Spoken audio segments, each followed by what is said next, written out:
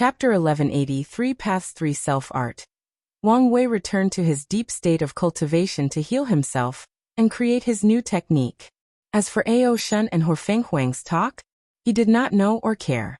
However, even if he did, he would not agree with their proposition since he plans to learn the locations of these people's vaults. His relationship with these people is currently positive, but whether this will stay the same is unknown. Knowing their secret vault, and having an easier way to kill them if needed, is an excellent strategic move. The information alone might prevent these people from becoming his enemy.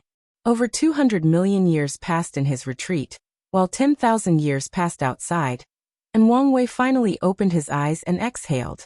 His handsome face and luscious hair were back to normal, his perfect aura returning to its peak. It feels good to be healthy, Wang Wei muttered as he clenched his fists to feel his power and youthful vigor. Plus, it was a shame for such a handsome face to be ruined. I can feel heaven and earth was about to cry because of that. Wang Wei smirked to himself, thinking it was another shame that no one was here to experience his comedic chops. He shook his head to focus on what's important. Let's test it out, he muttered. First, Buddhism. The 108 Buddha self materialized before him, all sitting cross-legged on the void with monk cassocks, their palms closed like a prayer, and their bodies releasing golden lights. Although their heads were now shaved, they still looked extremely handsome. Next is Taoism. A phantom of Wang Wei wearing black and white Taoist robes with yin-yang and taiji symbols materialized, followed by a dozen more. These were the 72 Taoist self. Lastly, it's the devil. The last summon was the 36 devil self, and they were the odd-looking ones in the group as they were not uniform. Some devils had red eyes and hair, others had purple hairs, some had horns and fangs, and some had animal parts. Generally, they looked heterogeneous. Now that it was completed, let's test out its full power, Wang Wei muttered as he closed his eyes to understand his fate Grand Tao source. After an unknown amount of time, he sighed deeply. The cultivation speed is about 250 future Buddha self.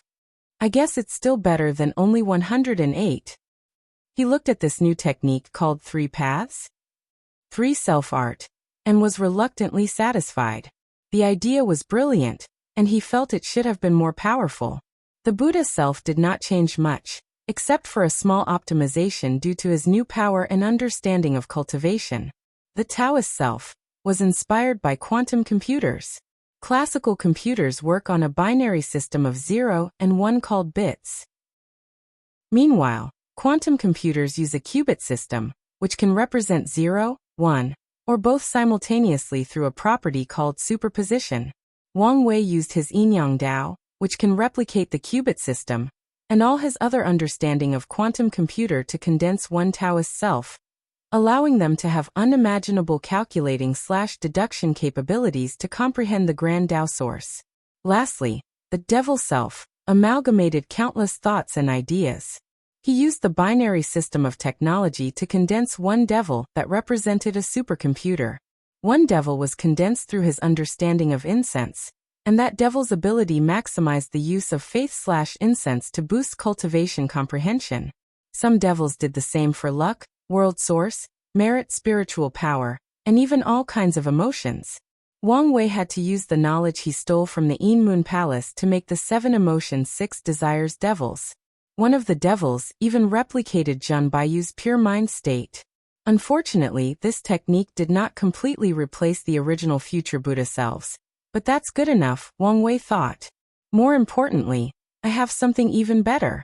He took over 200 million years to heal despite absorbing a few special qi because of the 3 Paths 3 Self-Art, and another technique, and that one is even more impressive. However, it was still considered a prototype by Wang Wei. However, even when he completes this technique, he won't reveal it until he's a primal paragon to prevent Grand Tao from restricting it. Furthermore, he considered it one of his best future emergency trump cards. Wang Wei finally left his retreat, and immediately headed to see his mother and father, who were now healed. After the family spent a few days together, he returned to work. The first order of business was to check on the lower dimension situation.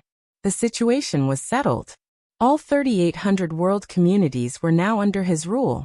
They all had a dream world, enlightening temple, mortal civilizations, demon schools, depending on the world, and a court.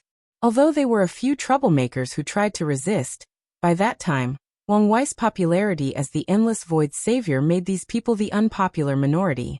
Wang Wei took a deep breath. So much incense. Mortals, and even cultivators, worshipped him as a god, savior, hero, or something akin to a celebrity. Moreover, this kind of worship transcended race and world, meaning they came from various individuals. Additionally, some mortals have worshipped him for generations. Although mortals now have a longer lifespan than before, 10,000 years, even more in some worlds, was still a long time for them. Truly a brilliant era, Wang Wei muttered as he closed his eyes, sensing the expansion of his existence. He would love to see the face of the sucker, who could push him to the stage of trying to erase his existence.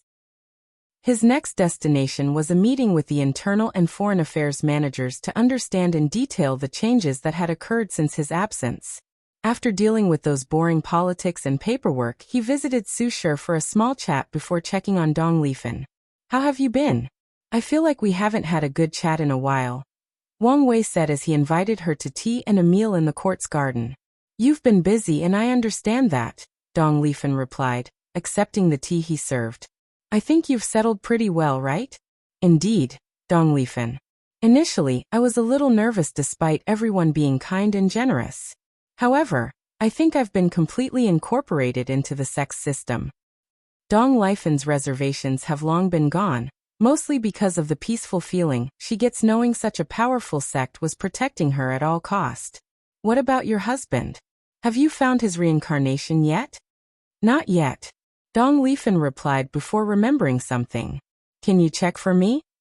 "No problem." Wang Wei used his status as the Three-Realm Emperor to check but soon frowned. "Is something wrong?" she hurriedly asked. "Oh no. He's not yet reincarnated, but he's been designated to be reborn in a scholarly emperor lineages in the upper dimension with 3 great emperors. Do you want me to change it? I still have this right. The upper dimension is unsafe, but that family seems the perfect place for him. Plus, I worry there might be other complications. How about I reincarnate him into the Wang clan?" Wang Wei suggested.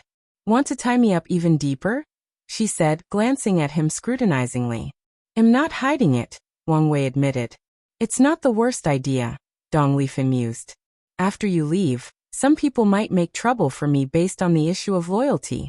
A husband from their clans would stop this in advance, even securing my status.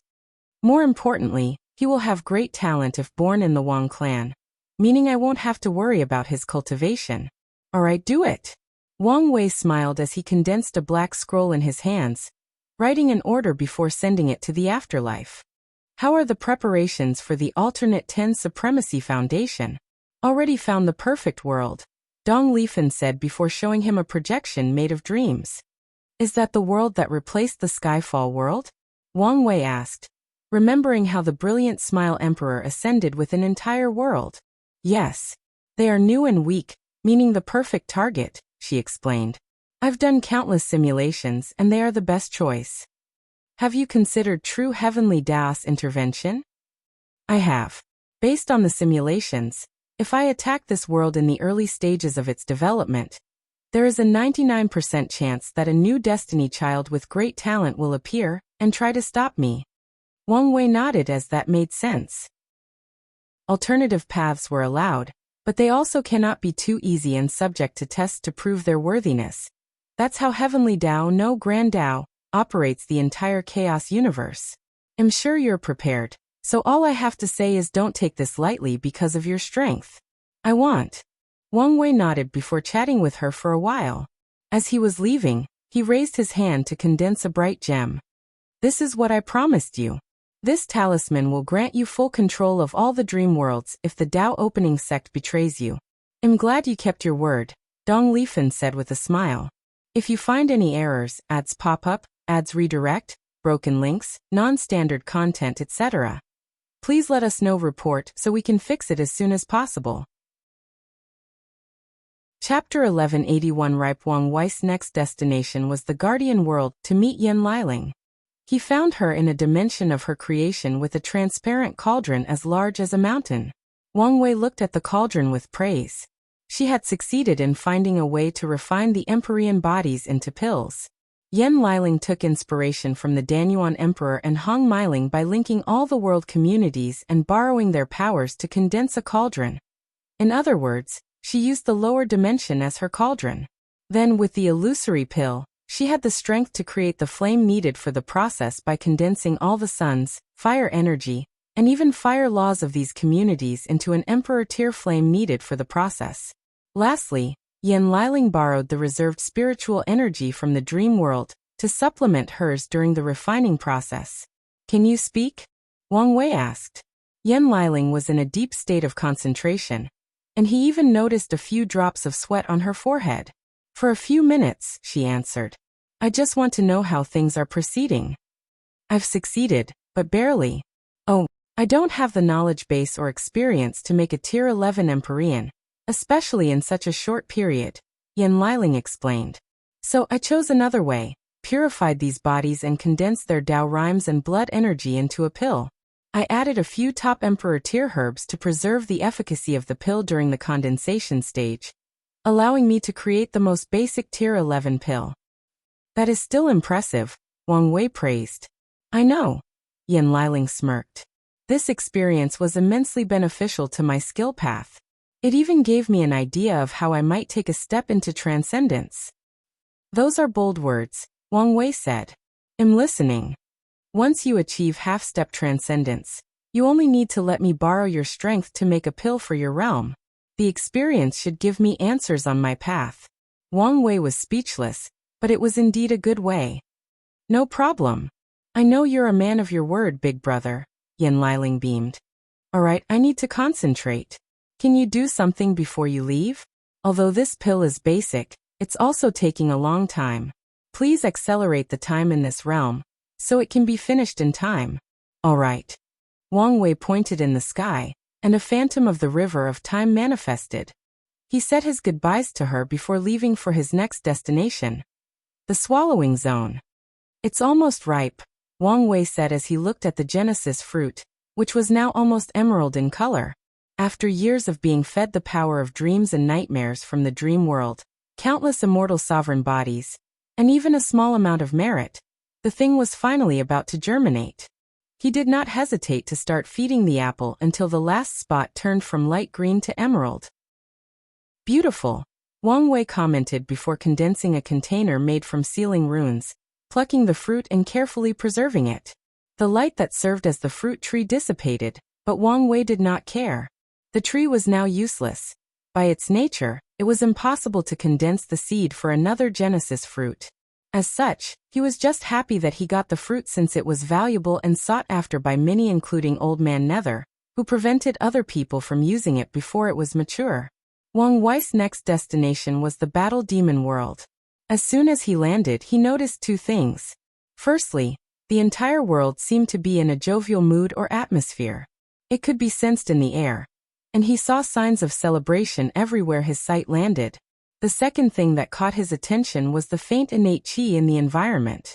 The constant exchange of knowledge, resources, and ideas resulted in the creation of many techniques, and the professions were greatly developed. A few worlds managed to create weaker versions of reverting their environment to innate. This development had its pros and cons. The pros were the further development of these worlds, including the revival of the innate demon god race.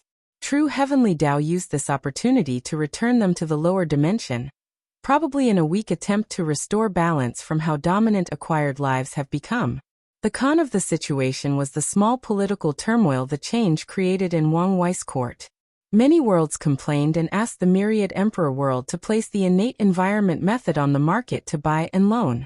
But Wang Wei had long decided this would be the advantage he would only leave for his home, and thus the court had to tell these worlds to develop a method of their own if they wanted it. Wang Wei looked around for a bit before teleporting to a large room full of demons decorated in gold. Who goes there? The room immediately entered the highest alert as soon as that voice yelled. They all wondered who dared to mess up such an important event, especially knowing the people involved. You're getting married and didn't tell me? Wang Wei. It's really you, said Yi Dafu as he appeared before him to give a hug. I wanted to invite you, But the news in the dream world is you're in deep seclusion, probably recuperating after the war. I could have sent a projection. You're right, but I didn't think of that, the Monkey Emperor replied. Greeting, Your Majesty, the Supreme Emperor. A cacophony of voices echoed in the room as everyone saluted after recognizing Wang Wei's identity. These people tried to hide their shock, but it was easily noticed by Wang Wei. No need for formality. I am here as a friend, attending a wedding, Wang Wei assured them. However, no one stood up. This legendary man was standing before them, and none of these people dared to show any signs of disrespect. Even if he asked them to. You heard him. You guys need to relax, Yidafu said, but even that did not work. These people secretly looked at each other from the corner of their eyes, waiting for someone to have the nerve to stand up fist. Yidafu shook his head in disappointment.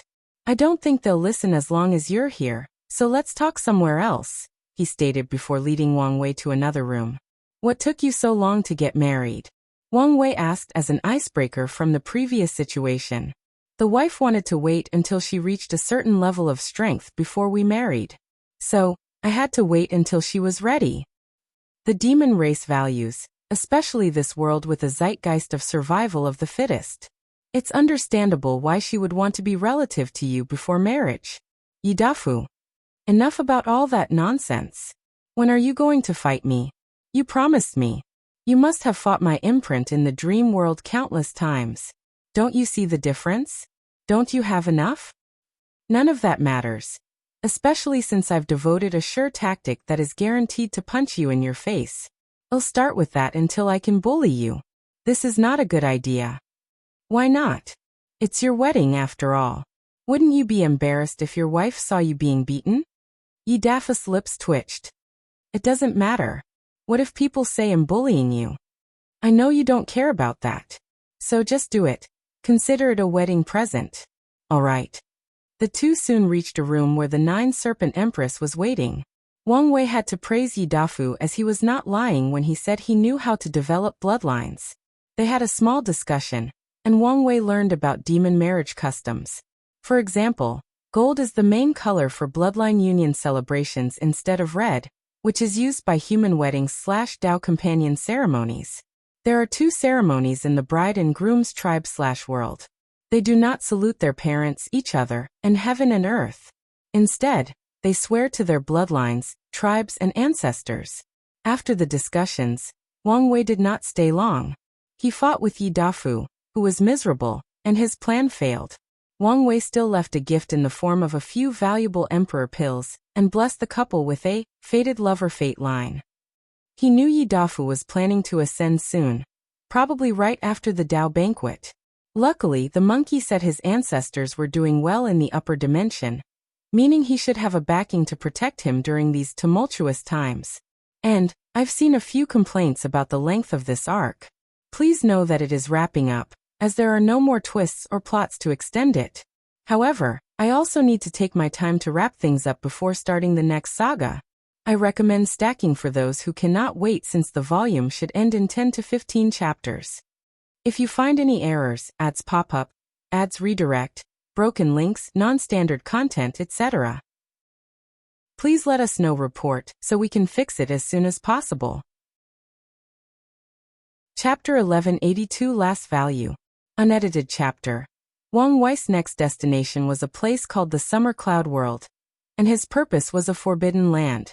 The Myriad Emperor world was not the only place with forbidden lands, and Wang Wei once planned to remove all of them. However, he never had to. His actions caused the entire lower dimension to rise in power, thus eliminating most of these forbidden lands with relative ease. The only survivors were the ones who were good at hiding and the place he was currently visiting. He headed directly into a forest with pitch-black trees and an eerie atmosphere. A word echoed in the void repeatedly. Are you worthy? Wang Wei looked around, noticing the trees seemed to contain a very potent hallucinogen capable of influencing the soul. He ignored this forest's power as his gaze penetrated all the other obstacles to reach the core. He teleported to the center with one step, ignoring all the restrictions. Are you worthy? Wang Wei looked at the man before him. Ordinary black robe, thin, big nose and bright eyes. An obsession? So that's why no one could eliminate this place. The person before him was long dead, and he could only exist in this world because of his obsession, and no matter how much someone killed him, he would be revived due to his obsession. Why are you asking if I'm worthy? So I can know whether you can help me. And who are you? Why should I help you? My name is Luda. I don't remember much except that whoever is worthy enough to help my family will get the key to a treasure I once held. Wang Wei thought briefly before reading this man's fate line. I see. This poor bastard named Lu Dao once found the cultivation cave of an Empyrean cultivator, and was hunted down by an Empyrean lineage. As a last resort, he separated from his family, while signing up with the same program that brought Old Man Nether to the lower dimension. The result was expected. He died, but his obsession with his family allowed him to condense in the lower dimension, and wait for someone worthy to help him. Do you want me to check on your family in exchange for the key to the cave? Wang Wei asked. Not just check on them, but help them, and even share some of the resources with them. You do realize the chances of your family still being alive are, well, less than ideal. I'm aware, but I won't give up until the last minute. All right. I accept your proposition. Your cave might be the first pot of gold I get in the upper dimension, Wang Wei declared. Fine. Wait, you haven't proven if you're worthy yet. Wang Wei released the aura of the tenfold battle realm, shocking Luda to his core. He was only a third-class emperor with 18% Grand Dao source cultivation before his death. His new obsession form did boost his strength tremendously, but that was still nothing compared to this man's power. Your strength is indeed worthy, Luda sighed. However, what about your character? I dash. Either take the deal or don't. Your reward is less valuable than you think for someone like me. He was a master of luck, so finding fortunate encounters on such a level was easy. Although Luda could be counted as his second tier 11 opportunity, he could give it up if he wishes. Fine, but I want to see for myself. Luda turned into a black jade, and Wang Wei could sense his obsession attached to it. He waved his hand to put it away before waving his hands to kill all the remaining forbidden lands still hiding in the lower dimension. He teleported outside an interesting continent floating in the void. He looked at this place with strange gazes. He had come here, but it was not him. Lord Chintong, I'm here for a visit. Come in, said a voice, and Wang Wei entered the empty slaughter trial, following the voice to a beautiful white cabin by a lake. Chen Tong was waiting for tea that had already been prepared, but had not been served. I wasn't expecting you. Chen Tong was genuinely puzzled by this sudden visit. Wang Wei calmly served him tea before pouring it for himself and sipping. Excellent tea, he thought to himself. I came to invite you as a special guest to my Dao banquet, he stated. Before you can reject, I know this event is child play to you. If Wang Wei had to make an analogy based on his life on Earth, the Dao banquet was as if all the top physics students at Tsinghua University were having an intense discussion that every other student could not fathom. Chen Tong would then be a world-renowned physicist who has won the Nobel Prize and countless other awards, and has been in this field for over 40 years. However, this event might be useful to you. How so? Chen Tong calmly asked. You saw it for yourself. This generation is, without a doubt, the greatest since the lower dimension's existence. Everyone present at the banquet will have great luck and destiny. They might even be the next golden generation. Those are bold words, but I see where you are coming from, Chen Tong nodded. If he could form some karmic relationships with these talents through preaching, it would indeed greatly benefit him later down the line. Especially since he has a special method for revival that relies on luck and destiny. So you agree? I don't see why not. I'm glad to hear, Wang Wei replied with a smile. They chatted for a few more minutes before parting. I was right, Wang Wei thought as he teleported home. Nothing he does is ever simple, and that was also true of that visit. He wanted to know whether his guess about Chen Tong was true. That the slaughter trial was why his experience in limbo was so free and without many restrictions. Of course, it would be suicidal to try any kind of outward detection means before a Paragon, even if he's technically dead. Wang Wei then chose to rely on his intuition, turning it into an active ability to sense whether his theory was correct. Now that I know the truth, It should be easy to deal with him once I squeeze his last value at the banquet, Wang Wei thought as he returned home. He soon became busy with the preparation for the Dao banquet. The first thought was to create a new place in the void for this event, but Wang Wei quickly gave up that thought since that would be too much pointless work. The next choice was his court since there was more than enough space. However, realizing how much Dao rhymes this event would create, he chose the Dao opening sect. This banquet could become a precedent, Wang Wei thought. If father and mother also hold on, other people should follow. While deep in thought, Wang Wei has already delegated the preparation tasks for the sect, making everything extremely lively. The steward stopped his court duty to take charge of this event, ensuring the Dao opening sect appeared as noble and powerful as possible to the outside world, while keeping an air of mystery and secrecy. The Dao opening sect's actions were not exactly subtle. As such, people deduced the location of the Dao banquet, and the information spread before Wang Wei announced it.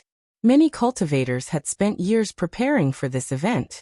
Wang Wei, who was lazing around while everybody was working, decided to make an announcement in the dream world. Supreme Emperor Wang. The news was leaked. The Dao banquet will take place in the Dao opening sect. The estimated time is between 2,000 to 5,000 years. Furthermore, I've noticed a small controversy regarding whether immortal venerables and immortal sovereigns should attend. My invitation said all immortals, and you're part of it. You can preach about your understanding and experience of the soul. And if you feel the God Kings would do a much better job, talk about the relationship between essence, spirit, and qi. As soon as he finished his posts, it spread everywhere.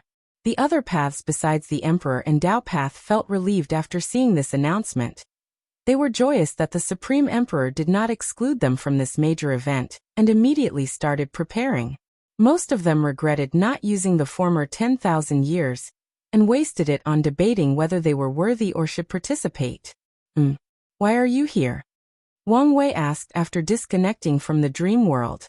Some people came to me to tell you not to be lazy and help, Wang Wuqing said. It's the steward, isn't it?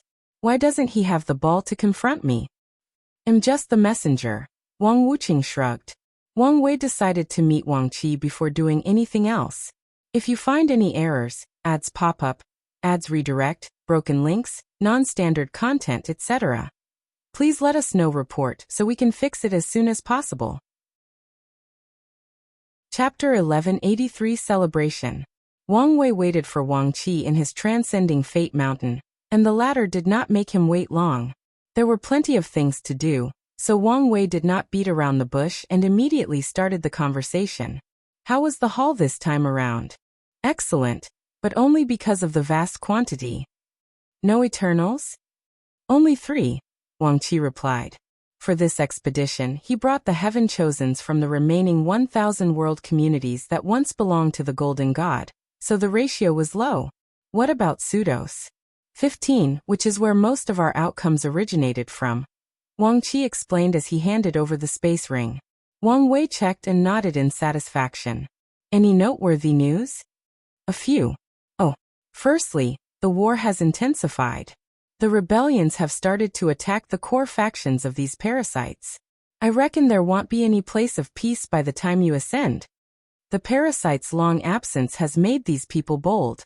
However, we'll see who still has a fighting spirit once they are free and start fighting back, Wang Wei commented. Anything else? 2 things. Firstly, the celestial race might have intervened. Them. Yes. There has been a sudden increase in powerful insurgent qi on the market for sale.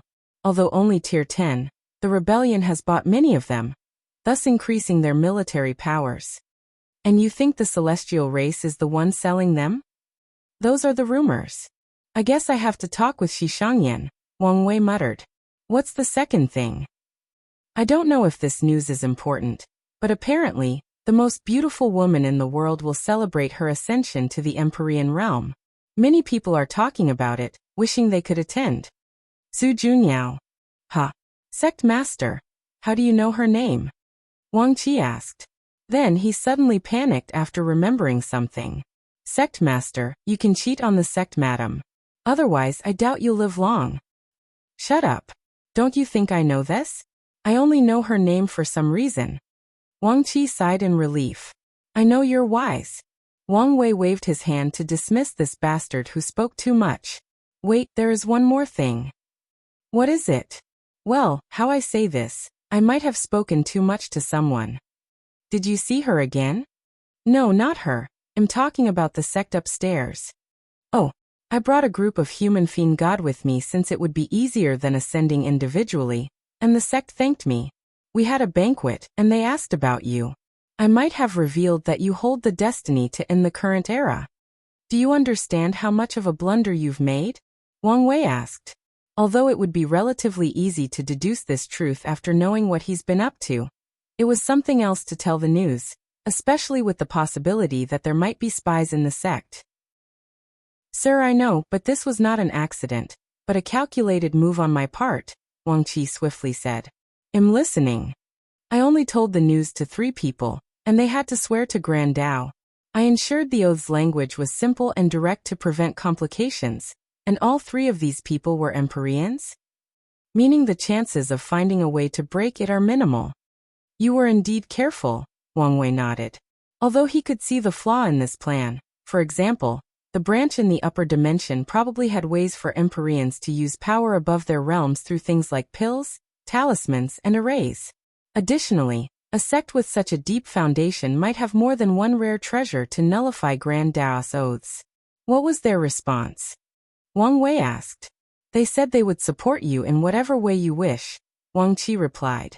I told them that with your personality and without the ancestors present, you probably won't wish to bring more trouble to the sect and limit your contact with them until you've achieved your destiny. You seem to know me well? Sect Master, it's my job to know you well so I can serve you better. Wang Wei wanted to roll his eyes. However, Wang Qi was not lying. Wang Wei chose him for this job under great recommendations due to his observation skills and ability to make the correct choice in a dangerous situation. And over the course of their work together, Wang Qi has proven to be more capable than Wang Wei initially thought. What happened next? Wang Wei asked. They said it was fine if you want to limit contact. They will leave resource points scattered all over the world for you to use. You only need to activate your luck, leading you there. Resources point, huh? Did they say how much? They said it was up to you. If you want their complete support, that is fine.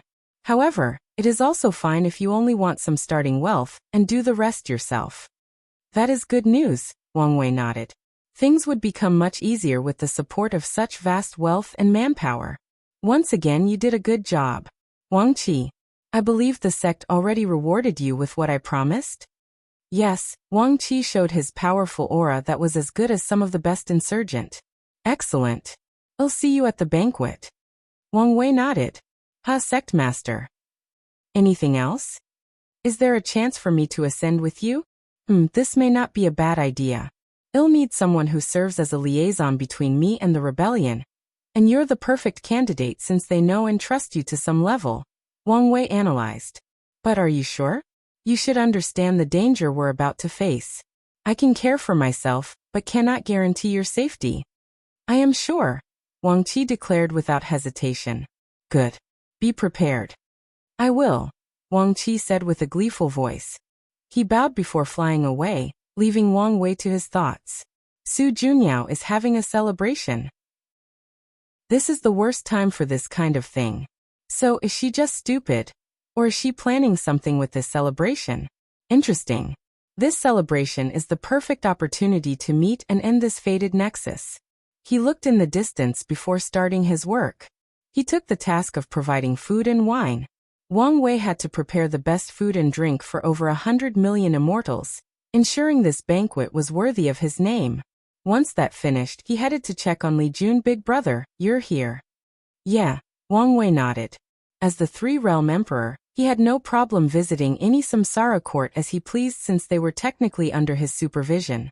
Can you participate in the banquet, or must I do something? No, I got permission. With no consequences? They've extended my time by 100,000 years, Li Jun replied. It's not a bad deal, Wang Wei nodded. Although he was suspicious of Li Jun's boss, there was no sign of anything nefarious going on, so he had to leave it be. Have you prepared your sermon? Of course. Good. In that case, I'm leaving. Can't you stay a little longer? I need to help your wife finish my pills. Oh, bring Sui. The banquet should be helpful to her and the child in her stomach. Okay. Li Jun replied quietly, wondering whether this would cause him more trouble. Wang Wei ignored him before teleporting to the Guardian world, where he saw Yan Liling giving orders to many people, including Elder Dan and Miscellaneous One. Did they come to help you? Yes. I want to finish as soon as possible. No need to rush, Wang Wei stated. The banquet can be postponed if you need more time. It would look bad if you postpone. I don't care about that. For Wang Wei, people should follow his timetable, not the other way around. I know you don't, but it is still better to keep a surface-level good reputation. Wang Wei shrugged. Plus, I'm not in a hurry because of that. I have some feelings on how to update my Pill Sage Sutra, but I'm missing some enlightenment. This banquet is the perfect opportunity. That's good to hear, Wang Wei nodded. Well, I'm here and ready to help. What can I do? Well, use your amazing soul power to accelerate the process. Yan Liling immediately replied. Wang Wei followed her direction while also taking this opportunity to learn from her and increase his sub-profession Daos that he's been neglecting. The process was enjoyable as he remembered his time infiltrating the Origin Pill Dao sect. By then, he only had to focus on refining pills, which he found relaxing and an excellent way to train the mind and spirit. With Wang Wei's help, the pills were refined after 700 years passed on the outside, so he officially announced the banquet would take place 300 years later, along with the rules. If you find any errors, ads pop up, ads redirect, broken links, non-standard content, etc., please let us know report so we can fix it as soon as possible. Chapter 1184 Dao Banquet. Lavish food. The day of the banquet arrived, and the first to arrive was, of course, the immortals from the Myriad Emperor world. The steward had prepared a special floating mountain for this banquet, and the designated people would lead the guests to it. The mountain, even the banquet, looked ordinary, with countless small dining tables arranged in different sections. However, the beauty of this event was in its simplicity. The dining tables were made of purple sovereign wood, an emperor-grade material used for refining pills and weapons. The bowls, teacups, and wine cups shone with an unknown luster, and that's because they were made from dream dust, another emperor-grade material known to calm the mind and ensure the best cultivation state. The scariest part is there were 100 million of these things. Even if only a small part was required to refine the table and dining utensils, it was too extravagant. Furthermore, this was not the end. A pink tree that resembled a sakura tree stood towering at an inconspicuous corner of the banquet, releasing petals that enveloped the banquet. The tree's petals would temporarily purify the soul and increase comprehension. People could not immediately fly to the top of the mountain, but must walk these beautiful purple stairs to the banquet. The stairs were blessed to condense a person's luck, giving them a temporary blessing that increased comprehension. Lastly, beautiful Dao music echoed in the background, and its effect was the same as the others, another boost to concentration and comprehension.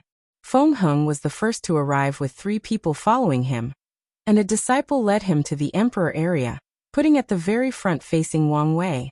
However, the 3 monks with him sat somewhere else. Soon more people arrived and were put in an area based on their paths. Dao area, Immortal area, Pre-March area, Soul area, Luck area, and Guest area. Wang Wei allowed these people to bring 3 disciples from their sect to participate in this event, and the guest area was for them. The sky in the distance suddenly burst open as a golden carriage descended from the sky, followed by a vision. The steward wondered what the big deal was, but soon realized it was only someone from another world community who had arrived. More foreigners arrived for the next few hours, and somehow, they all decided to make the flashiest entrance possible. These actions made the immortals of the Myriad Emperor world wonder whether they should have been flamboyant as well. Once everyone had arrived and the dream world was broadcasting this event, Wang Wei finally showed up, dressed in an elegant purple and gold robe. He also chose a simpler and more direct entrance, suddenly appearing at the slightly elevated table at the front as if he was always there. While all eyes were on him, he calmly sat cross-legged on a cushion, his dining table before him, facing all these people. He looked at the crowd, checking on all the people he knew. He smiled at his mother and father, who sat at the front near the myriad Emperor world's true Eternals like Feng Heng and Ao Shen. His father was the only non-Eternal in that position, but no one said anything, just like no one said anything about Dong Lifen sitting at the front of the luck area. However, he did notice one complaint in the immortal area despite no one uttering a word, and decided to address it. "Welcome," Wang Wei said, his voice covering the entire mountain. "A few words before we start.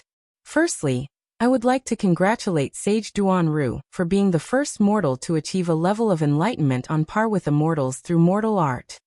Everyone looked toward the immortal area at the simply dressed elderly man with long white hair, a beard that reached his knees, aged spots, and cloudy eyes that hid their profoundness.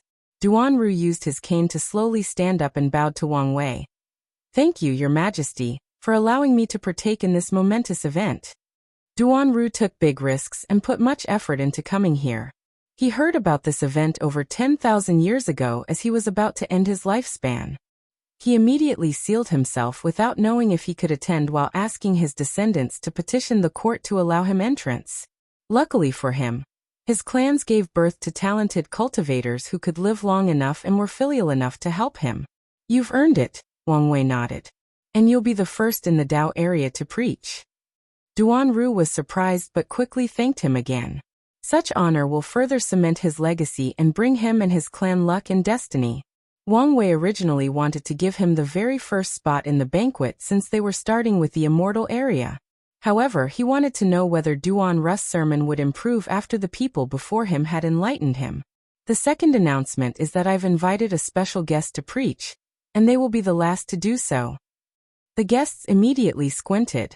Duanru's appearance was a mild surprise, but this news intrigued and perplexed them. They expected the Supreme Emperor to be the last sermon, closing the banquet with the best. Now His Majesty insinuated that someone even better than him was about to preach? Except for a few people who knew about Chen Tong, no one guessed who it was, or whether someone like that even existed. "Now let's start with the food," Wang Wei declared before waving his hand to manifest the food. The meal was a small piece of meat, a vegetable plate, and a rice bowl. However, this was not ordinary meat. It originated from a Tier 10 void beast prepared with Wu Hong's sealing cooking magic, and blessed with Wang Wei's essence flower ability. In other words, everyone who eats will significantly increase their flesh body cultivation. The vegetables were grown from a Tier 10 source beast that Wang Wei hunted, and its purpose was to heal hidden injuries and boost the absorption of the meat, allowing everyone to benefit even more from consuming it. The wine that Wang Wei was made from the best material, has been brewing or marinating for Yuan epochs under time formation, and was blessed by fate to be the best wine possible.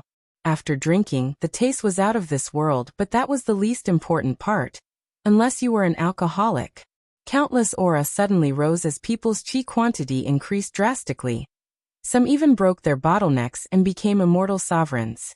The immortals were not the only ones who benefited since the wine could also increase soul energy, meaning everyone, including the emperors and eternals, benefited from the growth of their souls, minds, and spirits. Wang Wei cultivated the rice using world source. That's how lavish this event was. After eating it, the people present will enter their absolute best state. Any events, battles, or sermons could be affected by many factors like mentality, state of mind, and past experience. The rice ensures that someone enters their absolute peak state without internal or external influence. I recommend you eat the rice first, followed by the vegetables, and take 2 sips of the wine, and leave the meat alone since your body cannot handle it, Wang Wei communicated to Duanru. He personally arranged this old man's meal, to ensure he survived the entire banquet with his limited lifespan. "I understand, and thank you for your care, His Majesty," Duanru replied. The meat could be left for his descendants, but some small part of him felt unwilling. He would rather wait until his reincarnation to eat it, but he doubted these unfilial bastards would preserve it for him. More importantly, other clans might try to attack his clan, knowing he was storing such a valuable thing. "Hey honey," Wang Tian whispered. "Don't ask to share my food." "I wouldn't," Wang Tian replied speechlessly. Oh, then what is it? How are we supposed to hold a banquet that compares to this? Yu Yan exhaled deeply after hearing his question. I've been thinking the same thing. All I can say is we better start preparing now. All she can do to soothe her heartache is laugh at the misery of the emperors after them. She wished she could see their stress as they tried to hold a banquet on this level, and failed miserably. This bastard really knows how to be extravagant, Wang Tian complained. We were lucky he only wanted a simple Dao companion ceremony. True. Wang Wei waited for everyone to finish with their food, their breakthrough, and helping their disciples to digest their meal. Kai Song, Jin Mingyao, and Li Wenling had other people helping them. He waved his hand to summon the tea. This is enlightenment tea brewed from the Bodhi tree with petals from the world tree used as assistants to prolong the effect. The people were shocked. The Bodhi tree was known for its effect of increasing comprehension and allowing a cultivator to enter a state of epiphany. Meanwhile, every petal of the world tree contained a world, and now, it was used as an assisting material for this tea. This banquet was simply the definition of lavish.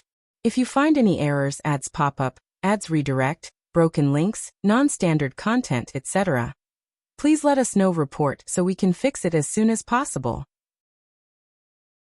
Chapter 1185 Dao Banquet, Preaching. This is such a waste, Yan Liling complained while sitting beside Li Jun.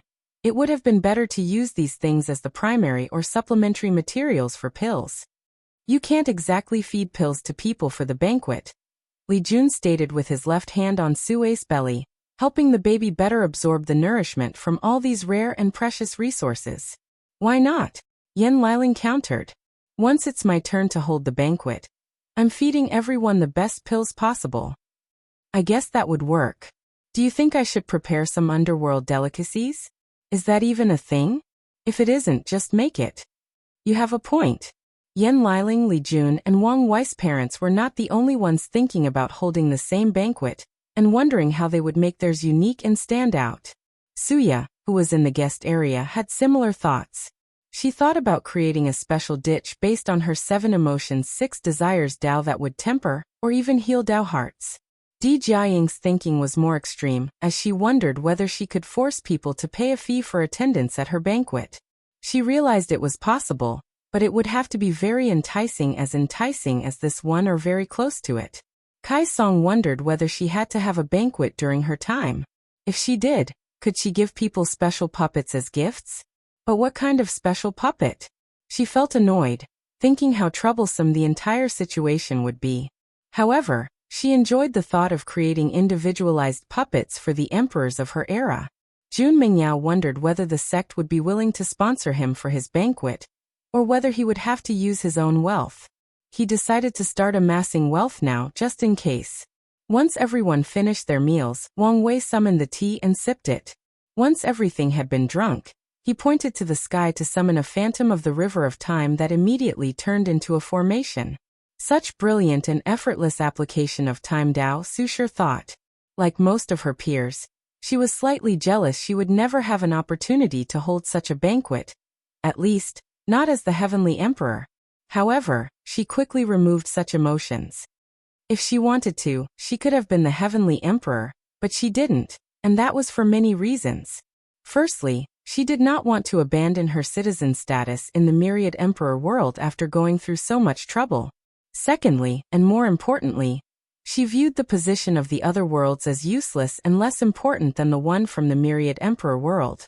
In her eyes and the eyes of most of her peers, only the Heavenly Emperor from their home was the true emperor, and all the others were poor copies. And if she could not have the original, she did not want any other. There is also the fact that the benefit she received working in Wang Wei's court was much higher than if she were the emperor somewhere else. Tong Ruobing was the best proof of this. If not for her alliance with Wang Wei, she would have regretted starting her own court. Su Shi shook her head to remove all these unnecessary thoughts from her head and focus on the event. I'm expecting this event to take a while, so I've accelerated the time in here to ensure not too long passes outside, Wang Wei explained. He could sense the agitated emotions of a few people who were wondering whether he had organized this banquet to eliminate all of them. As if I needed to go to such lengths to kill every immortal in the lower dimension, Wang Wei sneered. He did one last check to ensure no problem occurred during this significant event. He checked on the people to prevent anyone from having nefarious thoughts. He checked on the sect's mortal disciples and elders hidden by his power on floating mountains next to this one. Finally, he checked on the dream world's broadcast and the entire lower dimension. Wang Wei then cast a protective spell that contained all his powers that covered every corner of the endless void, to ensure no one interrupted this meeting. These are the rules, he declared. Each sermon will be between 3 to 3,000 years, with a break between 3 days to 300 years after each sermon for digestion. The length will be decided by heaven and earth itself, based on the amount of Tao rhymes you condense. Everyone entered a high alert state. In an event like this, with the most powerful and influential people of the lower dimension, there is nothing more embarrassing than having a short sermon. No matter what, the people present were the cream of the cream, meaning they had their own ego and pride. However, they could do nothing about the rules now, and they can only hope their sermons are not subpar. We will begin with the immortal paths. The first 1,000 preachers will be normal, followed by 1,000 swordsmen, then 1,000 professionals. We will repeat this pattern. The first professionals to preach are the alchemists. Once there are no immortal alchemists, it will be the array masters, weapon makers, talisman refiners, and the puppeteers. Many people were immediately not happy that swordsmen had their own category. However, Wang Wei did not care. Swordsmanship was the most popular weapon Dao, and their population was enormous compared to others. Sword Dao was not the most powerful simply because of the weapon, but because there have been so many swordsmen throughout history that the Dao has been elevated to a higher status due to how many skills, techniques, and scriptures were written. Once it's my turn, the spear will have its own section, and I'll make sure it has earned that position, Jin Mingyao thought with great dedication.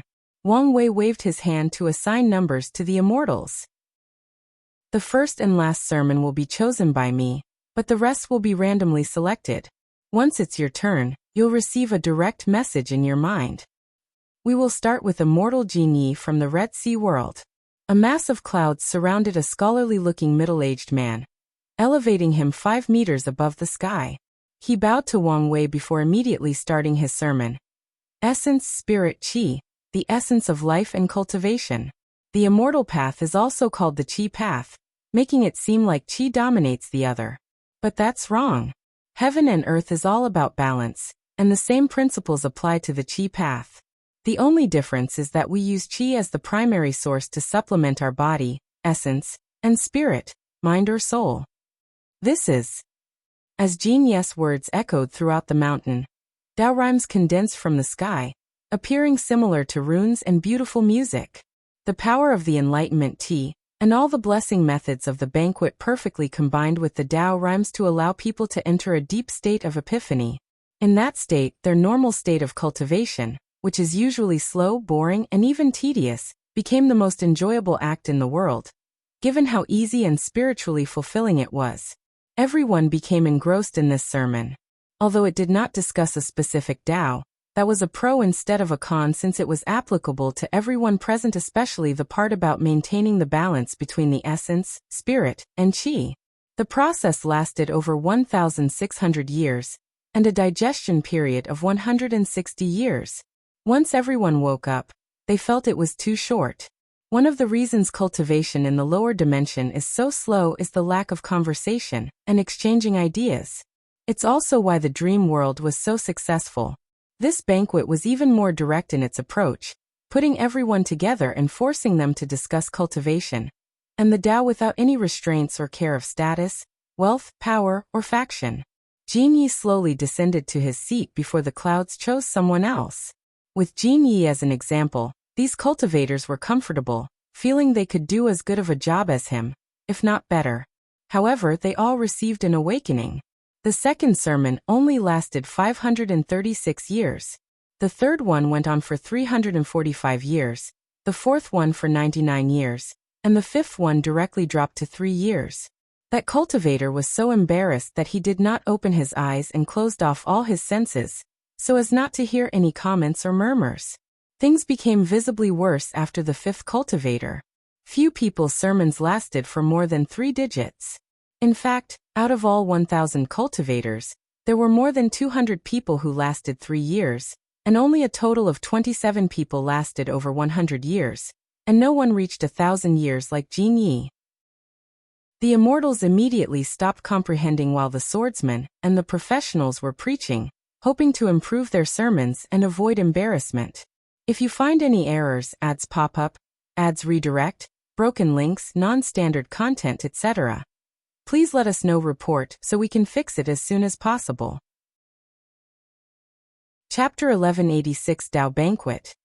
Breakthrough. Just like all immortals' path, the sword immortals were usually the embarrassment in a room, the butt of the joke per se. The source of this disparity is that they've lost one of the core aspects of a swordsman, the Dao part. They must rely on their immortal qi to replicate their former abilities and swordsmanship realm. Despite this flaw, they still considered themselves swordsmen and kept that mindset. They trained their qi and their mind with such a mindset, thus still giving them a slight edge over regular immortals. However, the ones who truly shine in this banquet are the swordsmen with unique sword qis. Wang Wei said he chose randomly the order of preaching, but that was really the case. It's more like an algorithm with the sole purpose of ensuring the best way for this banquet to proceed and be wildly successful. As such, a few unique sword immortals preached in the early stages of this round to rile up the crowd and set up some standards. Then the algorithm chooses people it deduced who would have a lackluster performance and puts them first. No immortal sovereign appeared in the first round. The immortal swordsman's preaching session was mild above the first session, with only a few dozen 3-year sermons. The embarrassing/scaring tactic worked, and hopefully, by the end of this event, the number of these weak sermons will be reduced to single digits. The immortal alchemist's main focus was on Yan Liling's universal immortal runes, with everyone expressing their understanding and twists. The people from the myriad pill world took this opportunity to show the world why it was the center of alchemy in the lower dimension. This era almost destroyed their status and privileges. Luckily, they adapted in time and were not washed away by the tide of change. After a few rounds of exchange, it was time for the last alchemist to speak. While no one was paying attention, Yan Liling had a strange aura around her. A book materialized before her, and with the passage of time, more Dao rhymes entered her body and the book. The prototype is done, she thought, looking at the new Pill Sage Sutra. Her new path of pill refining centered around her talent to read the mind. She created a way for materials to awaken a pill mind, essentially their spirituality or wisdom. However, such wisdom has an inherent purpose, to refine better pills. For example, if she was refining a basic blood replenishing pill with 3 ingredients, yang stems, water bead, and spirit root, all 3 materials would awaken their pill mind and gain sentience.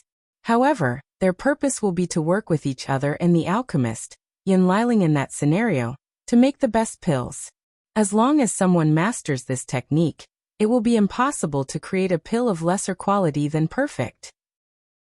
And in a skilled alchemist's hands, it will be relatively easy to create true mortal perfection pills, not just the perfect quality dictated by the Alchemy Association. The next step is to take inspiration from the origin pill flame that can refine everything. Yan Liling thought. Her idea is that even if she awakened the pill mind on a non-alchemy material, it should slowly change its nature to become an alchemy material. To succeed, I must add a small portion of good fortune Dao.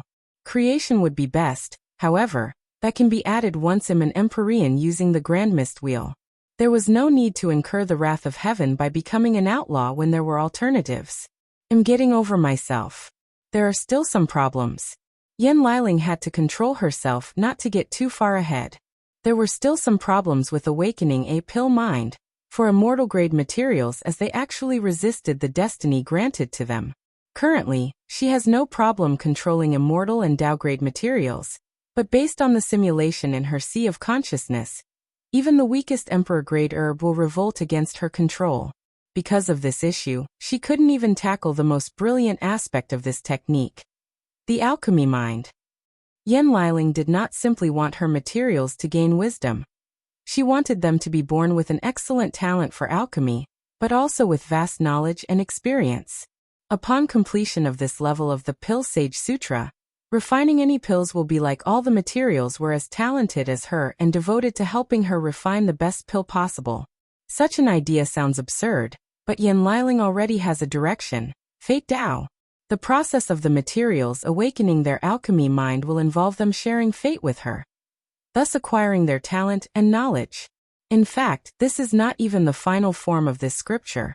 Based on Yen Liling's imagination, the materials should awaken not only her alchemy knowledge but also other people and, if possible, the knowledge of true heavenly Tao. However, her idea for that stage of this scripture is only vague. She knows she might have to defeat other alchemists to build a database and add Heaven Tao to the mix. However, the small bit of Fate Tao added already made cultivating this technique a virtual nightmare. She could not fathom how many people would be able to cultivate it once it was truly finished. Regardless, she was happy with the outline she currently had, and was more confident in walking the path of skills to achieve transcendence. Yen Liling readjusted her mood and concentrated. She was saddened that no more alchemists would preach, but took comfort in learning by comparison to other professions. She also looked forward to alchemists from the other path. The sermons continued, and soon, the first person to reach 2,000 years appeared. To no one's surprise, it was an immortal sovereign. Once a person passed the 2,000-year threshold, the Tao rhymes resonated with each other, making the epiphany process deeper. In other words, it was easier for people to understand, digest, and benefit. While people rejoiced at this sermon, the immortal sovereign, a beautiful woman in all red, was not happy. She felt it was an insult for her not to reach the full 3,000-year mark. After all, she was technically tier 11. Sadly for her, her knowledge was severely limited since she spent all her life in the lower dimension. She, along with all the other sovereigns, does not even know what a person of their level is genuinely capable of. The sermon continued, and the lady proved she was among the best in her path. Most immortal sovereigns bordered 1,500 to 2,000 years, with the best being 2097 years from a talisman maker. Then, it was finally for the last person in that section to preach, and Wang Wei chose the Turtle King from the martial hegemony world. The Turtle King is, without a doubt, the oldest being in the lower dimension and the oldest immortal path practitioner. Many people, including Wang Wei, looked forward to his sermon, and he did not disappoint. The Turtle King could not show up with his real body and refused to take human form. Instead, he had to create a human clone to send in his place. His sermon lasted 2,907 years, creating the most intense Tao rhyme since the start of the event. However, even that was not the most impressive part of his sermon. The turtle had no reservations and discussed a special technique to condense a unique chi capable of granting a maximum battle boost of 30%. This boost is not a grand Tao boost, but such a technique is still appreciated since it could grant someone victory over a relatively equal opponent. The most impressive aspect of this technique is its universality. Soul Path people can condense a unique soul chi or God chi. Tao ancestors can condense a world chi. Heavenly kings can condense a king chi. And emperors can also have their own emperor chi. The Turtle King's sermon became the first major highlight of this banquet, making the martial artists from the martial hegemony world very happy and proud. Those rowdy martial artists would have made a scene if not for the grand occasion. Once everyone had digested the sermon, it was now the turn of the soul area. Although their path was on par with the Tao path, relatively speaking, it did not change the fact that they did not cultivate individual Tao. The luck area with the heavenly kings had the least number of people, and appeared to be the group that should be next. However, they had their own Tao. In essence, the fortune path was an alternative to the Tao path. The heavenly kings used the luck from a dynasty to bear the power of the grand Tao source, while Tao ancestors used an inner world. If a heavenly king chose the same path as Donglifan to fuse their dynasty with their sea of consciousness, or even if they choose their bodies, they are essentially creating an alternate inner world. If you find any errors, ads pop up, ads redirect, broken links, non-standard content, etc., please let us know. Report so we can fix it as soon as possible. Chapter 1187 Tao Banquet. Key Speakers. Wang Wei already knew who to choose as the last key speaker for the Soul Path, and that would be its founder, Liang Shixian. However, it took him some thought to choose the very first. There were few god kings in the first place, and the best originated from the divine race. So he chose someone who could establish an excellent standard for that area. The preacher did an excellent job. His sermon was mainly about the soul, as this was their expertise. The young divine race named Red Ocean took a page out of Genius book and discussed the balance between the essence, spirit, and chi, but the main focus is the spirit instead. This sermon lasted 2,100 years. The rest of the soul area sermons involved 4 main topics: soul, incense, divine law, and divine will. Liang Shixian convinced his people to talk about the insurgent technique of condensing divine laws and wills in the hope of further increasing the strength of this divine path. Wang Wei's Soul Dao benefited immensely from all these sermons about the soul and spirit. It did not take long for the soul area's turn to finish. They had their lows and highs, including their unique take on professions like alchemy that involved using faith in the process. Then it was finally Liang Shixian's turn to speak. He took a moment to compose himself. One of his main goals was to expand the God path and make it as good as the Emperor path. However, as soon as he became the first God King, reality hit him, and he realized this goal was impossible. So he focused on spreading his path and at least making it as good as the Tao path. Sadly, people would rather become Tao ancestors than God Kings. Many people would even walk the lesser paths because of how young his path was and the restraint of incense. The progress would have been even worse if not for his decision to ally with the soul race across the endless void, due to their affinity to this path. Due to the current situation, Liang Shixian has been debating whether he should ascend to pursue the higher realms of this path, or stay in the lower dimension to continue growing. And so far he's leaning on staying. So far, this event has been going well regarding showing the strength of our path. Let's end things with a bang, just like the immortal path. Liang Shixian preached. As the founder of this path, he had the most profound sermons, continuing for as long as 2,800 years. However, they were not as impactful as the Turtle Kings. Liang Shixian sighed in regret. He did his best, but it was not enough. The next area was the luck area for the heavenly kings, and they were chosen because of their small numbers. Wang Wei chose Dong Lifan as the first speaker instead of the last. Despite being immortal, she preached for over 2,500 years, showing the world why her Tao tree was almost completely purple gold. The luck area's sermons could be considered an interim highlight of this event since they discussed the grand Tao source and their understanding of luck. The last preacher lasted over 2,700 years before everyone moved on to the next area, the Primarchs. Wang Wei focused on this part since he still plans to understand the difference between heavenly, primordial, and Tao law's grand Tao source. He had even laid out the preliminary foundation for this process by recording the difference between the laws of all the worlds and communities in the lower dimension for study. The heaven law was unique and a fresh experience for the people present. However, the highlight of this section's sermon was their deep connection with heaven and earth. The pre-march path was something innate creatures created, which can be described as the bloodline immortality path. Innate demon gods loved nature and considered heaven and earth their mother, hence their closeness or affinity. Old families that survived the Null era dominated this section, and the Myriad Emperor World's ancient clan was the main lead but not the only one. The demon race also showed a great presence in this section as well, but they were still outdone by these clans. The banquet was about to reach its first peak with the beginning of the Tao area. As he promised, Sage Duan Ru started this section. By now, he was only a soul as his body had already collapsed, but a holy release from his body, preventing anyone from underestimating him. Sage Duan Ru was known for his calligraphy, but his sermons contained various ideas and subjects. He first started with the way of governance, teaching how to rule and govern a government or any faction properly. He followed that with philosophy, which resembles a form of spiritual practice, before transitioning into things like painting, music, and finally calligraphy. His sermon did not seem disorganized because of these different ideas or subjects. Instead, they fit perfectly together as if they were one topic. Duan Ru's sermon lasted exactly 2,000 years, proving to the world he was worthy to be here and worth starting the Tao area. Interesting, Wang Wei thought as he looked at the Dao rhymes Duanru condensed. They are more active than others and even have a better effect on boosting people's comprehension. It seems heaven and earth acknowledge his status as a mortal sage.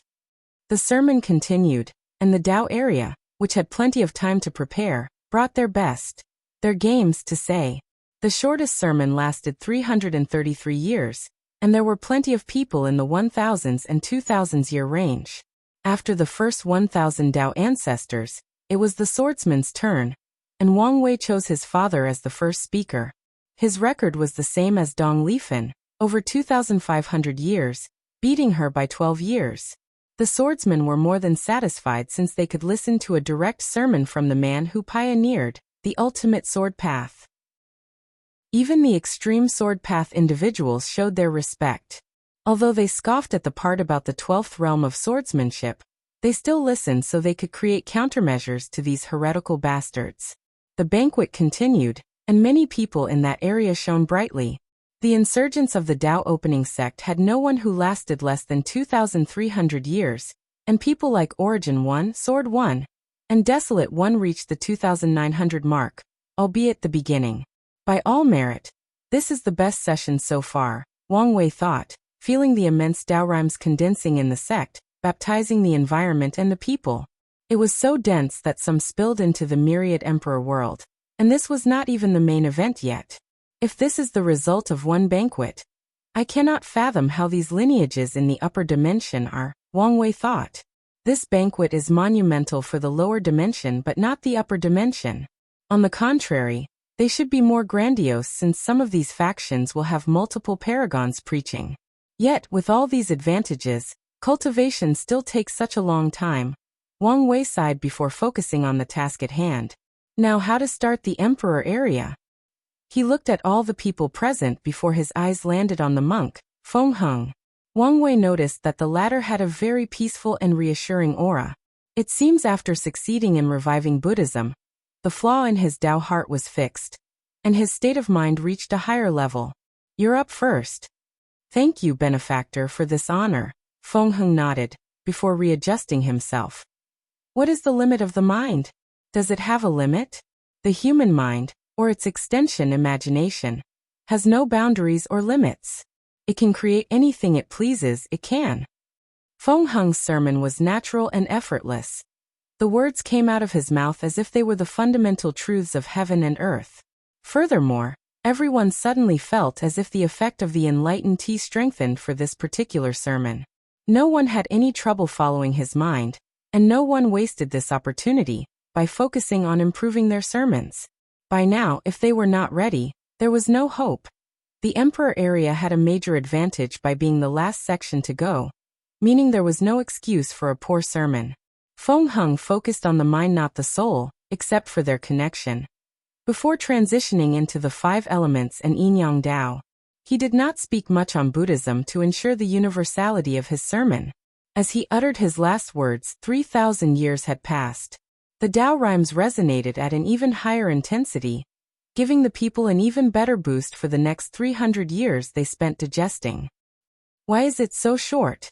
That was everyone's main consensus once they opened their eyes. This was the longest sermon, but it felt so short to them.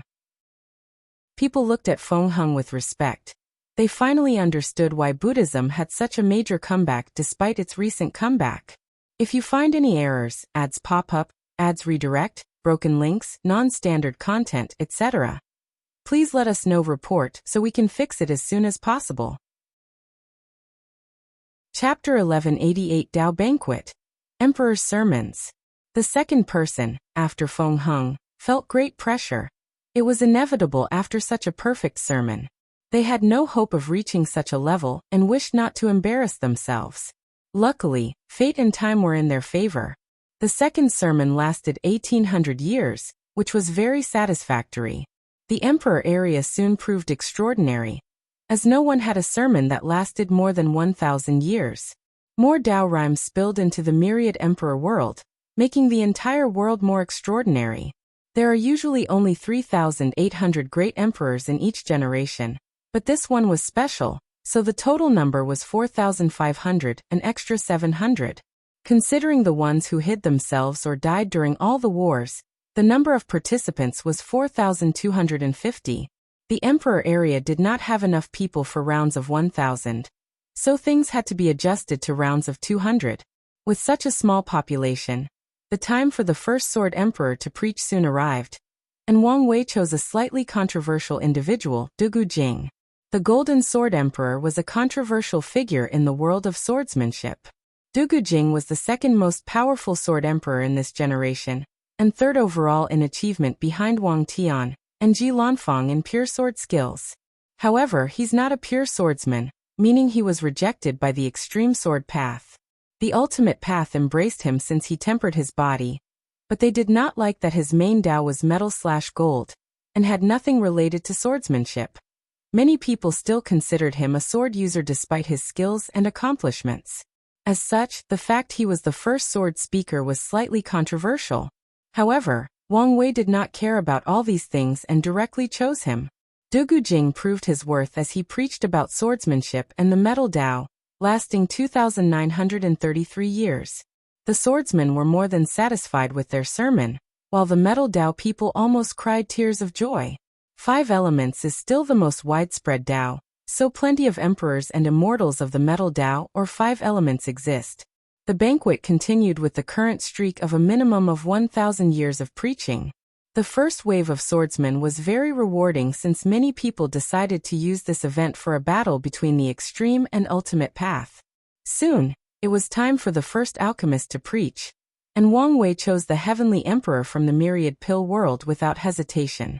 The elderly man lasted 2,915 years, slightly less than Dugu Jing. However, his record was the second best so far in this section. The emperor area continued its brilliant streak, slowly pushing the event to its peak.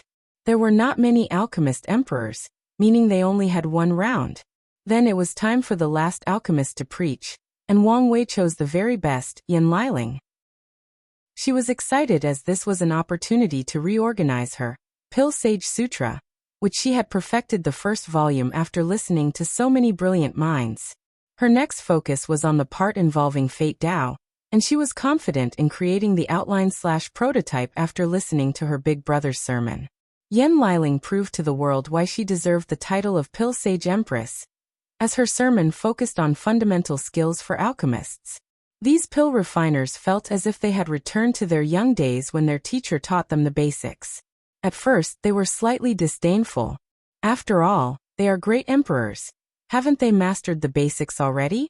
However, just as swordsmen can take basic skills and elevate them to the level of Dao, Yan Liling showed them there were levels to this. Many of them felt shameful and decided to focus more on the fundamentals from now on. Her sermon lasted 3,000 years, and she became the second person to achieve perfection in this banquet. The alchemists bowed to Yan Liling, and she calmly received them.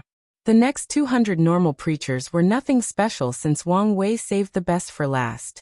However, they did not embarrass this section by preserving the 3-digit roll. Next was the array master's turn, but their number was too small. In fact, the number of array masters, weapon refiners, talisman makers, and puppeteers barely reached 200, with only 5 people who proved the Dao with puppet Dao. So, Wang Wei combined them together into one group. This round of preaching was underwhelming, because only talisman makers had a superstar.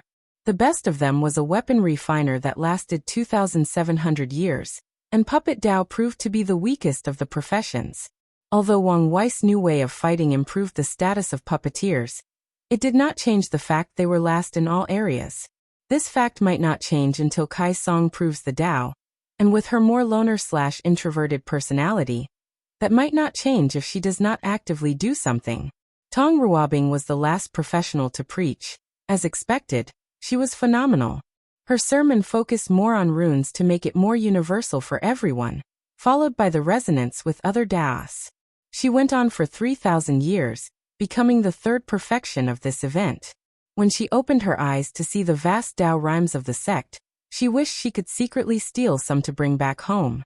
Once everyone digested this perfect sermon, the 200 regular preachers passed without any incident, and the general result was the best without anyone spending less than 1,500 years. It was now the swordsman's turn again, but they only had 23 people remaining, and each sermon was better than the previous until it was Ji Lanfang's turn. No matter how the extreme path swordsman felt about Ji Lanfang, they must admit the man was powerful and talented. His sermon talked about the sermon, until he started talking about the heretical sword and sword realm.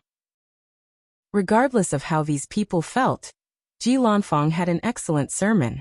Sadly, it lasted 2,999 years, missing that mark on perfection. People felt it was a shame, but Ji Lanfang was relatively nonchalant about the result. The event continued, and only 2 people displayed extraordinary abilities: the twin barbarians. Feng Heng did not kill them after rectifying Buddhism in their world, so they attended this event, both lasting 2,875 years. Finally, the event reached its concluding state, in which only the very best remained. In that group, the first to preach was Yi Dafa's wife, the Nine-Serpent Empress. She preached for 2,976 years, focusing on bloodline, thus benefiting the demon race or other cultivators with a potent bloodline.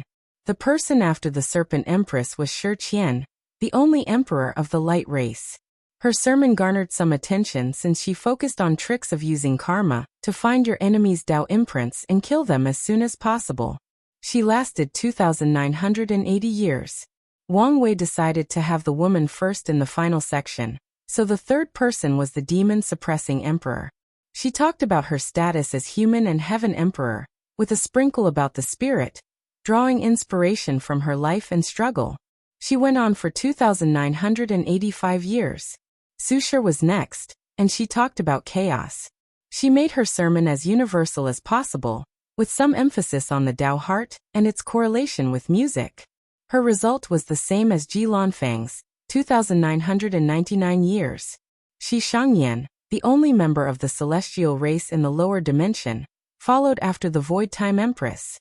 Her sermon was only 2,995 years old, but it was special because she improved the Turtle King's technique, allowing the maximum capacity to reach a 35% boost. Yu Yan was next, and she did not shame her son as her sermon reached 2,997 years. Wrath, who was no longer a controversy because of her identity, was next, and she had the same result. She made the Neo-Devils proud.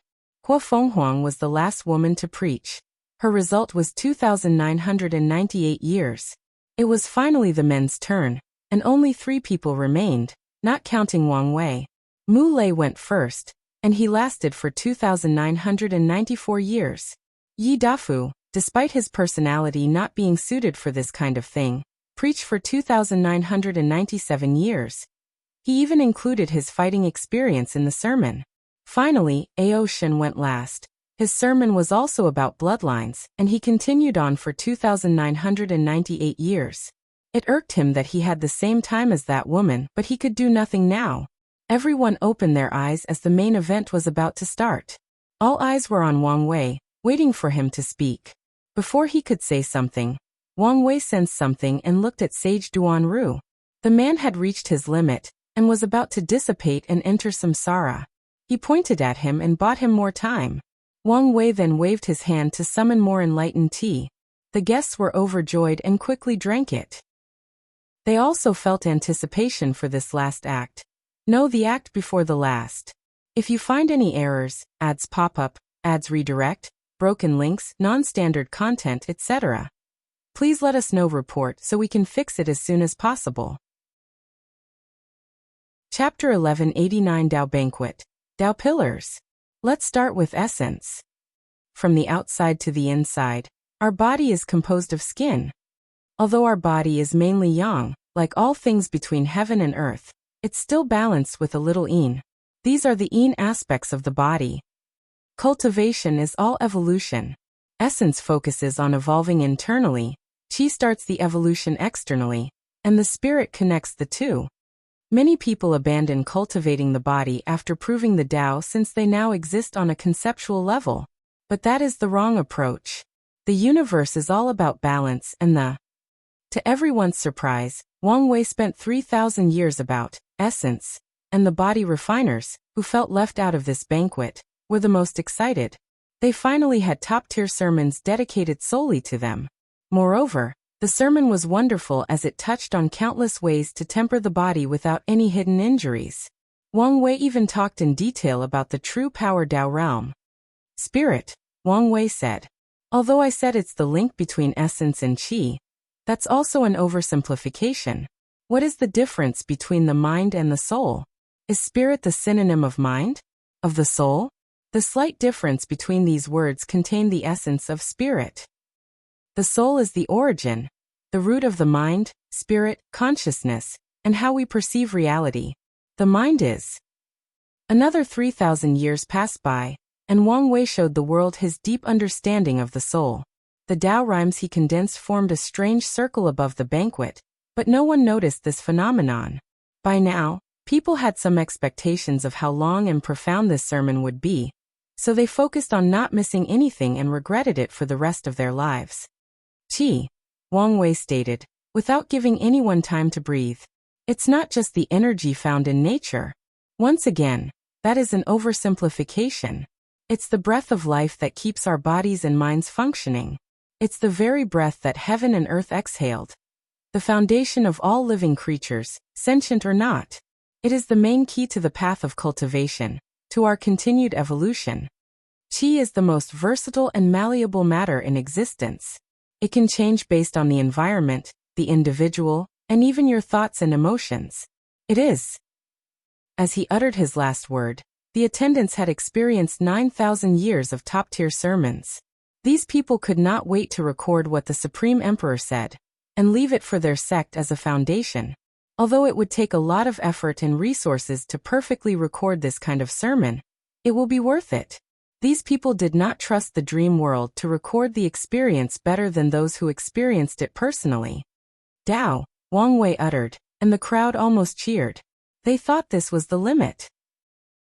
They immediately focused and listened as much as possible. Fate of fire, fate of yin-yang, fate of space-time, Wang Wei continued. All Daos may be different, but their destination is the same. Use your Dao to affect, use or control other Daos. All cultivators must strive to break the inherent definition of their Daos and elevate them to concepts and ideas surpassing their limits. For example, flame Daos essence is to burn. A normal cultivator will focus on that aspect and increase the intensity of their flames. A decent cultivator will tap into the explosive nature of fire, and a genius will focus on its ability to spread. However, a heaven chosen will not be limited by the natural characteristic of the flame. There is a common saying, his anger burned as bright as flames. In truth, flames have nothing to do with anger, but it's often associated with it. After removing the limit of your Tao, you can condense flames of anger, meaning you've used your flame to tap into the 7 emotions 6 desires Tao. In many stories, myths, legends, and mortal civilization, flame is associated with the beginning of life. Terms like flame of life, to refer to a person's vitality or life are common. By breaking your limit, you can condense a life flame, and thus succeed in tapping into life Tao with the flame Tao. Flames can kill or even destroy things. In other words, flame Tao can tap into death and even destruction Tao. The fire Tao is not the only one with this ability. All Daos can. Some are inherently better at this concept than others, but it applies to all of them. Success depends entirely on the cultivator's willingness to open their mind. Wang Wei continued his sermon, creating a clear path for everyone present for them to elevate their utilization of their Tao to a higher level. As for the top genius who was already at this level, he also showed them the deeper levels. Once the 3,000 years ended, the people spent 1,200 years digesting everything, and they all felt the time was too short. Suddenly, the sky changed as the Tao rhymes condensed from this 12,000-year sermon vibrated intently, releasing an intense purple light that could be considered a vision. Then, under everyone's gaze, the Tao rhymes turned into 4 Tao pillars that perfectly recorded the sermon. Better yet, these pillars were probably blessed by heaven and earth to make it easier to comprehend. Everyone was immediately jealous, but Wang Wei calmly waved his hand to create another floating mountain and placed the pillars there. He also placed formation around the mountain with a snap of his finger. That was unexpected, Wang Wei thought. Could something similar happen to all the Tao rhymes from this banquet? Let's wait and see. Everyone looked at this change with different eyes, especially Tong Ruobing. What are you thinking? Muley asked. What do you mean? You have that same look when thinking something out of pocket or crazy. It's nothing like that, she replied. Come on. I know you better than this, he added. Fine. I'm thinking of holding my own banquet. Muley was speechless. Are you crazy? I'm not. Don't you understand that any banquet after this one will pale in comparison? Plus, who will come to our banquet? We do not have the status to invite so many people. You may not, but I do. Muley was not stupid and immediately understood what she meant. You want to invite the Talisman Emperors? Not just them, she replied. I'm deeply respected in the Talisman community, and after this banquet, I also have some pull in other professions. If I invited them, especially with the promise to share the Tao rhymes, it's possible to have a small banquet. Although it will pale compared to this one, no one should expect to reach this level, probably ever. Her main objective is to benefit the great Talisman City, especially since there are a few complaints that she did not do enough because of her role as the queen in another world community. It could work, Muley said. But you would have to wait for a while, until the effect of this one abates. You're right. But I also need to start contacting these people immediately since most of them are probably preparing to ascend, Tong Ruobing added. But what about Wang Wei and the Dao opening sect? What are you going to do with them? I doubt Wang Wei will care since I won't be the only person with this idea. The problem is if we want our small banquet to be official and posted in the dream world, we can't move around them, Tong Ruobing said before sighing. In fact, the best way for this to succeed would be to invite Yin Liling.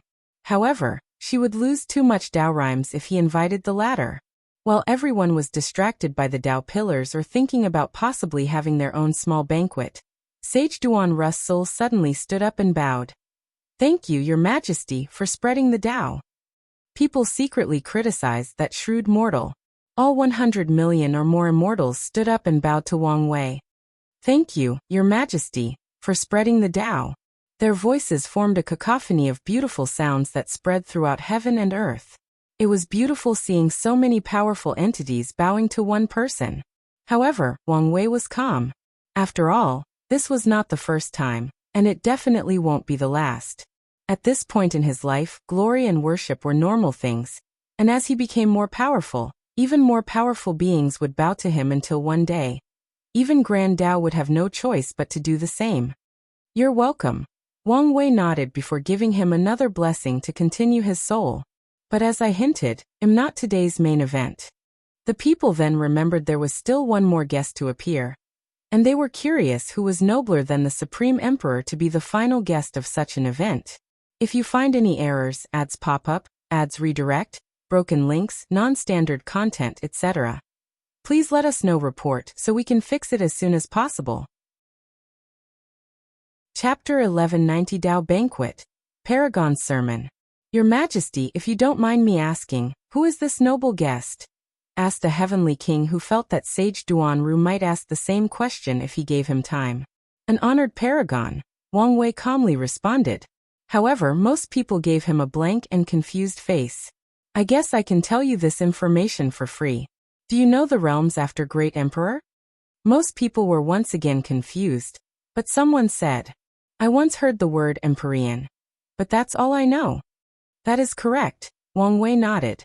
Once your luck is enough, and your cultivation reaches 70% Grand Dao source, you must survive the immemorial tribulation, and condense the Grand Mist Wheel to gain the power of creation. Then you'll become an Empyrean. Wang Wei paused to give them thoughts to process this information. After 90% Grand Dao source and other factors, you'll become a paragon and stand at the top of the universe. Everyone was shocked before thinking how such a being could attend their little banquet. They should be nothing but ants before someone who stands at the pinnacle of the universe. These people immediately reached the conclusion that Wang Wei might have contacted his ancestors in the upper dimension, and invited them despite the blockage of the lower dimension. Wang Wei guessed what they were thinking, but he did not explain any further. It's your luck to have such a cultivator preaching to you. So let's not waste time and take full advantage of this situation. Wang Wei's cushion flew from the small podium, and sat before everyone, facing the podium. He stood up and waited. Everyone immediately followed him. And less than 30 seconds later, Chen Tong's handsome face appeared on the podium. He looked ordinary, but no one dared to underestimate him. As strong as the Supreme Emperor is, people can still feel his presence, especially that perfect aura on his body that can be intoxicating. However, this man had nothing. They saw him but could not detect him. It was like he existed in a realm beyond their sights, thoughts, souls, and even existence. "Thank you again, Lord Chintong," Wang Wei said as he cupped his hand to salute. "Thank you, Lord Chintong," the crowd followed. However, they were not as bold as Wang Wei and bowed 90 degrees, some even kowtowed. "No problem," Chintong nodded. "I've been observing the lower dimension for a long time. And as you said, this is indeed the most wonderful generation of emperors." This banquet immediately became an odd sight as these old immortals, who have lived for billions of years or more, became shy or read out of embarrassment with one comment. Some immediately became proud. However, the more level-headed individuals knew why this generation was so exceptional, so they glanced at the Supreme Emperor. "Alright, let's get started," Chintong announced. His projection sat on the podium and began preaching. "What is cultivation? Today we will explore this topic. I will explain my understanding, along with a detailed explanation of the path of cultivation from Tier 1 to Tier 12. As soon as Chintong started, the Tao rhymes he produced condensed into golden lotus flowers that blessed everyone present. A silent cry of joy emanated from heaven and earth as a result, but only people like Wang Wei, Yan Liling, and Chintong noticed. The cultivators, who were in a deep state of epiphany, quickly felt the sermon was somewhat similar to Wang Wei. Chintong talked about essence, qi, and spirit but focused on how these things applied to cultivators from Tier 1 to higher levels. There are many cultivation systems in the lower dimension, and his sermon was a way to be universal to everyone. Once the sermon reached the part about Tier 10 Emperor Realm, Chintong did not talk much about Daos but focused on every aspect of the Emperor Realm. Tao body, awakening, soul, Tao will manifestation, true will battle realm, and Tao imprint. He was very detailed, and Wang Wei learned a great deal. Everyone waited in anticipation once Chintong finished talking about Tao imprints. They thought they would immediately get a look into the next realm, but Chintong then started talking about the Tao, mainly the soul Tao. He started with the basic laws until they reached the level of Grand Tao Source. The soul was a Tao applicable to everyone, so Chintong focused on using and growing the soul, which was very helpful to most people at this banquet. Finally, Chintong talked about the Empyrean realm. He first talked about tips on surviving the immemorial tribulations, including what level of Tao heart someone must have before even attempting the breakthrough. He continued preaching about how things like the awakening evolved after becoming an Empyrean. He talked about the role of the Grand Mist Wheel in general, especially how to condense it. He touched on how the wheel affects other aspects of an Empyrean, for example, battle and use of resources. Chintong even discussed the differences between normal and everlasting Empyreans. Finally, Chintong talked about the requirements for becoming a Paragon. Most people were confused by the Empyrean sermon, so they opted to memorize the information to use later.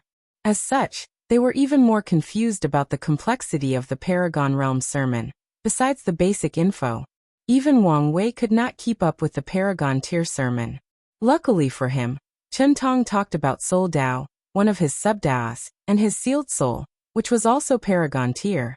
As such, he used this sermon to map out an outline for his Soul Tao, and just recorded the parts he did not understand under certain categories of his outline. 30,000 years, Chintong declared. I think that's more than enough. Some of you cannot understand what I've said, but that's fine. I'll help you remember everything. He pointed to the sky to manifest a circle. All the immortals immediately felt it was easy to record the entire in their souls. Li Jun looked at his wife and hesitated. He then looked at Wang Wei. Brother, should we? He understood it might be impossible to hide divine sense communication under the nose of a paragon, but he had no other choice. He was not his big brother, so he couldn't record everything from this sermon. No problem, Wang Wei nodded before talking to his mother. You can record it, but there is no need to burden father's weak soul. All right, Yu Yan nodded. You know I'm still here, right? Quiet, Yu Yan said. So Qintong's main Dao is soul? Wang Wei thought. This was the only explanation given that his understanding of the subject had reached 90% or more. Or he has lived long enough that his subdaos also reached the Paragon realm. Wang Wei leaned on the former since such a deep understanding of the soul could explain Qintong's secret technique that granted him so much freedom despite being in limbo. Thank you, Lord Qintong, for the great sermon, Wang Wei said, actually quite sincere. He's the one who benefited the most from it, and he even believed that Qintong tailored to ensure that happened. Of course, this will not change the latter's fate, especially after Qintong tries to make his friends and loved ones owe him more karma with that last stunt.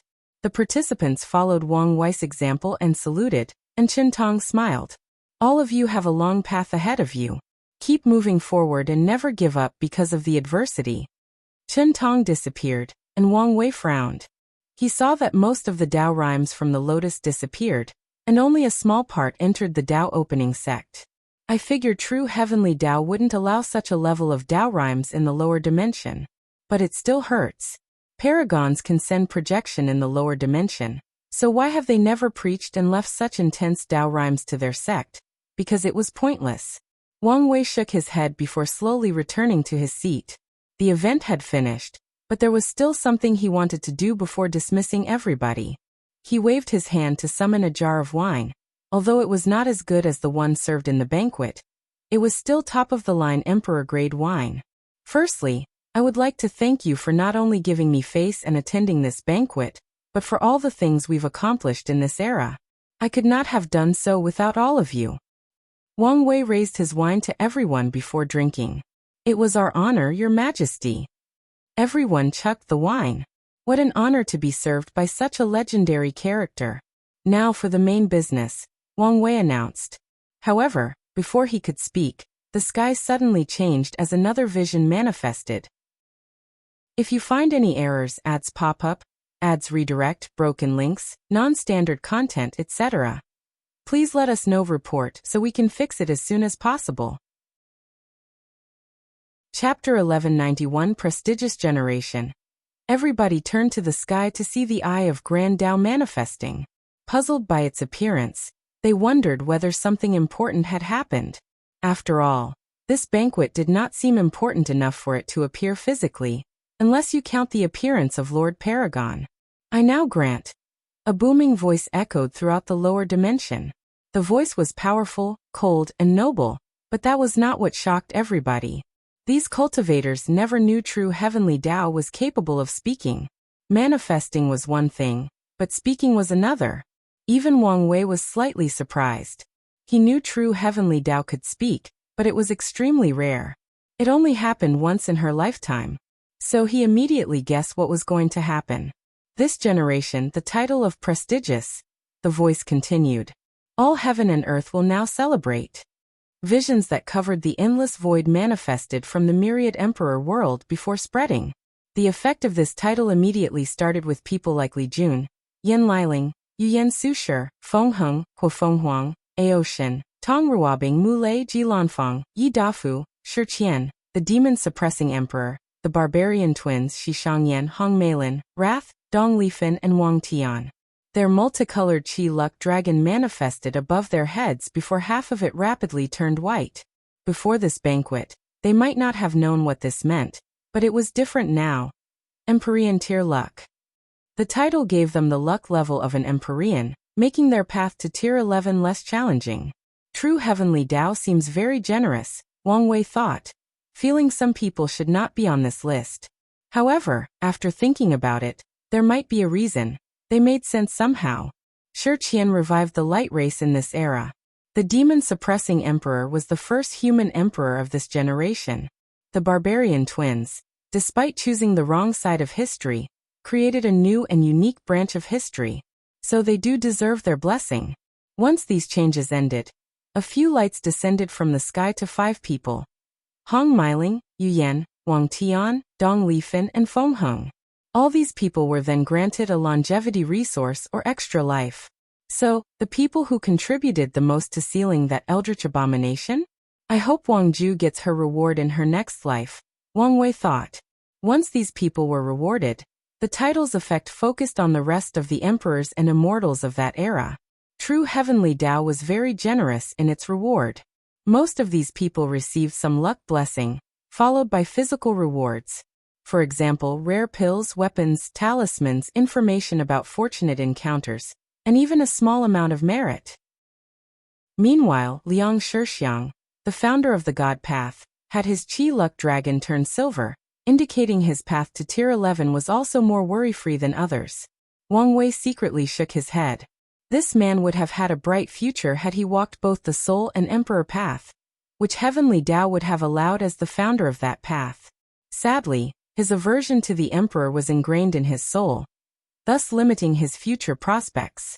Well, at least to Wang Wei's eyes. Suya watched everything with gritted teeth. Everyone received a small blessing, even the mortals or people who were not born in this era. It seems the requirements were for anyone who participated in this era in some way or another. Did I make the wrong choice? She asked herself. Watching her peers advance further than her was already hard enough. But now, she saw how much Heavenly Tao loved this generation and generously blessed them, paving their future path. Suya turned her head to glance at the mortal who received the greatest blessing, Kai Song. Her jealousy suddenly intensified. Suya understood why the title affected her on such a large scale. After all, Kai Song was to the Puppet Dao community what Yan Liling and Tong Ruobing were to alchemy and talisman.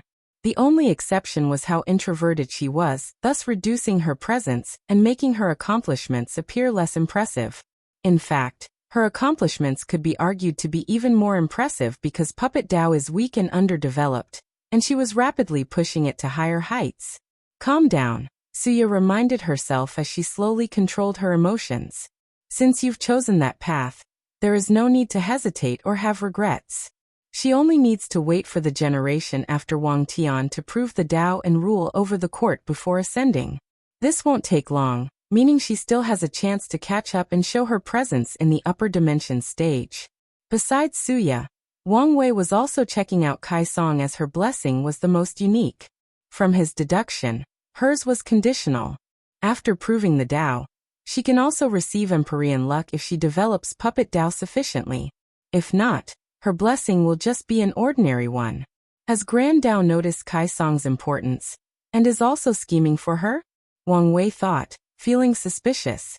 Kai Song can potentially become the cultivator world's version of Skynet, mass manufacturing Paragon tier puppets, and becoming his war assembly. Maybe I should prepare for the possibility of her changing side, Wang Wei thought. If Kai Song somehow ended up on Grand Dao's side, it might be catastrophic for him. Replacing her is one solution, but an even better one would be an idea or concept on par with her potential. So, what can rival Skynet in terms of war potential? Wang Wei immediately had an answer. Zerg Hive Mind. If I can make the cultivation version of that thing, I will be unstoppable, especially if Kai Song remains by my side. Wang Wei thought before hiding this idea in the deepest crevice of his soul. He won't entertain these thoughts again, until he's taken a few steps into the transcendence realm. After true Heavenly Tao rewarded everybody, it was finally time for the main event, Wang Wei. He's the man single-handed responsible for pushing this generation to such height. It was unimportant whether he did it purposely or unconsciously due to his actions and presence. A golden light enveloped Wang Wei, and the title gave him 3 blessings or gifts. Firstly, it gave him a pill called the Dragon Phoenix Rising Pill with the effect of raising his cultivation by 1 layer without any negative consequences. Wang Wei immediately decided to take it once he reached the 9th level of the Dragon Phoenix realm. The second blessing was to elevate his 1 life from his accomplishment as a mortal emperor to rank 3, meaning that even after becoming a paragon, this life is still useful. Wang Wei was surprised and grateful for this gift. He was about to become an Empyrean, and his extra lives would soon become useless unless he updated them, which is not an easy feat as the higher the realm, the more strict true Heavenly Tao is about extra lives. The last gift Wang Wei received was extra time to contemplate on his true self, when he's breaking into the next realm. Wang Wei was pleased with this reward despite not needing it since he could use the extra time to see if he could tap into the mystery needed to become a boundless paragon. It seems that I don't have to worry much about my relationship with true Heavenly Tao, Wang Wei concluded. After what happened with the Death World, he's been suspicious of anything related to Grand Dao. He has reduced his suspicions to the lowest, but is still on guard. After all, it's still possible the latter was trying to get him to lower his guard. After Wang Wei's blessing, the eye of heavenly Dao dissipated from sight, but the visions continued for a few more minutes, leaving everyone to their thought. Wang Wei was thinking about the only other time true heavenly Dao spoke, and it was when it granted his ancestors' generation in the upper dimension the title of the Golden Generation, which is leagues ahead of this prestigious generation title. Have you noticed? Tong Ruobing asked. What? Mu Lei responded. He didn't receive any luck blessing. So, then it suddenly dawned on him. Are you implying it's because he didn't need it? Not just that, Tong Ruobing added. It would make sense to give him some luck even if it's already on par with an Empyrean, since that would help with the next realm, but nothing. So that can only mean two things. True heavenly Dao doesn't want to reward him with luck for whatever reason, or he still doesn't need it even for the Paragon realm. Mu Lei finished her sentence, immediately quieting afterward. It's frustrating, isn't it? Tong Ruobing sighed.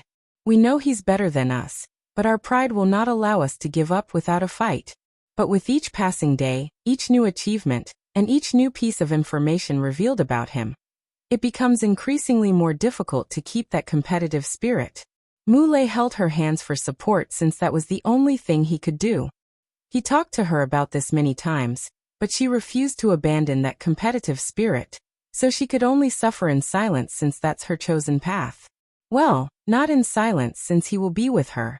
If you find any errors, ads pop up, ads redirect, broken links, non-standard content, etc., please let us know. Report so we can fix it as soon as possible. Chapter 1192 Final Preparations before retreating. Once everyone processed what had just happened, Wang Wei decided to continue with his banquet. Many of you are about to ascend, and if you had paid attention, you would know the current situation of the upper world is not peaceful. Most people nodded since they knew of this, but a few people were confused as they had never heard of such a thing. Despite the different reactions, these cultivators wondered why the emperor brought up this topic. However, a few people immediately guessed what he was about to do, and they were speechless. I'm a kind soul, so I've decided to sell some information about the current state of the upper dimension to help you acclimate. He snapped his finger to manifest a screen with writings. Basic information. This information is only the most basic of the current situation of the upper dimension. Although basic, such information is still well kept under wrap, and will require a steep price to acquire. Price is equals? Advanced Edition. Deeper knowledge of the situation, including the interpersonal information of the factions involved. There are also some suggestions on the best way to act after ascending to ensure safety and survival. Price equals? Ultimate Edition. This edition contains some world history to help you understand the conflict better. Don't underestimate this small change since the parties involved have destroyed and rewritten history. More importantly, this edition contains countless deductions and analyses on all parties involved. Warning: these deductions are not 100% accurate since Paragon-level entities are involved, and my information source is also limited. Price equals? Everyone looked at this screen, baffled beyond words. Don't look at me like this, Wang Wei shrugged. You saw how expensive this banquet was. I need to recuperate the cost somehow. Yu Yan was mortified beyond words. She asked her husband through divine sense. We raised him correctly, right? He never lacked anything, right? So why? We can't blame ourselves since that's probably something he picked up in his previous life, Wang Tian reassured her. Plus, we should see it as good business acumen and learn from him. How on earth could we learn from him? How about I sell sign swords? Wang Tian replied after thinking for a few seconds. Who would buy that? Many people, especially if I had a bit of my sword will and understanding into the signature. Yu Yan looked at him. I never knew you had this side of you. What can I say? Wire has rubbed off me quite well. They laughed before focusing on the present. One more thing, Wang Wei added. For those people who think that they don't need this information since their lineage in the upper dimension will just clue them in. Well, you're in for a great shock. Most of these factions were forced to close their borders and sealed themselves. You'll be lucky if you can contact them, let alone them responding. What? Your Majesty, you're not lying, are you? We don't mean to question, but this is hard to believe. I understand how you feel, Wang Wei calmly said. However, the current situation is not something that only recently developed. No, the situation has been this way for years. However, things recently exploded since a new era is about to open in the upper dimension. These people squinted. The change of an era is usually accompanied by blood, violence, chaos, and war. A perfect example is the current Heavenly Emperor era. The entire lower dimension was enveloped in war, and countless people died. Now once the same thing happens in the upper dimension, these people cannot imagine the scale and terror, especially after having the sermon from Lord Chintong. Without a choice, they looked at the screen before them. Your Majesty, why is the price thrice as high if we don't use merit to pay? Someone asked. Merit became more common in this era, so a market with clear values was created for the exchange, and the dream world served as a platform and guarantee for the price and the process. What do you think? Wang Wei replied back. This guy acted as if he did not know good business practices. Everyone was speechless. The grandeur and generosity of the banquet made these people forget that their supreme emperor was a shameless business at his core. People sighed before buying the information. Most bought the basic tier since most immortals were not ascending. They only wanted to be informed of the situation since it might also affect their lineage. A few wise ones gritted their teeth to buy the advanced edition. Only people like Su Shi and Aoshin knew the importance of Wang Wei's deduction, and bought the ultimate edition. Then, a torrent of killing intent flashed in the room before disappearing. These people had just learned that a group of 7 people was blocking their cultivation path. According to his news, they would be lucky to become Empyrean, but the path of Paragon was cut off to them. Your Majesty, this does not make sense. How can 7 people control the upper dimension? How about our ancestors? Has no one become a Paragon? Your cheap ass bought the most basic tier, so of course, you're not privy to the truth, Wang Wei replied. The person who asked the question turned red in embarrassment before gritting his teeth to buy the ultimate edition. Many people followed him, and either bought the advance or the ultimate edition. However, they now had to pay for 2 tiers since it was written in bold that they had to pay full price because of their stupid decision. That's more like it, Wang Wei nodded, very satisfied as he looked that everyone had at least bought 1 tier. He thought someone like Shi Shangyan would not be interested, but the latter did not hesitate to buy the ultimate edition. He waved his hand to collect his merit and the Emperor materials from those who chose that payment method. This is it for now, Wang Wei announced. We will meet in the upper dimension. I hope you're alive by then. More importantly, I hope you're on the right side of history. These cultivators felt a chill down their sides as they immediately understood what side the Supreme Emperor was. Your Majesty, is there a chance for us to work together again? I thought you would be sick of me by now. The female emperor who asked this question chuckled. Although His Majesty is, well, quirky, you always follow the principle that everyone benefits. You never abused your power and left us with absolutely nothing, even though you always had the power. I think most people would trust you more than, I don't know, the rebellion. I didn't know I was this good. Wang Wei's narcissism activated. He then looked at this woman, thinking how ambitious she was. I can tell you honestly that I want to ascend until I reach the next realm, and that will take some time. Time for many of you to change your mind. So let's wait until I ascend to have this kind of conversation. I understand. Thank you, Your Majesty, for entertaining me. Wang Wei nodded. Everyone can leave except for Sage Duanru and Shi Shangyan. The participants swiftly glanced at these two before rapidly departing. Today's event had too many consequences, and they needed time to digest and plan their future. Your Majesty, thank you for everything. Sage Duanru bowed. No need since you deserve it, Wang Wei replied before getting into the topic. He isolated sounds from their conversation before asking. You're planning to reincarnate and start cultivating? That is correct. Have you thought of an alternate method of proving the Tao? Are you talking about merit? No. I mean to stay immortal and continue understanding mortal arts and crafts until you're on par with an eternal emperor. Is that possible? You would need to reincarnate a few times, but once you succeed, Heavenly Tao will lower a heaven will for you, and you'll become a unique emperor that has created a new path. I never thought of that, Duanru replied with shining eyes. This path seems perfect for me. Duanru never believed mortals were inferior to cultivators, so he never used his success and power to acquire an arc and cultivate in this generation. He wanted to have great accomplishments in this life as a mortal and start the next as a cultivator. Are you sure? This path won't be easy. Wang Wei was relieved he would not need to convince him, but he also wanted to remind him that this was not a simple feat to accomplish. I understand and am willing. Good. I'll give you a blessing so that you're born with the memories of your past life and a curse, so that you're always born as a mortal. We don't want to ruin everything due to temptation or someone forcing you to cultivate. I understand and am thankful, Duanru bowed. Wang Wei released a black and white light into his body. Do you want to see your family before reincarnating? No need. Duanru had expected he would not return home and had settled his affairs. Wang Wei nodded, and with a wave of his hand, a portal from samsara manifested and swallowed Sage Duanru. If you find any errors, ads pop up, ads redirect, broken links, non-standard content, etc., please let us know. Report so we can fix it as soon as possible. Chapter 1193 Final Preparations Before Retreating 2.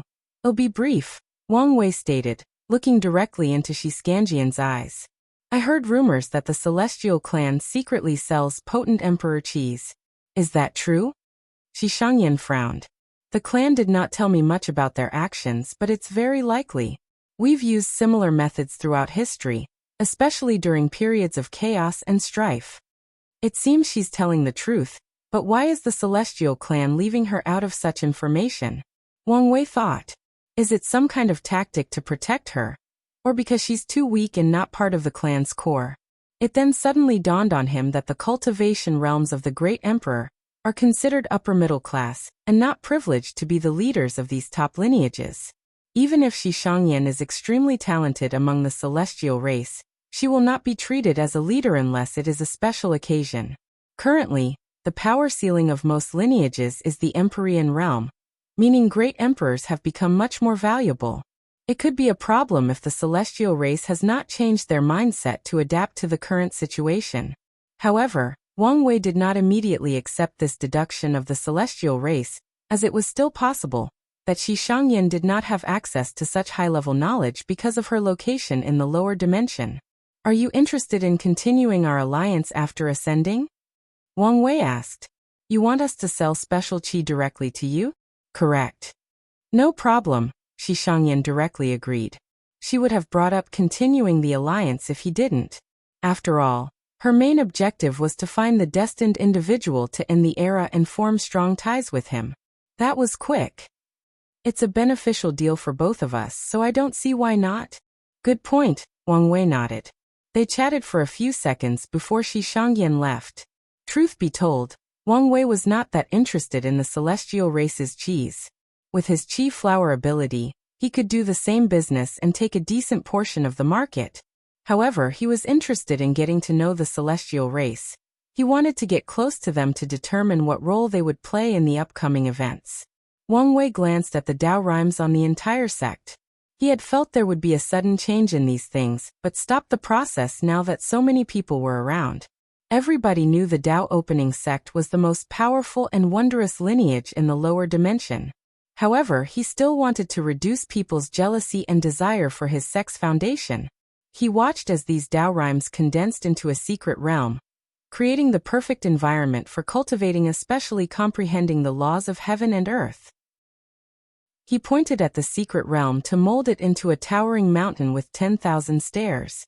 The higher the stairs, the more intense the benefit of the Dao rhymes became. Wang Wei then added a formation that will release a spiritual pressure to test the disciples. They can ascend the stairs and receive the benefits by overcoming the pressure. The spiritual pressure is also an excellent way to strengthen the mind, soul, and spirit, and even have some effect on the Dao heart. The last step, he muttered before proceeding to fuse the 4 Dao pillars to this secret realm, further increasing the boost this place was already granting. Now, after a disciple or elder reaches a particular step, they can focus on comprehending the 4 pillars. Excellent, Wang Wei muttered before suddenly thinking of an idea. So he once again pointed at this new secret realm. One of the preparations he made for his retreat was to copy the laws of every world in different world communities, with the purpose of bettering his Dao by comparing the slight differences between worlds and world communities. He added this copy to this secret realm. In other words, the users of this place can contemplate cultivation techniques, regular Dao/law, the 4 pillars that embodied his sermon, or the differences between the laws of different worlds in the lower dimension. Let's call it the Dao Blessing Grotto Heaven, Wang Wei muttered, satisfied with the name. As for the rules and requirements to use this Grotto Heaven, that was someone else's problem. Now that I'm here, I might as well do some work so I don't have to do them later, Wang Wei muttered before focusing on the Sect's secret archive/library.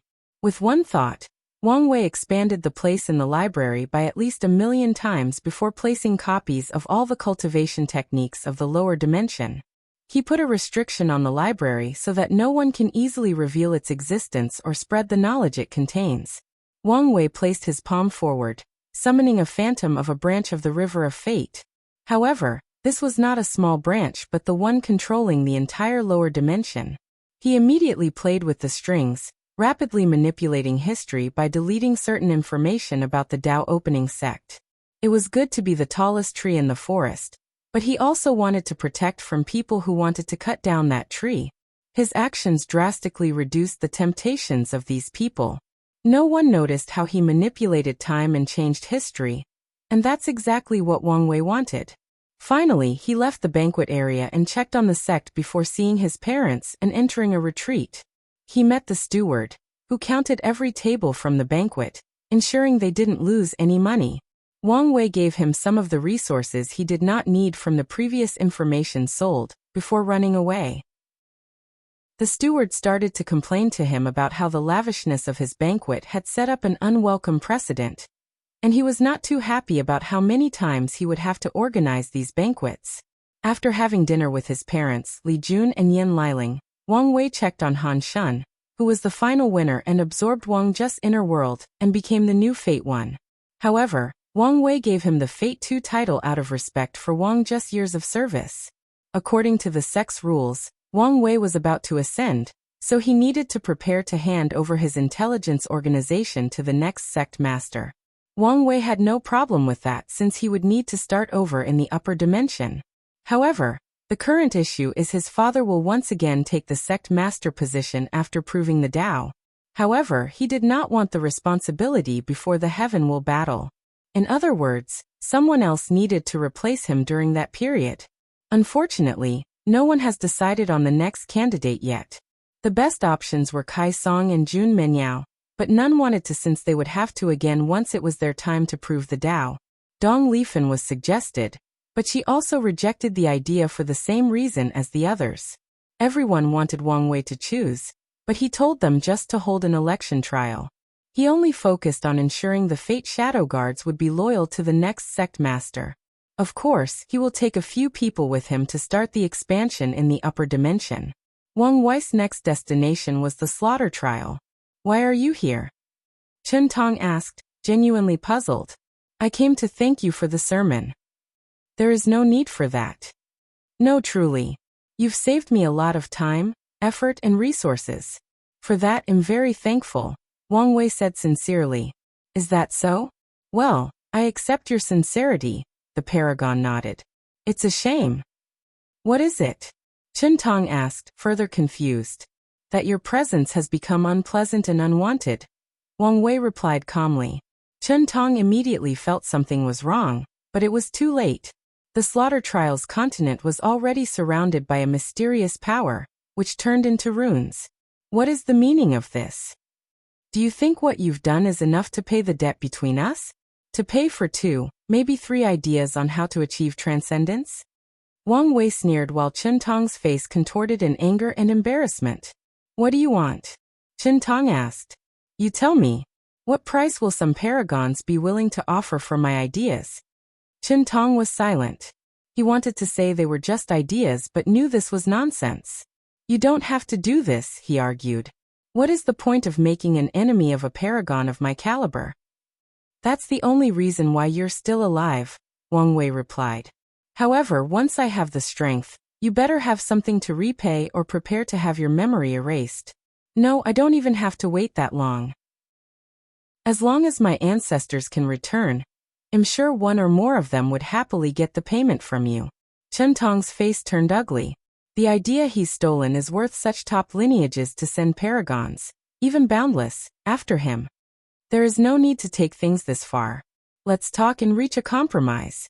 You don't need to try to buy time, Wang Wei stated. One of my powers as a minor three-realm emperor is to declare someone an enemy of the world, and true heavenly Tao will help me banish him. Although I can only use it once every few thousand yuan epochs and only in the lower dimension, it's worth using it on you. Lucky for you, I'm banishing you into the source chi space, away from the two suns sight. So take this opportunity to revive and find a way to repay my debt. Otherwise, your life will be very miserable. No, don't do this. Think of what I did for Wang Ju. Although the source chi space appeared less dangerous than the eternal Ascension world, that was only at the surface level. He could be teleported to some hazardous area in that space if unlucky. All right. Chen Tong was immediately shocked. He could not believe he had accepted so easily. Then, he remembered who he was speaking with. What do you want? Completely erase these ideas and everything else you've stolen or learned from and ascend to the upper dimension. Then, everything will be water under the bridge, Wang Wei announced, but Chen Tong was silent. Reasonable request, isn't it? But you cannot accept, Wang Wei shrugged. So accept your fate. He waved his hand, and the continent disappeared between heaven and earth. He ignored Chen Tong's burning gaze as he exhaled.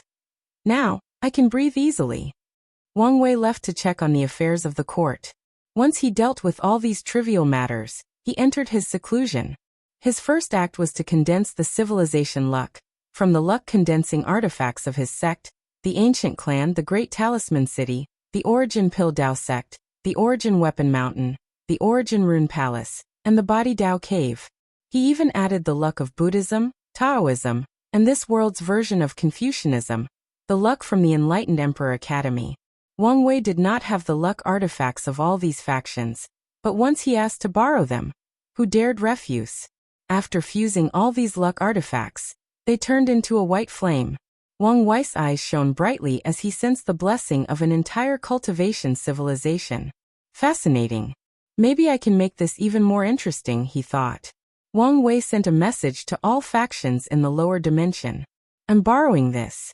With a thought, he teleported all the luck artifacts that symbolized the cultivation civilization of all 3,800 heavenwell worlds and fused them into a silver flame. The Myriad Emperor world is considered the center of the lower dimension, he muttered as he looked at the white flame. This flame is symbolic of the old era and civilization. He raised his hand to gather the luck of the Heavenly Emperor era, and condensed it into a golden flame. And Wang Wei immediately felt the luck boost of these three flames. And this is not even the end, since there is still the mortal civilization. He condensed the luck from all the enlightening temples into a bronze flame. The four flames then turned into jewels of their respective color, and a crown that Wang Wei placed on his head. He grinned as he sensed the power he held. If you find any errors, ads pop up, ads redirect, broken links, non-standard content, etc., please let us know. Report so we can fix it as soon as possible. Chapter 1194 Ascension. After Ascension, primordial chaos. Mithra and Supreme Unity clashed, each of their attacks causing catastrophic shockwaves. Luckily, they were ensured they fought in an area devoid of any life or worlds. These two focused on their fight, and since they were relative in strength, they'd been at a stalemate for heaven knows how long. Boom. Mithra caught an opening and punched Supreme Unity's chest. The latter's upper torso suddenly aged and became old and frail as he flew a few hundred light years away. Supreme Unity coldly looked at his body as it rapidly returned to normal. You're weakening, Mithra declared. This can only mean one thing.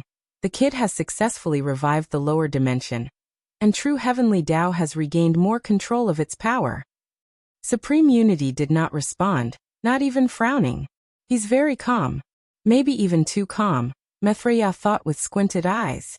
It's bothering me why he hasn't made his move, especially since the situation has been slowly tilted towards me. What is he planning? Her powerful mind deduced quintillions of possibilities every second, while her eyes simultaneously saw the same amount of futures every passing second.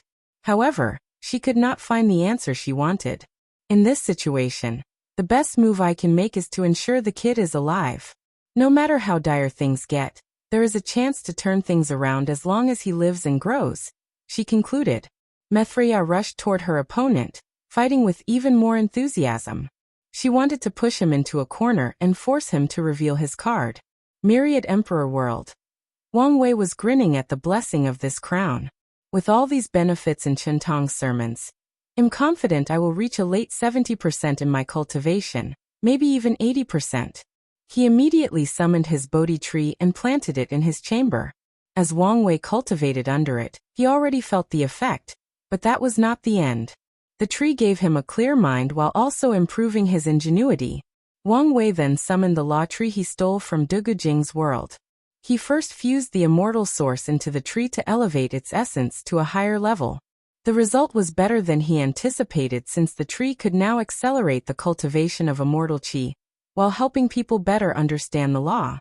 The second step was to rip out his heart and fuse it into the tree's core to provide it with an abundant amount of life force.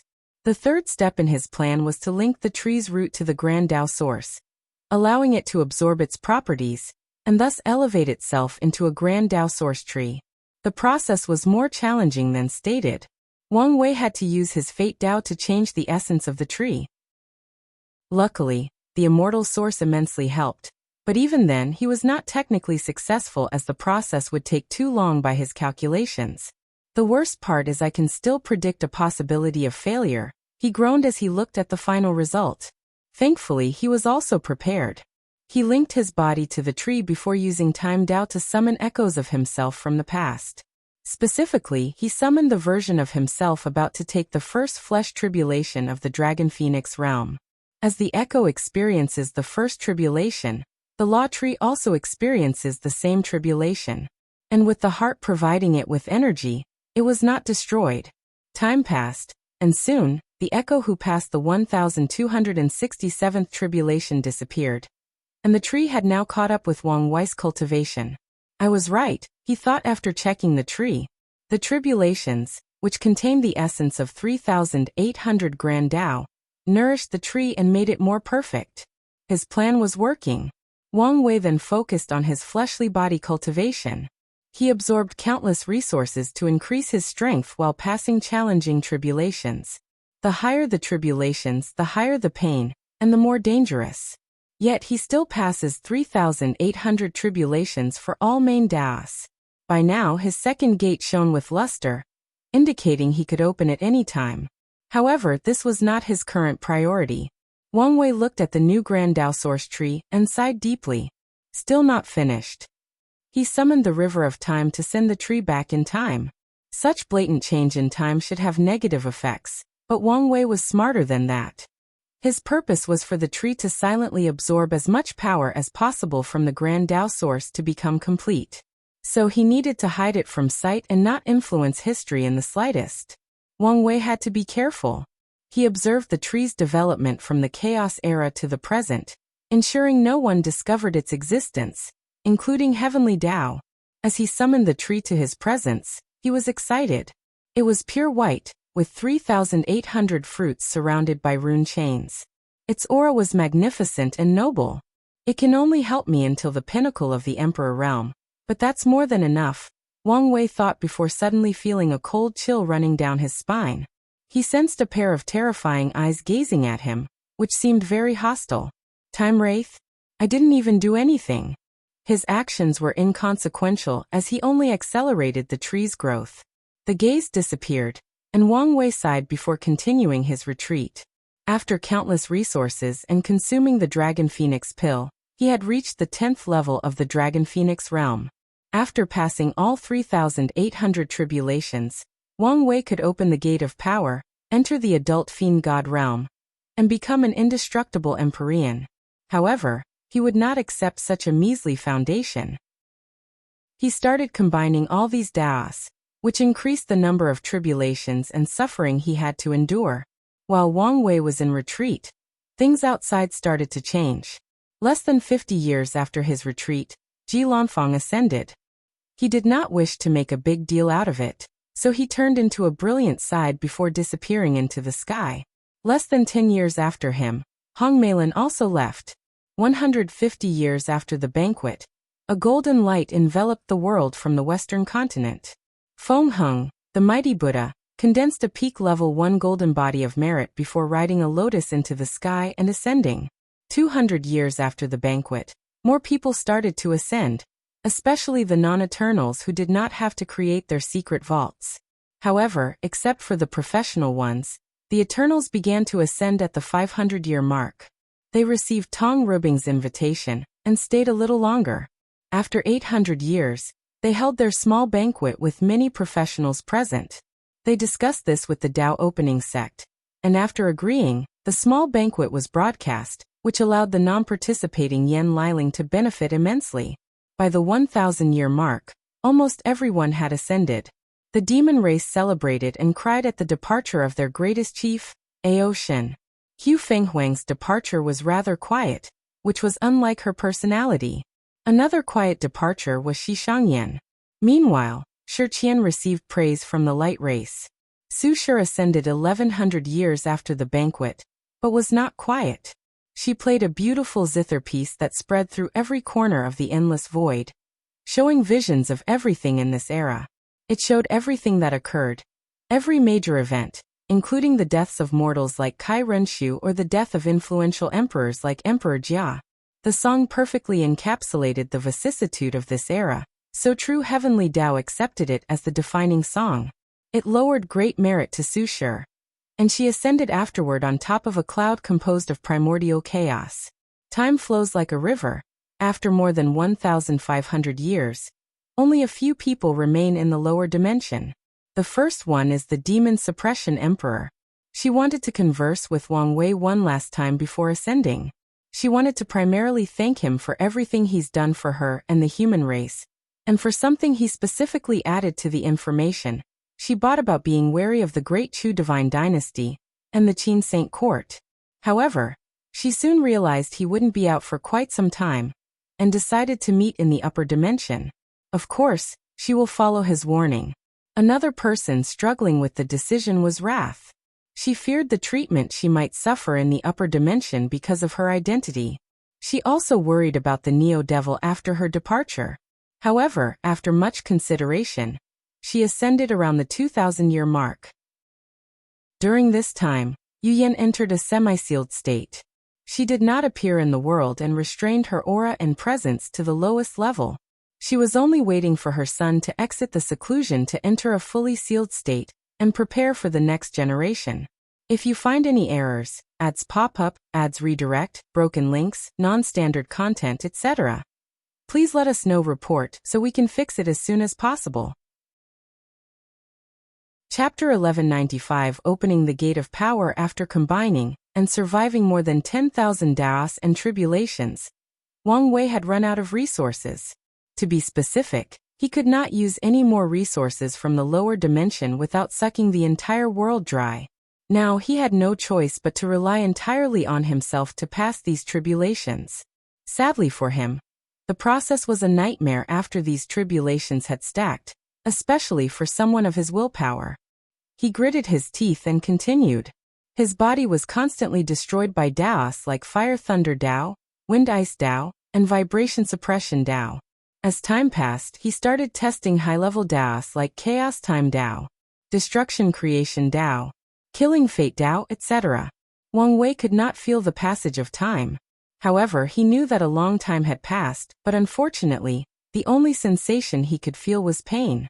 If not for the markings that kept appearing on his gate, the changes to his fleshly body, and the improvement of his willpower, he would have given up. Another benefit was that he had the inspiration about how to improve his pain talent, But that was not his primary concern at the time. He continued combining these tribulations, and after 1,000,000 tribulations, he had to stop and take a breather. He sensed that living in such a state of constant, mind-boggling, and debilitating pain had started to affect his spirit and soul.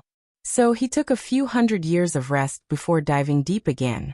Then he would follow a pattern of cultivating and resting, taking a break at the 10,000,000, 100,000,000, 1,000,000,000, and 100,000,000,000 tribulation marks. Wang Wei did not know how long this would last. However, the ancient desolate emperor advised him to keep going until he reached his limit, so he followed the advice. At first, Wang Wei thought he would be here for a long time. However, after the 269 trillion tribulation, something unexpected occurred. The marks on his gate of power suddenly morphed into two characters. Limit indestructibility. Then the gate opened on its accord without Wang Wei even trying. A mysterious power rushed through every corner of his body, elevating his flesh, strength, and abilities to a higher level. Wang Wei could tell that if his essence weren't already immortal, he would have acquired it now after opening the gate. Sadly, immortality did not stack up. Otherwise, he might have acquired another life. The second change he sensed was the alteration to his existence. Besides the former eternal and perfection characteristics, he also had the indestructible one. Wang Wei clenched his fist, feeling the power rushing through his veins. The entire lower dimension felt very fragile, except for the void battlefield. My strength is already in the second heaven? Wang Wei muttered.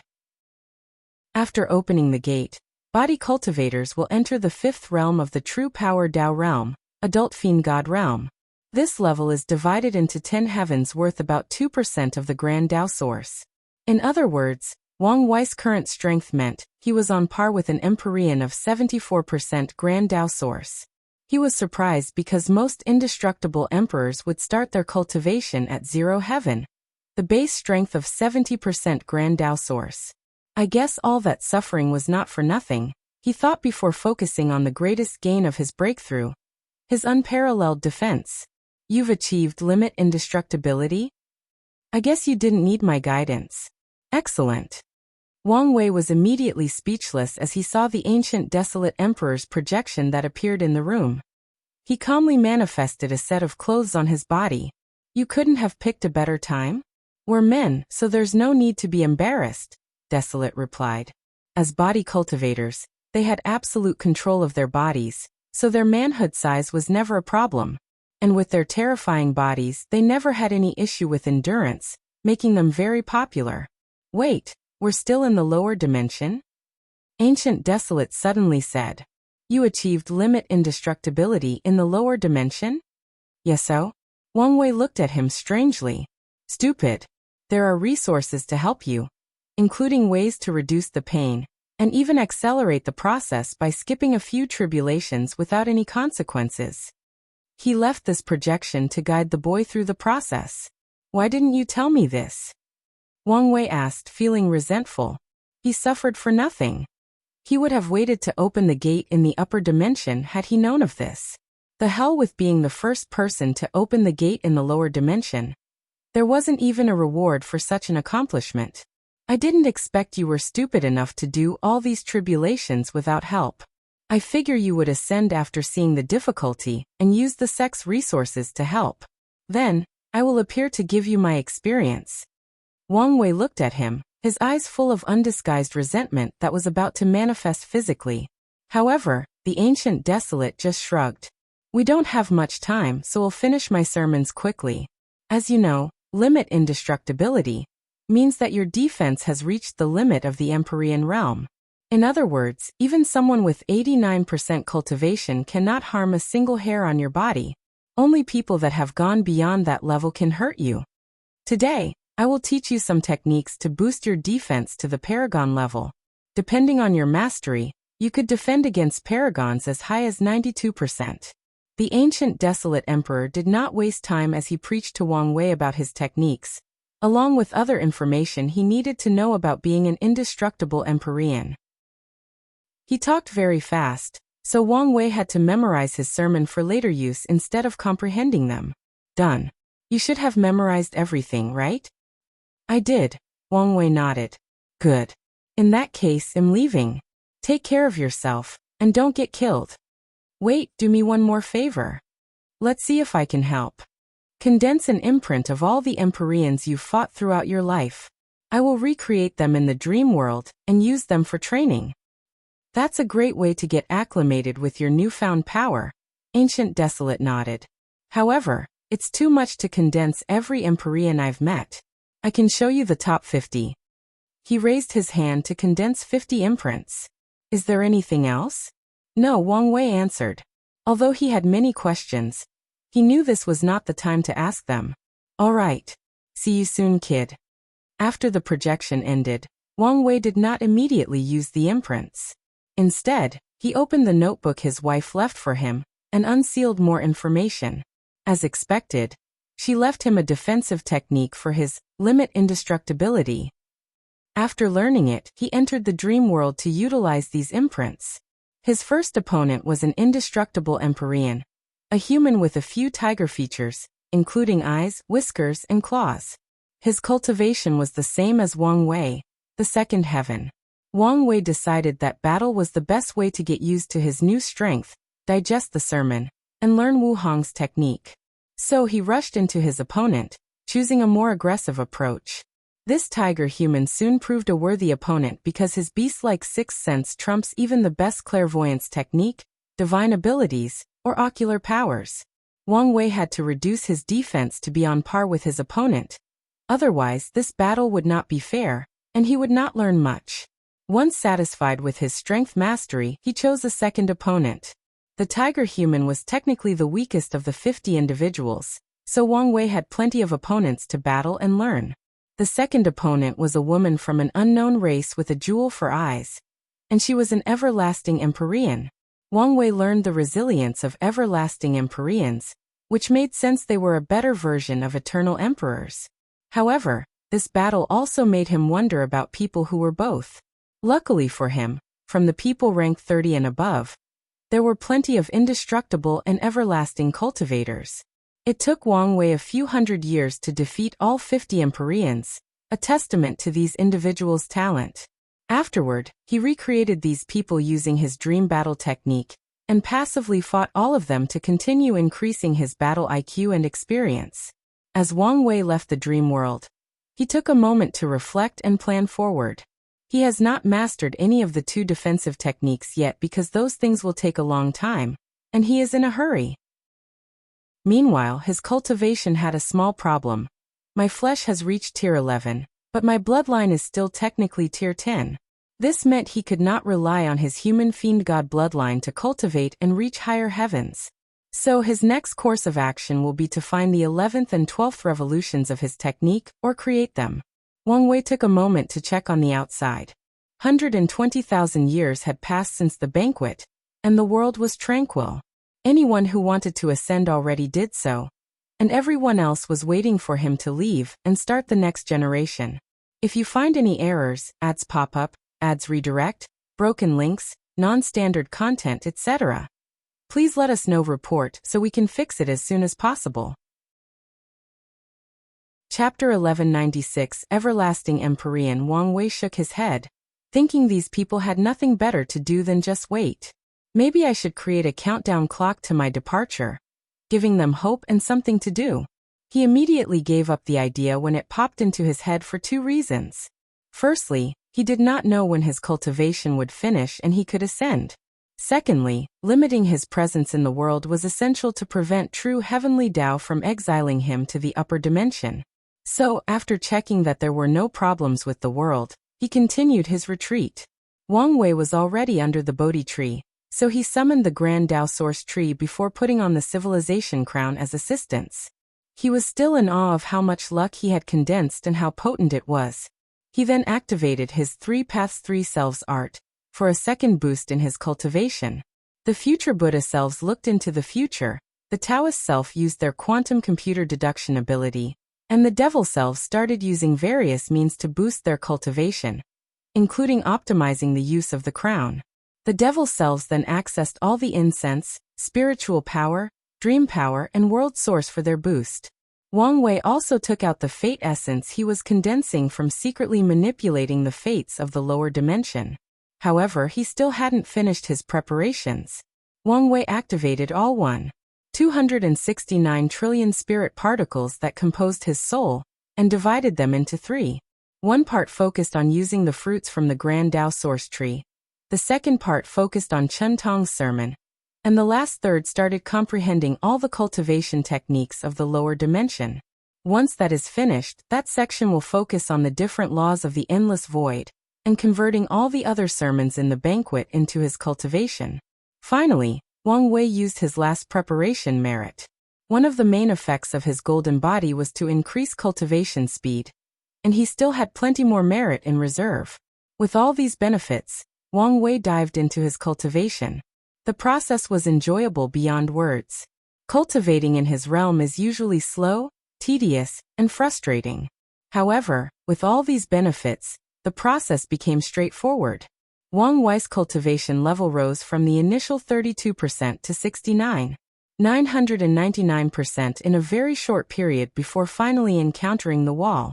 He wondered whether he could break through without the Genesis fruit and sell it at a higher price. Sadly, even with his talent and perfect foundation, the bottleneck stopped him. He could tell he would not break it without a few hundred yuan epochs, and such timing could be described as monstrous.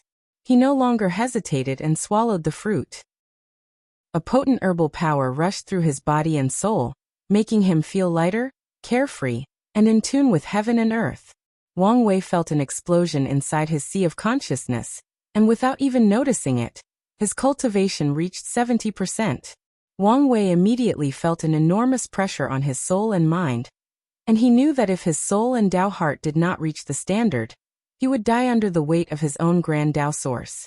The pressure disappeared as soon as it appeared due to his foundation, meaning he could immediately move to the next steps. His achievement of 70% Grand Tao source activated a mechanism. Wang Wei's spirit found himself in a void facing a clone of himself. His first thought was whether he was facing another heart devil before remembering that stage of his breakthrough he was. My true self, he quickly figured out. The person before him looked exactly like him, but Wang Wei could feel he was different somehow. So he closed his eyes and focused on that difference. After what felt like an eternity and an instant, Wang Wei understood.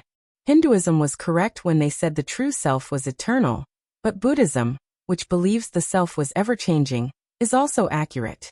There is a saying that encapsulates these two opposite ideologies. The only eternal thing is change. Wang Wei's mind worked tirelessly to understand the concept presented to him. Although he had more time than others, he did not want to waste it. After condensing my true self, I will transcend, escape the shackles of samsara. I will no longer be restricted by the power of reincarnation. I can reincarnate as often as I wish, and my memories will remain intact. From now on, he no longer needed any techniques or means to reincarnate with his memories. From now on, even a Yama King cannot block his memories. They can temporarily seal them but not erase them. More importantly, even if they sealed them, the present ones will immediately become the main personality after he remembers them, no matter what his sealed self experiences. Wang Wei sighed to himself. He remembered the trouble he went into to protect his earth memories when he traveled through primordial chaos. Now this ability has become natural and passive. Wang Wei checked his body.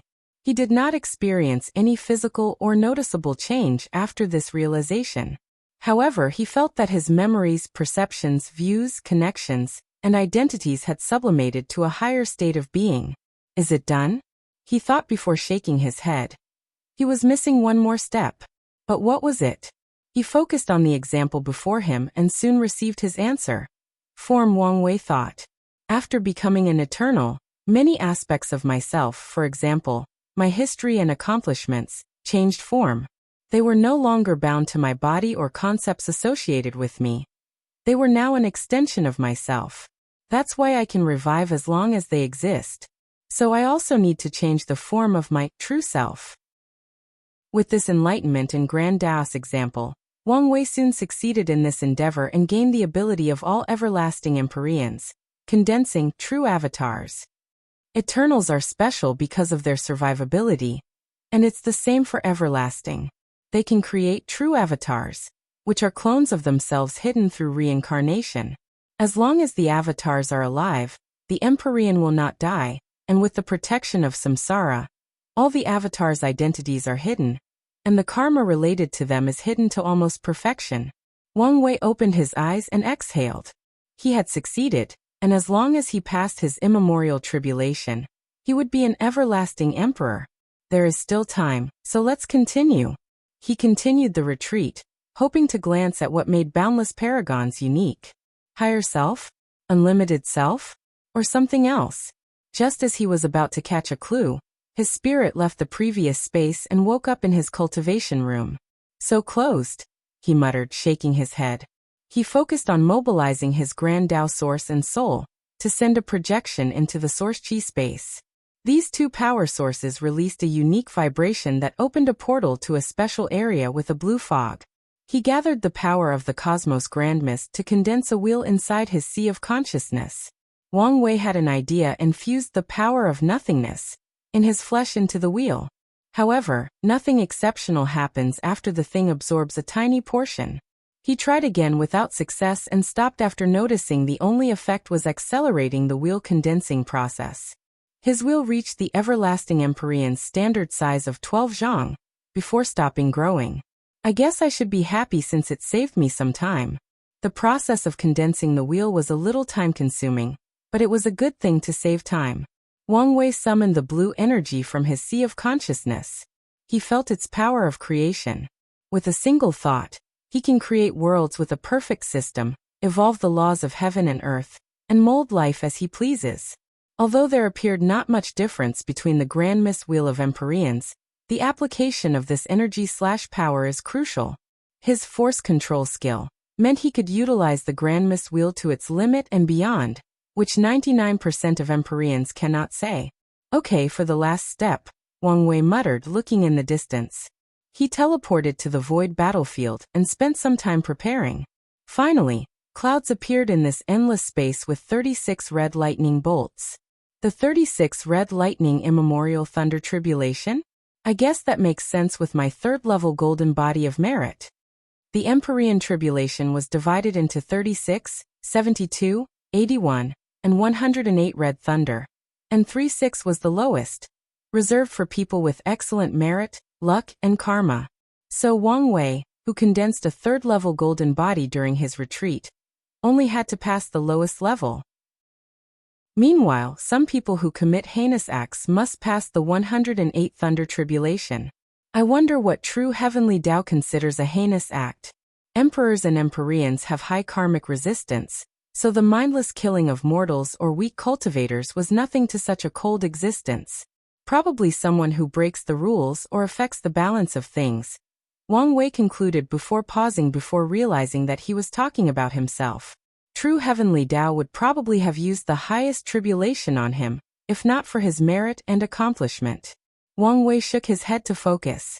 A red bolt of lightning descended on Wang Wei, but nothing occurred. The fearsome red immemorial thunder had zero effect on him due to his peak defensive capability. Despite the circumstance, Wang Wei was on high alert. He did not antagonize the tribulation with words, or try to collect it to be used later. He could not be idle after the 9th lightning bolt, since he sensed a Tao will on the thunder. Tao wills, willpower manifestations, and true wills were the only things that could negate his limit indestructibility and injure him. He activated his willpower manifestation to defend. After the 18th bolt, the tribulations contained Tao will and willpower manifestation, each attacking in a different location. Wang Wei's Tao will had not evolved yet, so he had to expertly manipulate his willpower manifestation to block these attacks and ensure he was not injured. The process became more difficult after the 27th bolt, when the tribulation used true will. Wang Wei had to use his taboo battle realm to elevate his Tao will to the Empyrean tier before creating his true will. With this brilliant method, he passed the tribulation without any injuries. He then calmly watched the red clouds dissipate. This was the best chance to make a move. Yet nothing, Wang Wei thought with a frown. Supreme Unity's lack of movement had started to worry him. Could there be a party waiting for me when I ascend? Or is he planning something else? Wang Wei exhaled deeply before sitting cross-legged in the void. He had officially reached Tier 11 on the Emperor path, and calmed down to experience the Grand Tao Source baptism. He felt all aspects of his cultivation elevated, including his awakening, Tao will, and even Tao imprint. If you find any errors, ads pop up, ads redirect, broken links, non-standard content, etc., please let us know. Report so we can fix it as soon as possible. Chapter 1197, A System of Conformity. And, I've retconned the previous chapter.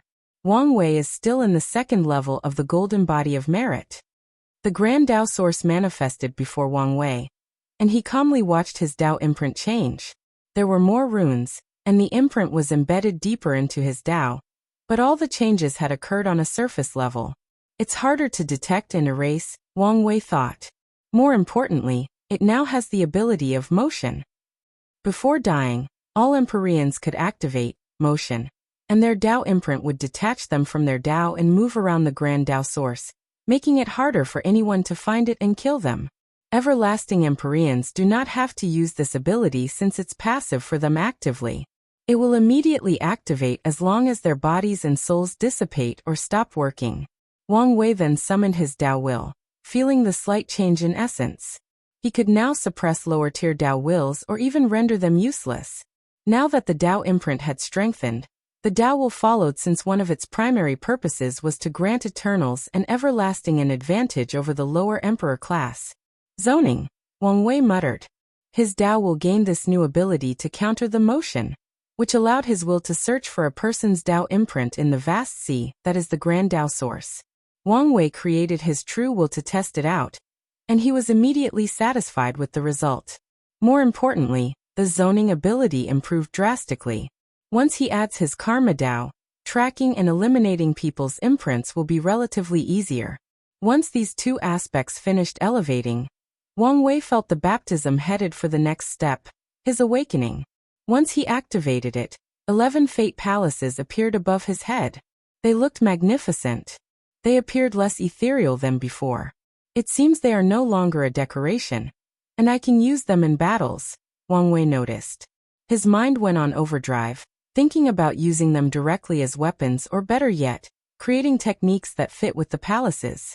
I guess that's better than nothing, he muttered before focusing on the remaining baptism. Nothing significant occurred until the flesh baptism. Third heaven. He muttered as he clenched his fist. His cultivation increased by 1 layer, a great benefit given his realm. This should be the effect of the Yuan Dao root. According to his calculations, the baptism should have only increased his strength by half of a heaven, meaning his flesh would increase from 74% to 75% Grand Tao Source. However, the effect of the Yuan Dao root was added for the last half. I'm now an Empyrean, but the process felt underwhelming. He shook his head. Despite this thought, he was happy with his strength, especially since he reached this realm at the young age of 5 Yuan epoch. It would have been much earlier had he not spent so much time on becoming an indestructible emperor. As he calmed down, Wang Wei started brewing an idea, but he still needed some data. Before that, he needed to get acclimated to his newfound power. He accessed the dream world and started fighting with the 50 Empyreans again, this time only using his cultivation and not his flesh. It took Wang Wei no time to acclimate to fighting with most of his abilities, except for the Grand Mist Wheel. The wheel, by itself, had no bearings in battle despite its size disparity between Empyreans.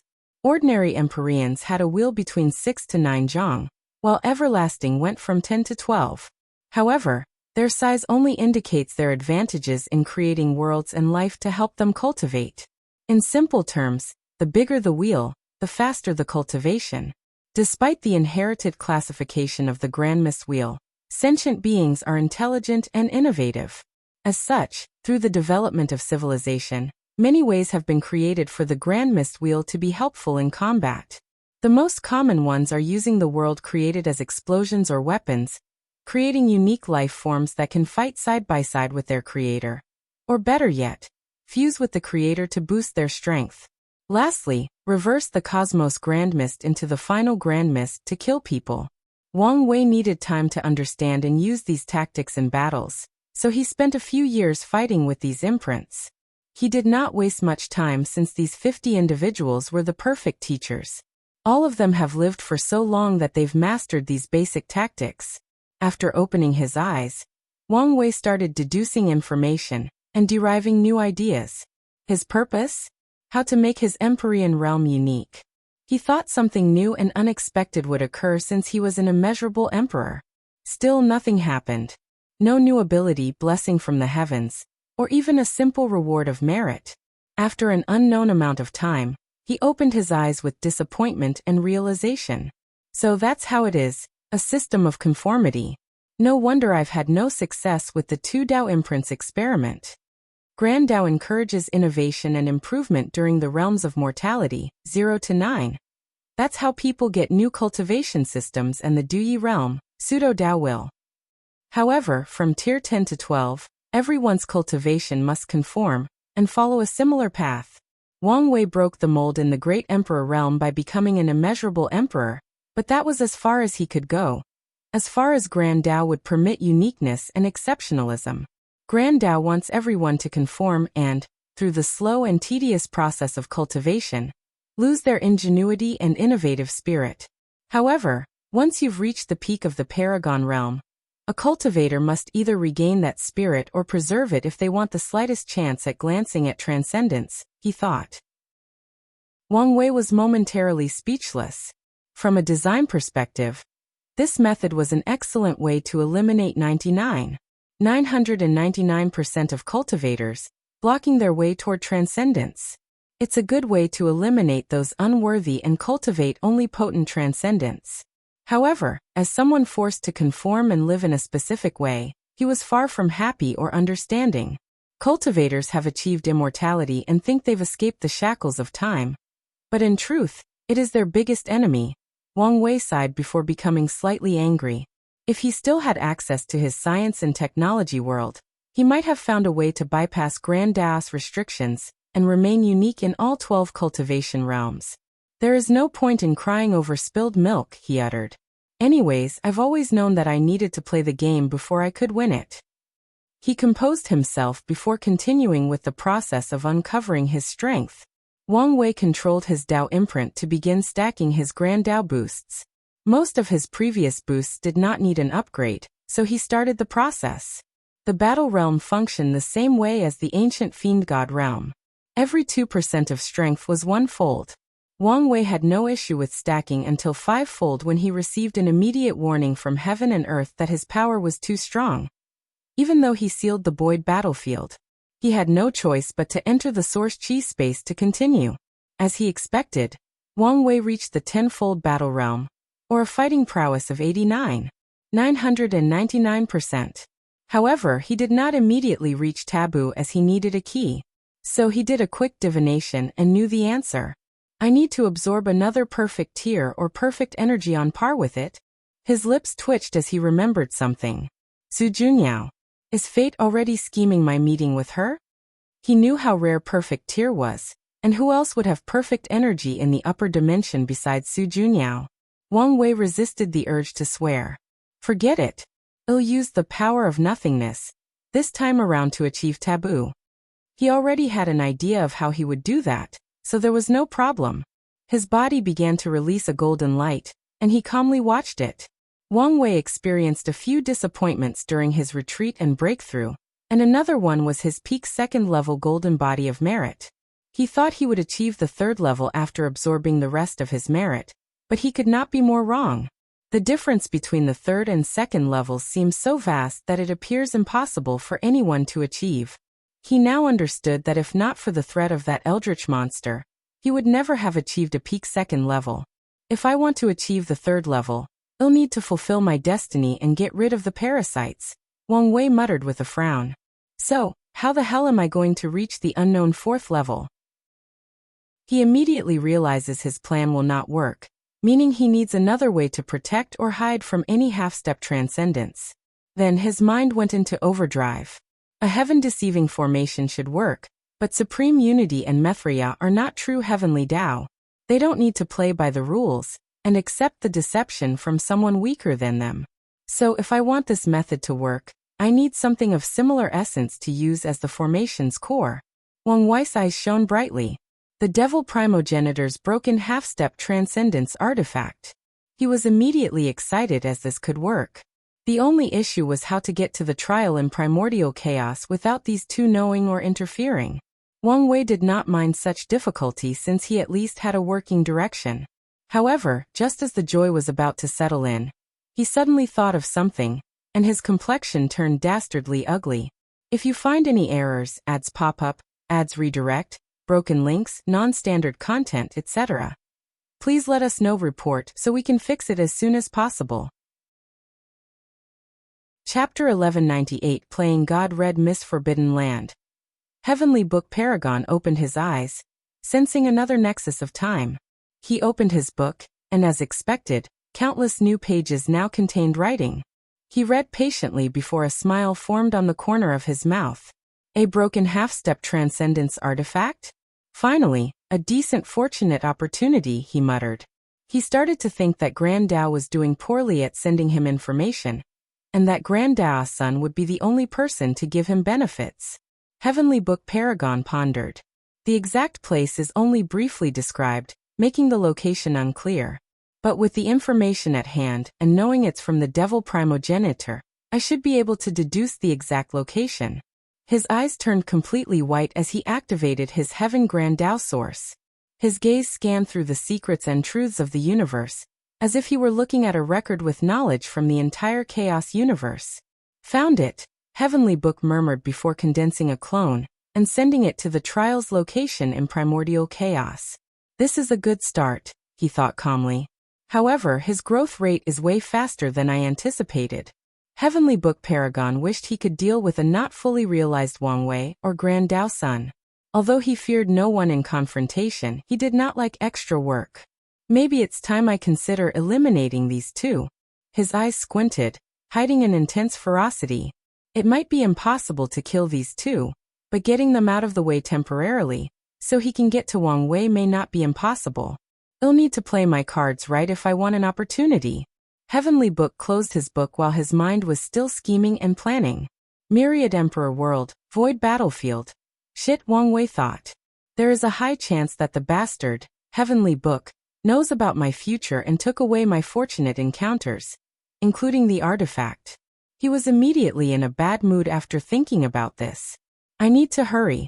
Wang Wei realized his focus should not be entirely on these parasites or the two sons, but also Heavenly Book. The latter's motives are unknown to him, and the lack of information on the latter does not sit well with him. If I cannot rely on that artifact, I need to have a plan B, he grunted. He stood there silent for a few hours before regaining his bearing. Let's focus on the present for now. Wang Wei summoned a blue fog before pausing. Should I go with the classic Let There Be Light? Forget it. Let's just imitate Pangu. He spread the blue fog throughout the battlefield before manifesting an axe. He swung downward, not ashamed of his actions of imitating the opening of heaven and earth.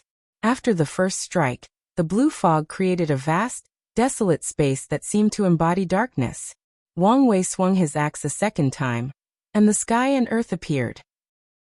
However, the clouds were not blue but gray, and the earth was pitch black with red lines rushing through as if they were fire veins. The Chaos Era, Wang Wei muttered as he looked at this new world he was creating, finding the process slightly fascinating despite the fact it was not the first time. Should I create a group of life that can survive in this terrible world? Well, why not? He controlled the turbid chi and disordered chaos chi in this realm to create these enormous creatures. Wang Wei controlled his Grand Mist Wheel to speed up time and observe how this world developed. As expected, these abominations that embody chaos fought constantly with each other to the point of extinction. All right. Let's choose a leader with great intelligence to lead them. He chose the most pleasant-looking one, a volcano in humanoid form. From now on, you'll be known as Yuan, and your destiny is to unite and lead your people. A hint of clarity appeared in Yuan's eyes before its more than million-kilometer-tall body slowly knelt before Wang Wei. Then, Yuan flew into the distance and started an all-out war. With its newfound power, Yuan conquered all the remaining members of his clan. He suppressed their chaotic nature, awakened their spiritual intelligence, and eventually created the Chaos God dynasty. Not bad, Wang Wei nodded. However, your era has ended. Under his control, the chaos energy in the world rapidly decreased, and the turbid chi fused with the earth, revealing the clear chi of heaven and earth that fuse with the sky. The so-called Chaos God felt their strength rapidly declining, and it seemed they could do nothing. Luckily, their emperor received a revelation from the Creator, telling them to fuse with the earth and the sky to save themselves. The majority did so, and thus, these creatures turned into mountains, forests, rivers, the sea, volcanoes, the moon, the sun, and countless stars. Interesting, Wang Wei commented. I could have used my grandmiss to create these things, but this method saves me a lot of time. Such a slight difference might seem insignificant, but it revealed the essence of utilizing the grandmiss wheel to someone like him. So what should this new era be?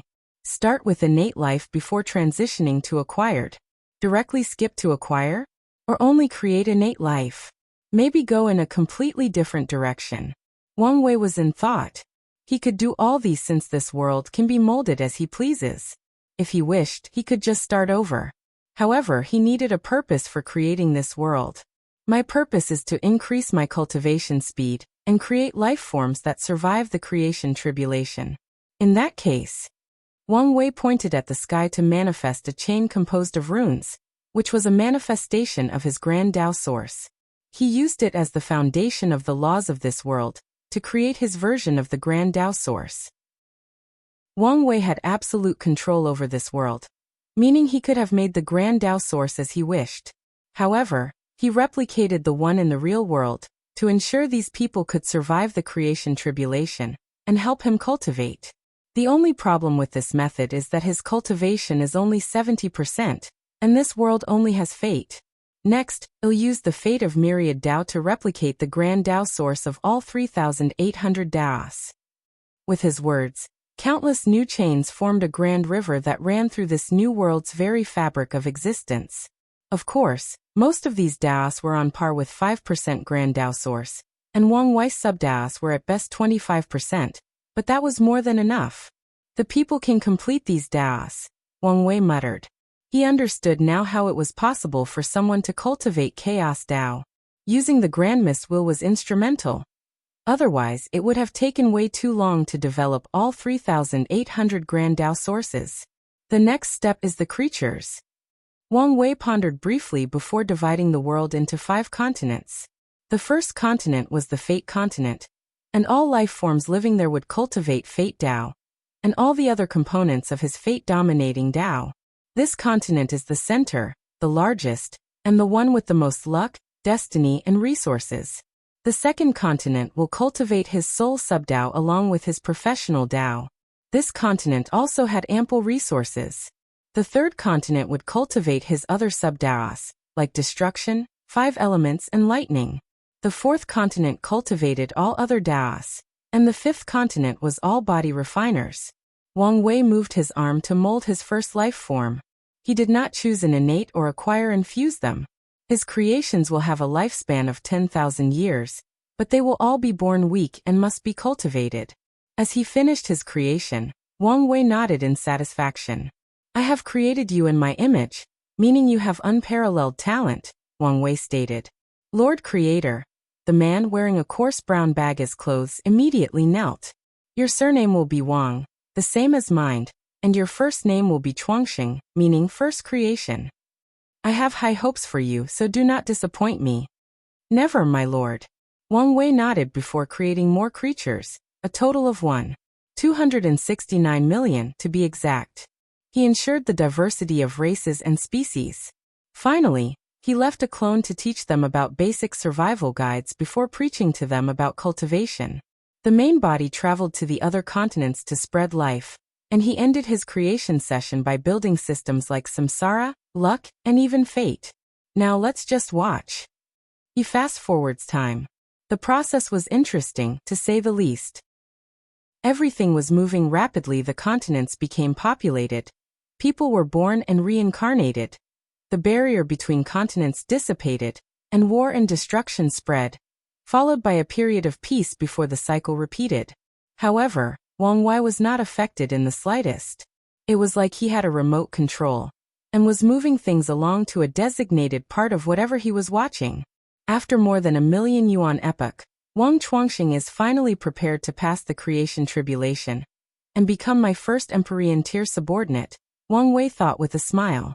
If you find any errors, ads pop up, ads redirect, broken links, non-standard content, etc., please let us know report so we can fix it as soon as possible. Chapter 1199 Learning Experience, and another retcon. Wang Wei did not become an Empyrean at the age of 1.5 yuan epoch, but 5. Lord Creator, Wang Chuangxing said before kneeling.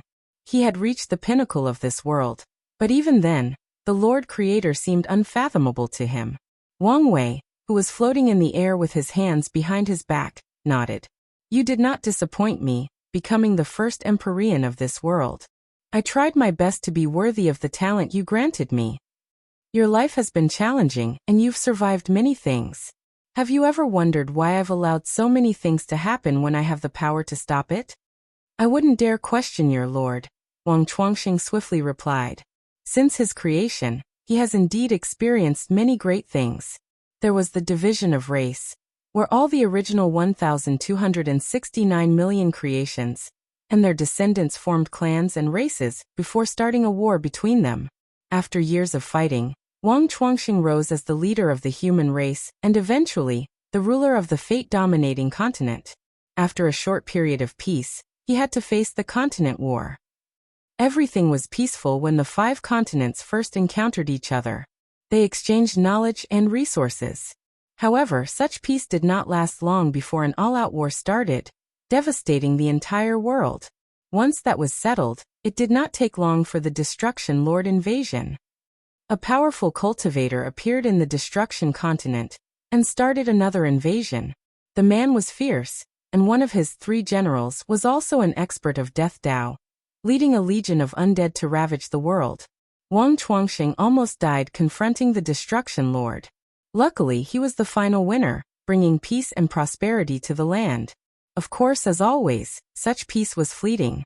The next catastrophe was the Fanatic War, in which someone calling themselves the Divine Priest gathered power using the Lord Creator's name and tried to conquer the world.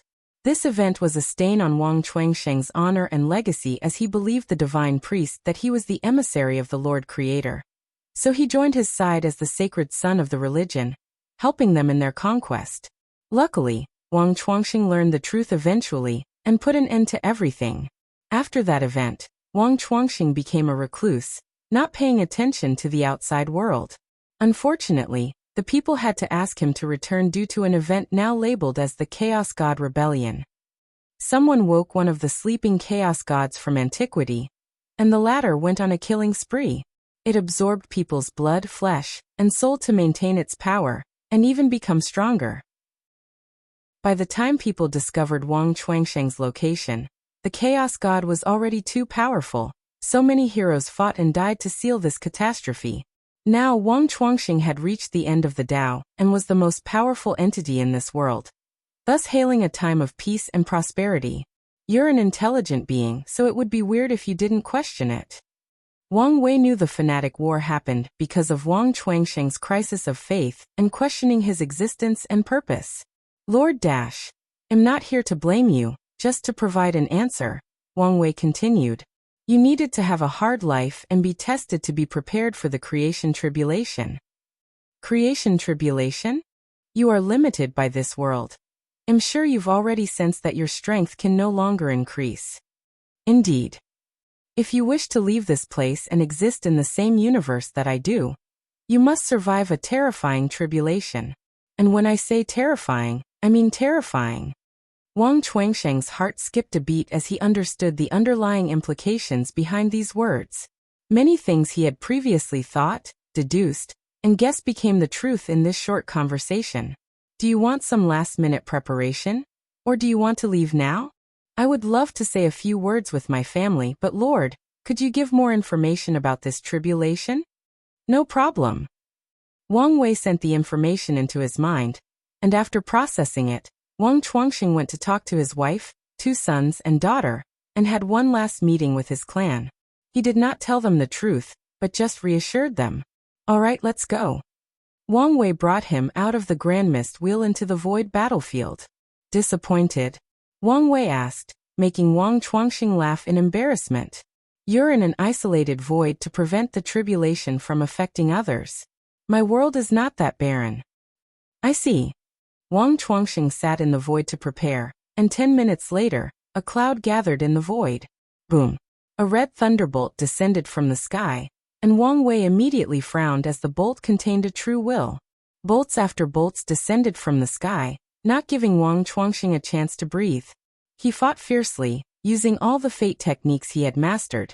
He pushed his artifacts to the limit to assist, but the bolts seemed endless. Meanwhile, Wang Wei was worrying because it was already the 103rd bolt, but this thing did not seem like it was stopping. Unfortunately for him, his worries were correct. After the 234th lightning bolt, Wang Chuangxing could not protect himself, and he dissipated into mist as he failed the tribulation. Something is wrong, Wang Wei muttered. Could it be because I'm trying to create an Empyrean with the supreme outlaw Dao? Or? He squinted his eyes.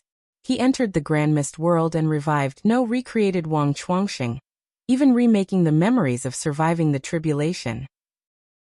Lord, I'm sorry to disappoint you. Those were his first words after reviving. Please give me another chance. It's useless.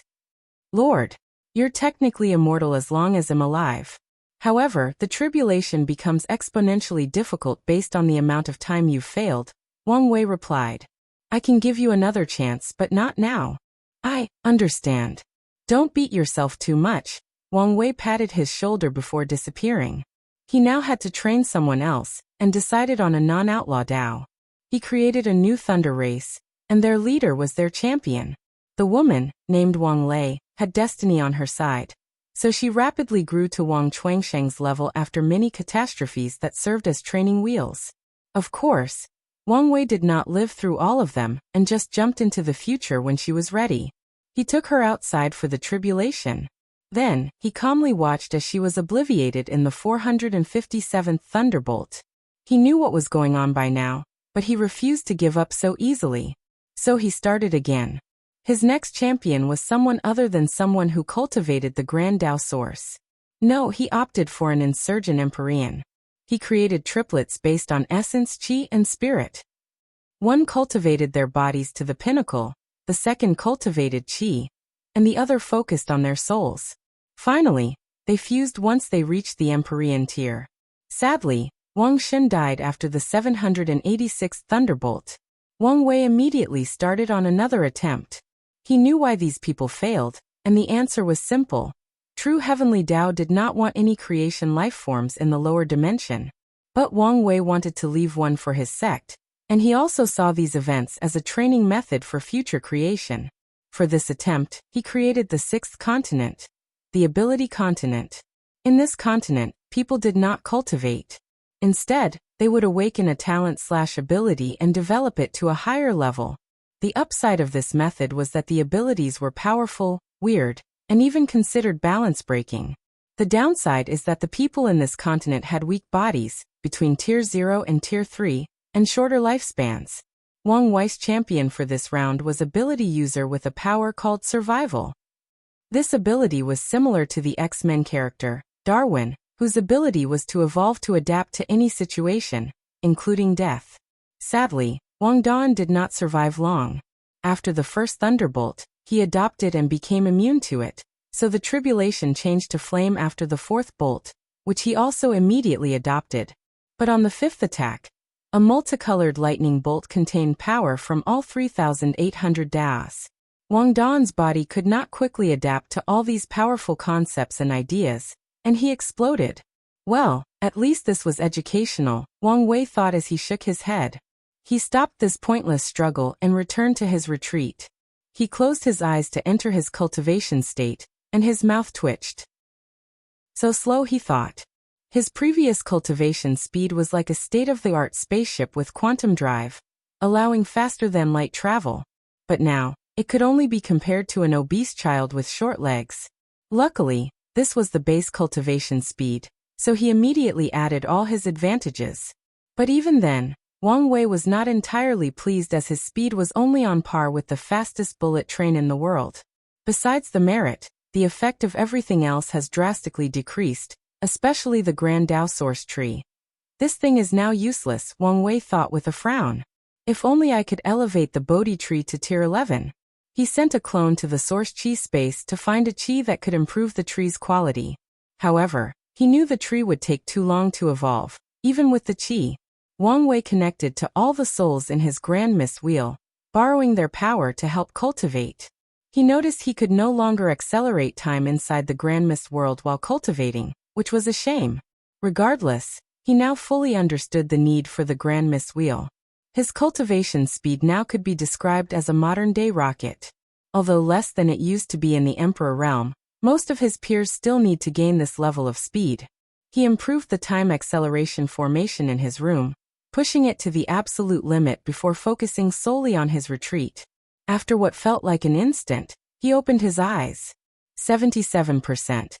I thought I could reach 80% and more, he sighed. He had underestimated how difficult cultivating in the higher realms was. It's time to leave.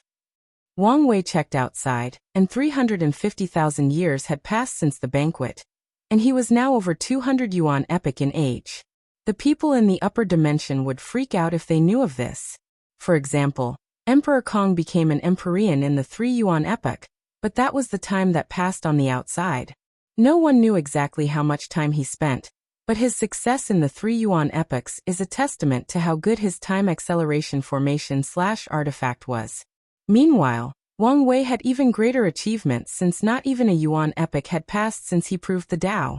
If you find any errors, ads pop up, ads redirect, broken links, non-standard content, etc.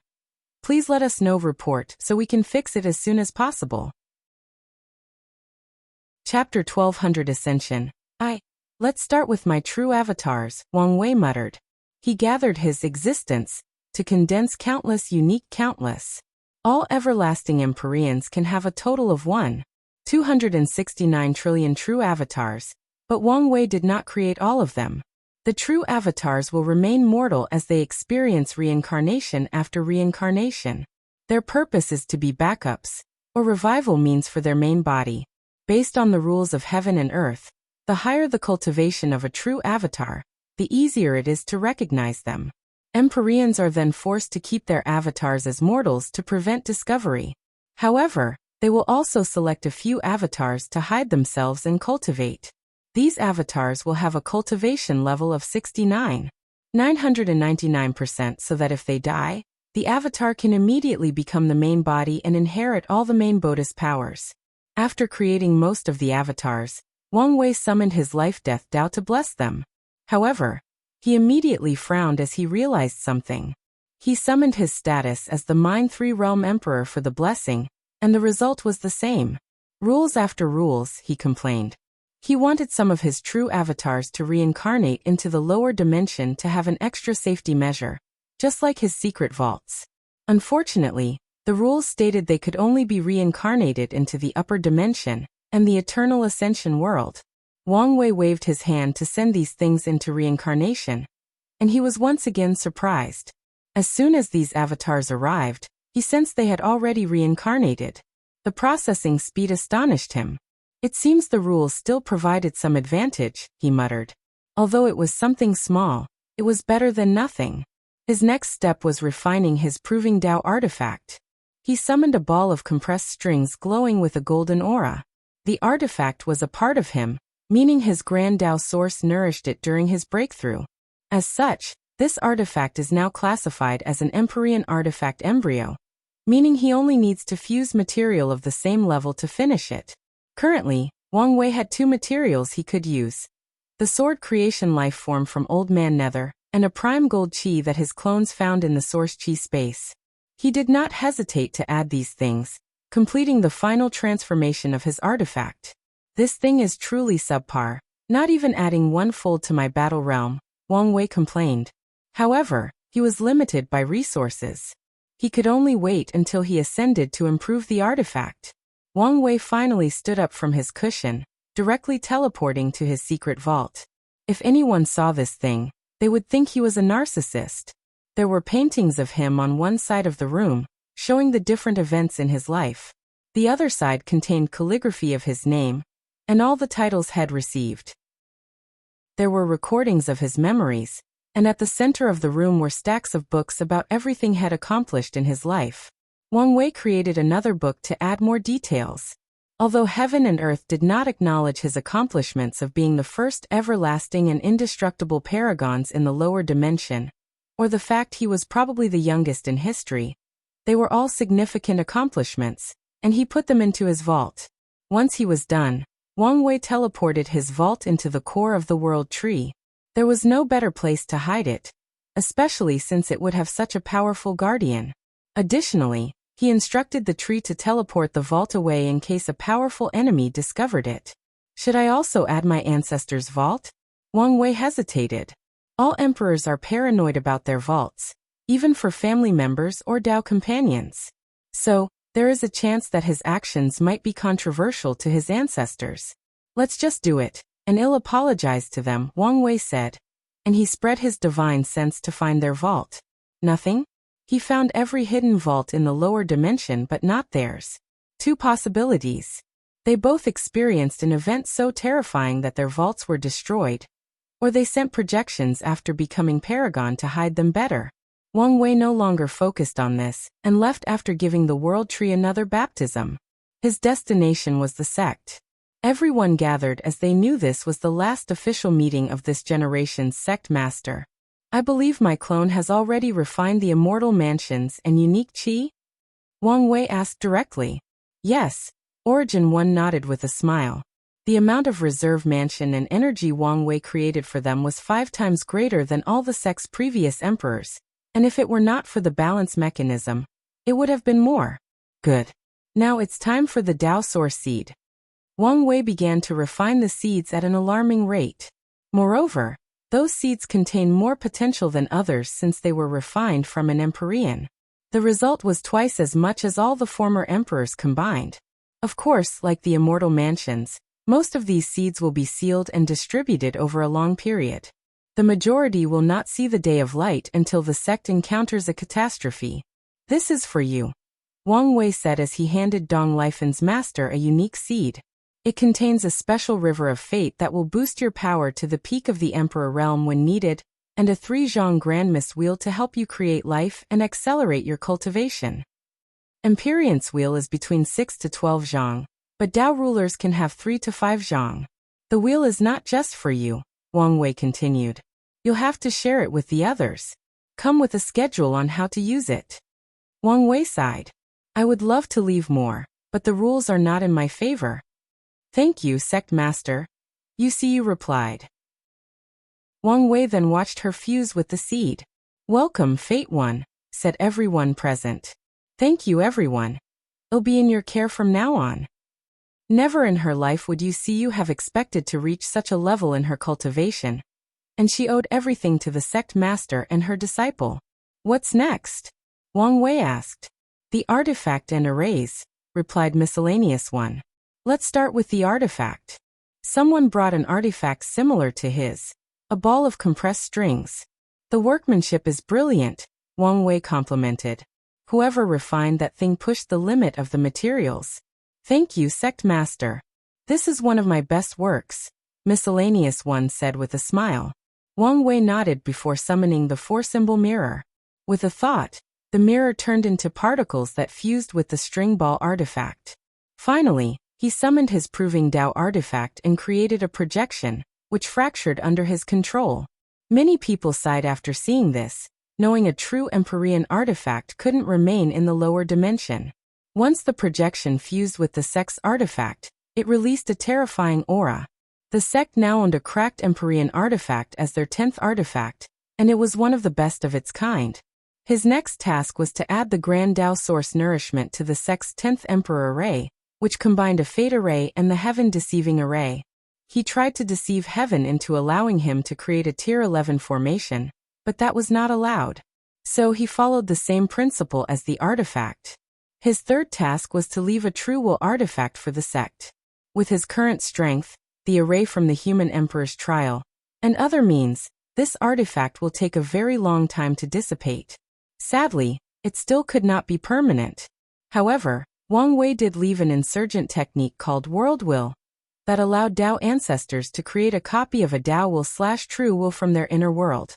The last thing Wang Wei did was update his fate-transcending sutra. True Heavenly Dao was not a douche this time around, and allowed him to leave the entire sutra, meaning the sect now had an Empyrean sutra at their foundation. Once Wang Wei finished everything, he had a small goodbye dinner with all the sect's leaders and upper echelons. Near the end of the party, he secretly drank with Yan Chen and ancestor Wuxia. A toast to the two of you. You've protected me throughout my cultivation journey and even died for my safety. I would not be here without the two of you. You honor us too much, Yan Chen replied with a sigh. He always felt he did not do much as a Dao protector, so he only accepted being a normal Dao ancestor instead of the sect wasting resources on him to become a first-class, or even eternal insurgent. No need to go easy on this kid. As he said, I died for him, and he'll mooch off this fact for the rest of my life, replied Wang Wuxia. You know I'm now technically older than you. The time inside formation doesn't count, Wang Wuxia replied shamelessly. As shameless as always, Wang Wei said with a smile, and the two drank until late at night.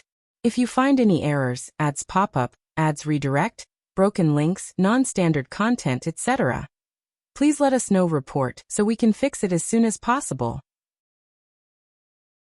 Chapter 1201 Ascension 2. The next day, Wang Wei decided to visit a few acquaintances.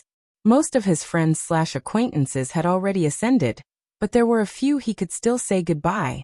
He first checked on Wu Ming, who had sealed himself.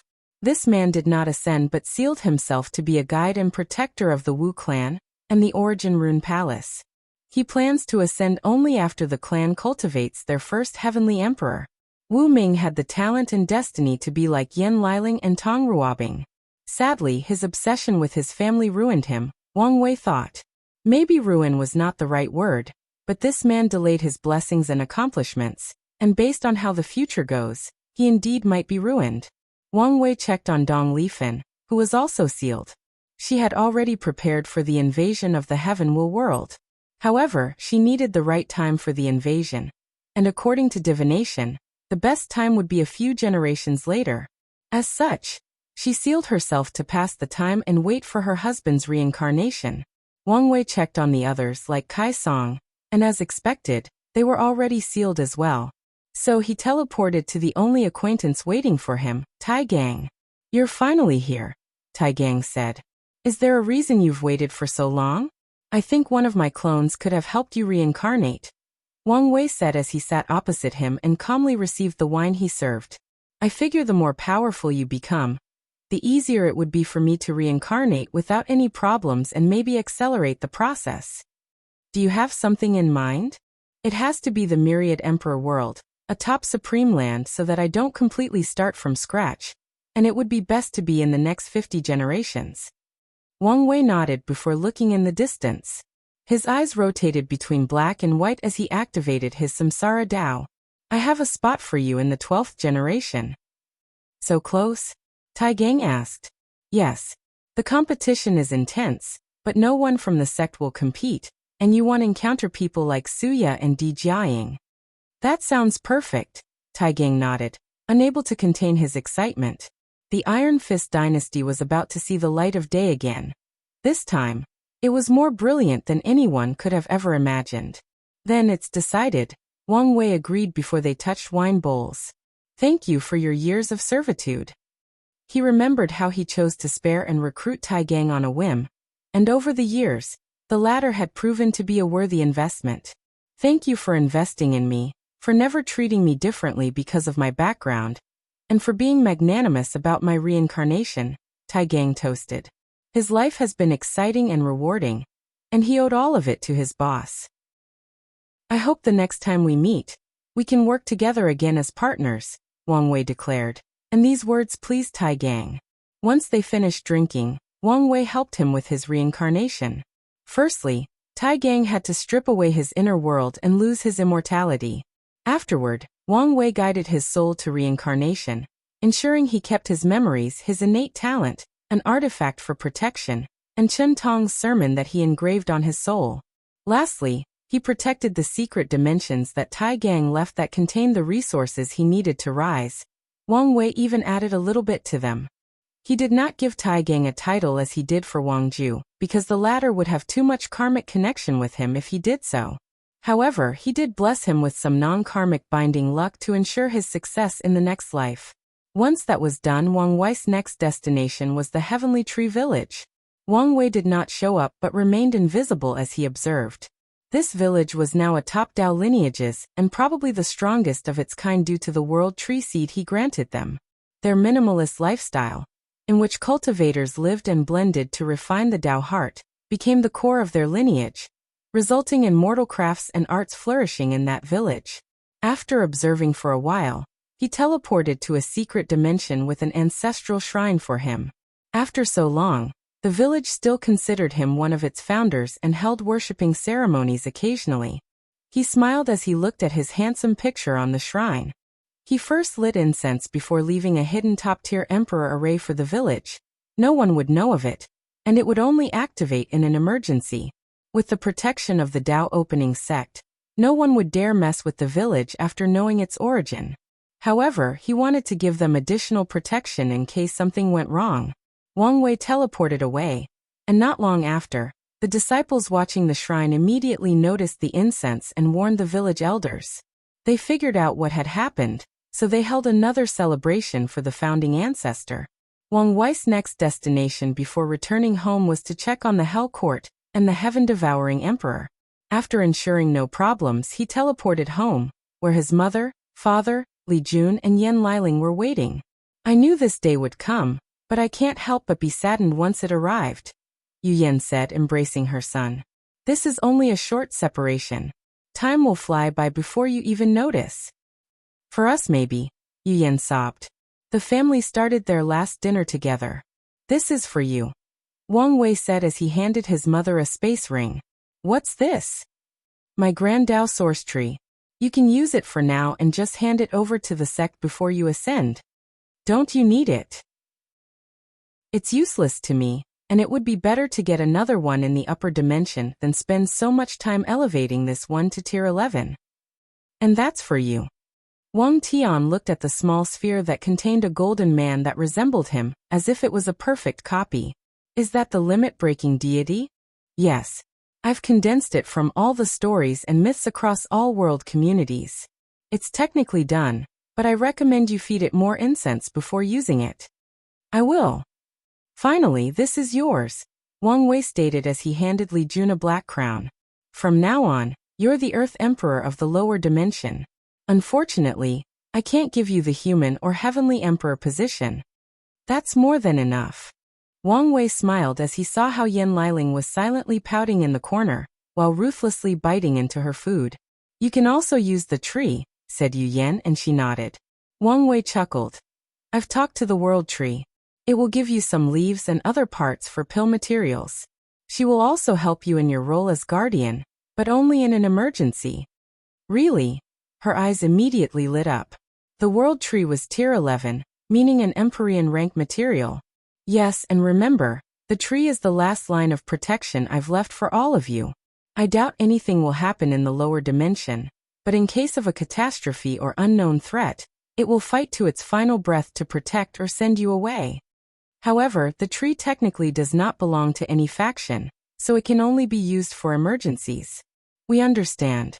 The family chose to change the subject while they continued their small banquet. I can't believe how far we've come, Yu Yan commented. Indeed. After Heavenly Dao blocked the path of Supreme, our generation despaired. Who knew we would raise the greatest emperor in the lower dimensions history, and experience the most brilliant era in the next generation? If only mother and father were here to experience everything, Yu Yan sighed. Have they reincarnated yet? Not yet, but their destination has been set, Wang Wei replied. It's somewhere in the upper dimension. I can't tell for sure until I ascend. It's good that they have a destination, she nodded. What about my father? Wang Tian asked. Still nothing, but he should be fine, Wang Wei reassured him. The dinner soon ended, and Li Jun followed Wang Wei to see his concubine Su Ai. Wang Wei took this opportunity to nourish his niece/nephew with his grand Dao source, and even added a blood nourishment for the child to ensure it turned into an absolute monster. Once that was done, he spent the next 500 years with his family, traveling to different places worldwide. However, their tourist tour soon turned into a food tour, as Wang Wei hoped he could find food on par or close to his wife for his body cultivation, since he had used all the reserves. Sadly, he only discovered one barely adequate dish. Finally, Wang Wei entered a short 10-year retreat before his ascension.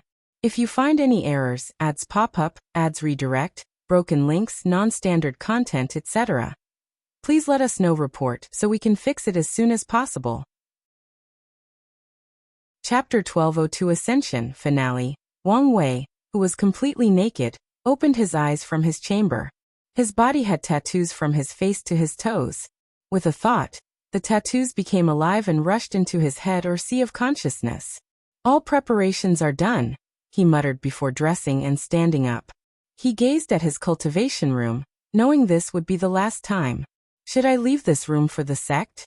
As a place had used to cultivate since he proved the Tao, this place was precious due to his aura and Tao rhyme. Forget it. I already left them enough. He had already drastically increased the sect's foundation, including leaving a blood pool from his blood essence to nourish future body cultivators. They did not need any more. However, I should also leave a rule to prevent these future heavenly emperors from taking away the room. Additionally, this room will become even more valuable as more emperors use it. Once he's gone, he won't be able to control some of these people's greed. Wang Wei pointed at the room to leave his power. He also condensed a talisman that would allow the Tao opening sect to secretly use this room when no one is occupying the court. Let's also leave it in a written record, Wang Wei muttered. He already created the test to determine whether someone can inherit his position, and his trial is even more challenging than true heavenly Daos. He had set specific precedents for his successors, and now, he was adding the rules of leaving the room untouched. Wang Wei left his room and started walking through the court. A feeling of nostalgia hit quite hard all of a sudden. As he walked to the residence of the immortals and former emperors, he could not lament one of his few failures during his reign. Few people chose to live in the court despite his best efforts. After Su Shi moved in, the situation improved, but it never reached the level Wang Wei wished for. It seemed those people were determined not to sleep next to a tiger. Maybe mom and dad will have a higher success rate, he thought before gazing at old man Tianji in one of the court's rooms. He was now in a state of semi-consciousness that there were not as many emperors or gods to share the burden of world source. He also needed to keep himself from being eroded by heavenly Tao. With him as a sample, I can extrapolate much information about Supreme Unity's current state, Wang Wei thought before walking to the garden. This place was his favorite, and he took particular care of it by gathering the most beautiful flowers in the endless void and perfectly arranging them. Still as soothing as I remember, he commented. Wang Wei spent a few hours in the garden, knowing it would be his last. Finally, he teleported him to say goodbye. I'm worried about him, Wang Wei heard his mother saying. There is no need. Our son is someone blessed and loved by fate. Although he will suffer a little, he will be fine eventually. That's not my main concern. I fear he'll lose himself and his humanity, without us tethering him. That is indeed concerning. However, he'll have our daughter-in-law and the ancestors to keep him grounded. You're probably right, but I can't help but overthink. Wang Wei smiled and waited a while before making his presence known. He hugged his family after entering, and his mother immediately started tearing up. I promised myself I wouldn't cry, but look at me. Like I said, the blink of an eye, Wang Wei stated. I know. After hugging for a while, they separated.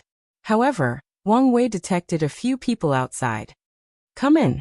Origin 1, Sword 1, and a few others entered the room.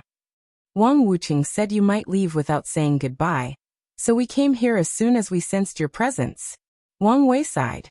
Wang Wuqing was correct since he did not like partings. How can you leave without seeing us? This is probably the last time we'll ever see each other, Sword 1 complained. Because it will not be, Wang Wei answered. I'll come see you again with a projection after becoming a paragon. And if one day I can reach that level and have some freedom, I won't mind taking all of you with me to the upper dimension. Thank you, Sect Master. We will patiently wait for that day, Origin One stated before cupping his hands to salute. Everyone followed him, and Wang Wei nodded to receive it. Everyone swiftly left after saying a few words. It's time, Wang Wei said to his parents. Take care, honey. Son, I have no words or advice because I know whatever you do, you'll make me and our family proud. Wang Wei gave them one last hug before walking out of the mansion. He had to plan for a flashy ascension, and planned for a normal and underwhelming one. However, some people had other plans. The sky suddenly changed, becoming purple. A golden chariot drawn by two Qilin rushed from the sky with a rainbow underneath its feet as a path. It landed before Wang Wei, who sighed internally. I guess I should be honored that true heavenly Tao is going to such lengths for my ascension. He then activated the heaven-deceiving array, which he engraved on his body to its full power before entering the chariot. The Qilin led him into the sky, and the vision spread to every corner of the lower dimension. Golden lotus bloom above every world, followed by projections of sages, wise men, immortals, and even emperors bowing to the sky. Heavenly or Tao music echoed between heaven and earth, soothing the mind of all sentient beings. Everyone received the news of Wang Wei's ascension, so they all bowed and uttered, "Safe journey to the Supreme Emperor." These words echoed across space-time, all worlds, and dimensions connected to the endless void.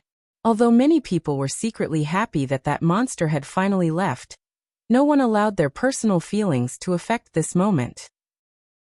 Everyone showed their respect, no matter how they might have felt. Our clan is truly blessed to give birth to such a being, Origin One muttered as he watched the chariot disappear. Not far from him, in a small but elegant pavilion, an elderly man opened a book and started writing. Heavenly Emperor Era, year 567,908. The Supreme Emperor ascended with a golden chariot that descended from heaven, bringing an end to possibly the greatest generation of this world and the lower dimensions history. A brief history of a few significant emperors of the Heavenly Emperor Era. In the second generation, the Supreme Emperor's father, Wang Tian, proved the Tao with absolute force and became the absolute cut emperor. He ruled over the court with his wife, the Eternal Darkness Empress. Many people believed their reigns would be uneventful and unmemorable, that they would ride on their son's success. However, everything changed when the Sword Tao River and the Darkness World were created. The Absolute Cut Emperor gathered the sword intent, sword wills, and sword skills of all sword cultivators since the dawn of time, and placed them in one place, the Sword Tao River. His actions boosted the strength and popularity of Sword Tao to an even higher peak, while also making the ultimate sword path the orthodox way, by replacing the extreme sword path. Meanwhile, everyone else benefited from the willpower and Tao heart tempering from the darkness world. The exciting thing about this creation was that it could absorb the darkness from somebody's mind and body, making them a better person, which would help them in their cultivation. These creations made the reign of these two widely successful, and future emperors followed in their footsteps. The third generation was a fierce competition between Suya and Jiaying, and Suya was the final winner, becoming the sole Desire Empress. Her legacy was controversial. She created the 6 Desire 7 Emotions Pillars, another tool to help cultivate the Tao heart by regulating emotions. This invention could be said to be even better than Shiner at dealing with the affairs of the heart. However, it did not only help regulate emotions but also lost in them. So many lives, including emperors, lost themselves due to the lust pillar, which allowed them to experience the wildest sexual fantasies imaginable. The fourth emperor was Jiaying. She washed her karma from the rewards in the Heaven Chosen's list, and fought in the next generation. Her reign was terrible by all historical accounts. She was a tyrant, so she did not share resources and took almost everything herself. Besides a few lineages that she respected or feared due to their predecessors, she screwed everybody. Even in her banquet, she forced people to attend and charged a fee. The exciting thing is that the D clan never stops supporting her despite how many enemies she has made. There were many revolts in her reign, but she suppressed all of them. Many people asked the Tao opening sect to sanction or something, but since she did not touch their benefit, the sect remained neutral. The fifth generation only had a note in history because that person was the first non-true eternal emperor, and that reign was peaceful and uneventful. The sixth generation crowned the Heavenly Tree Emperor from the Heavenly Tree Village. His legacy was 3,800 world trees, all fused with a world community to ensure the spatial integrity of these worlds and the entire lower dimension. The seventh generation emperor originated from the Wu clan, or the Origin Rune Palace. He was the first emperor and eternal of the totem path. His legacy was pushing totem marking as a new profession. The 10th generation emperor was the Nightmare Empress, Dong Lifan. Before proving the Tao, she single-handedly conquered a heaven will, socking the world. Although it was a newly ascended heaven will world, it was still a shock. Her legacy was the creation of two new species, the Dream and Nightmare race, with heavenly Tao's blessing. Additionally, she created the Nightmare world, which absorbed the evil and negativity of the lower dimension before fusing them with her own dream world. Her actions, inspired by the effect of the darkness world, essentially purified the lower dimension from evil, negativity, and energy. During her reign, people were the happiest and the most morally upright, and cultivation was truly enjoyable due to a clear mind.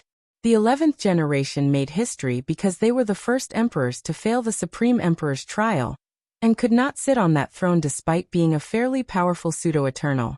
The 12th generation saw the birth of the first emperor and eternal, not from a top lineage. The Iron First Emperor, whose identity was eventually revealed as one of the Supreme Emperor's generals, Tai Gang, proved the Tao and created the Iron Fist dynasty. His legacy was the vibration world, a dimension not ruled by laws but by countless strings in which each vibration corresponds to a Tao or some aspect of reality. The Iron Fist Emperor asked the world to help create some of these strings. Once it was created, some people felt cheated since he left the vibration world as a foundation for his dynasty. However, these voices were a minority since the Iron Fist Emperor did not hide the fact that this was a private creation he asked for help with. The Heavenly Emperor era was long and gave birth to countless brilliant talents, including the Ultimate Puppet Empress, the Spear Domination Emperor, the Time-Skipping Emperor, and the resurgence of the Crimson Blood Emperor and the Pill Sage Empress. And those were merely the brilliant ones from the Myriad Emperor world, which gave birth to the most unique emperors. However, a few other worlds also gave birth to emperors with great legacies. End of volume. If you find any errors, ads pop up, ads redirect, broken links, non-standard content, etc., please let us know. Report so we can fix it as soon as possible. Chapter 1203. The Destined One's arrival. Emperor Kong, dressed in scholarly clothes, was preaching to three people: Lin Fan, Su Shi, and his son Bai Hai. It was a privilege for these three to receive sermons from such a cultivator, except Su Shi, who had the fortune to receive one from a top-of-the-line paragon. Then, Emperor Kong suddenly stopped and looked in the distance with a frown. "Father, is something wrong?" "He's here." "Who?" "The Destined One, the one who will end this terrible era." "You're talking about Wang Wei?" Lin Fan asked. "Most likely." Emperor Kong nodded. All information he's learned about Wang Wei showed that this particular destiny went to him, but he could not confirm this fact 100% until he met the latter. "How do you know he's here?" Bai Hai asked. "I noticed a slight shift to the world's destiny, a sign that fate has started its machination." "Then what should we do?" Bai Hai asked. "Tell me what you think first." "We can prepare to contact him secretly, find out what he's planning and how to respond," Bai Hai suggested, and Emperor Kong nodded. "Lin Fan, our first priority should be the upcoming chaos. Many other factions should have noticed his arrival, and their response would have been of three possibilities: remain neutral, ally with him, or kill him. And the people wishing to kill him are not just the enemy but people with ambition who want to take the destiny from him. However, regardless of how these factions react, the current chaos and turmoil will drastically intensify, so we need to prepare to deal with that first." Emperor Kong nodded, not adding any comment. "Su Shi?" "While they both make excellent points, they fail to see the crux of the problem. Our main priority is how to prevent Wang Wei from swallowing our foundation." Lin Fan was listening but Bai Hai frowned. "Aren't you exaggerating?" This is not the lower dimension. The situation here is complex, and he cannot rely on his sect since they are sealed and are under constant watch. Tell me what's on your mind, and no need to mince your words, Emperor Kong encouraged. Yes, Academy Master, Su Shi nodded. Since Wang Wei ascended, it can only mean one thing. He succeeded in becoming an Empyrean in the lower dimension. Emperor Kong squinted. Su Shi had already told him this news, and he initially thought such a thing was impossible. However, after hearing all the advantages Wang Wei had and all the merits Su Shi arrived with, he had to believe it. He achieved the taboo battle realm in the lower dimension, meaning as an Empyrean, he's most likely already tenfold. Even if he's not, his strength is at least between 8 to 9-fold, meaning his combat power is already at the top of the current political climate, Su Shi continued. From what I know about his character and behavior, he will have 3 main goals during his time here. The first is to increase his strength, so he should plan on achieving tenfold, or even the taboo battle realm. The second will be on how to fulfill his destiny as smoothly as possible, and thirdly, how to benefit his faction in the process. Our main concern is the third goal. Su Shi paused, thinking how to word her thoughts. Wang Wei is a very charismatic individual, and it's to a horrifying level. In the lower dimension, he had to worry about the balance mechanism, so he could not expand the Dao opening sect without restraint. He does not have this limit here. He will create his power and make allies to fulfill his destiny. However, with his personality, he will swallow these allies and turn them into his own foundation. If we decide to work with him, our priority is retaining our sovereignty and not being swallowed. And believe me when I say this task will be harder than you expect. The room was quiet, leaving Emperor Kong to his thoughts. He took Su Shi's words seriously for 2 reasons. Firstly, she was friends with Wang Wei and knew him the best out of everyone present. Secondly, he understood how scary a Dao overlord was during a time of chaos and strife. Such periods of instability are the perfect ground for them to grow and wreak havoc. It seems like we must make early preparations, Emperor Kong uttered. Origin Seal Continent. Wu Hong opened her eyes to look in the distance, lost in thought. Are you happy that your husband is here? Roared a distant voice. She shook her head and sealed the room before continuing her retreat. Heavenly Beauty Palace was an enormous palace floating on the clouds. A pair of phoenix eyes suddenly opened, and walked out of the room to gaze over the balcony. So you're finally here? I wonder what kind of person you are. Maybe we'll meet at my celebration, she muttered before sending news that her celebration would be in advance. The exact date is 500,000 years from today. Dao opening sect. A young disciple was dozing off in a large dimension full of statues when he suddenly felt something. He woke up to gaze at the podium before him. The podium was divided into 4 layers. The lowest layer contained the most statues, and the top contained only 4. The disciple looked at the second layer as a new golden statue rapidly formed. Gold in the second layer? An everlasting Empyrean? Who in the sect made a breakthrough? As he was about to report this change, the disciple felt dizzy and passed out. An elderly man appeared in this dimension and looked at the statue. He's finally here, he muttered before pointing at the statue and making it disappear. He then gazed at the disciple and, with one thought, erased his memory. Wang Wei's arrival was felt by the entire world, causing a small commotion that would soon snowball into an avalanche. Meanwhile, he had just arrived at an unknown location and finished witnessing his chariot disappearing. No attack, so that's good news, Wang Wei muttered as he looked around him. He was on high alert during the entire ordeal. He looked at the sky, and his lips twitched. The world's destiny has shifted, meaning everyone with decent cultivation knows him here. Well, no, the Destined One is here.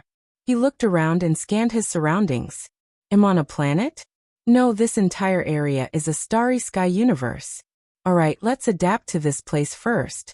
He took one step to teleport to a sun a few trillion light years away, and created a cultivation cave. This place's space is so strong. More importantly, it felt alive as it was constantly fighting against my teleportation, Wang Wei commented. More importantly, the effect of my time acceleration array has drastically decreased compared to the lower dimension. He sighed before entering a deep state of cultivation, and immediately felt a difference. The energy called Dao Qi in the environment is an excellent boost for comprehension. Does it exist to balance the lower effect of time acceleration? Honestly, I would rather have my formation.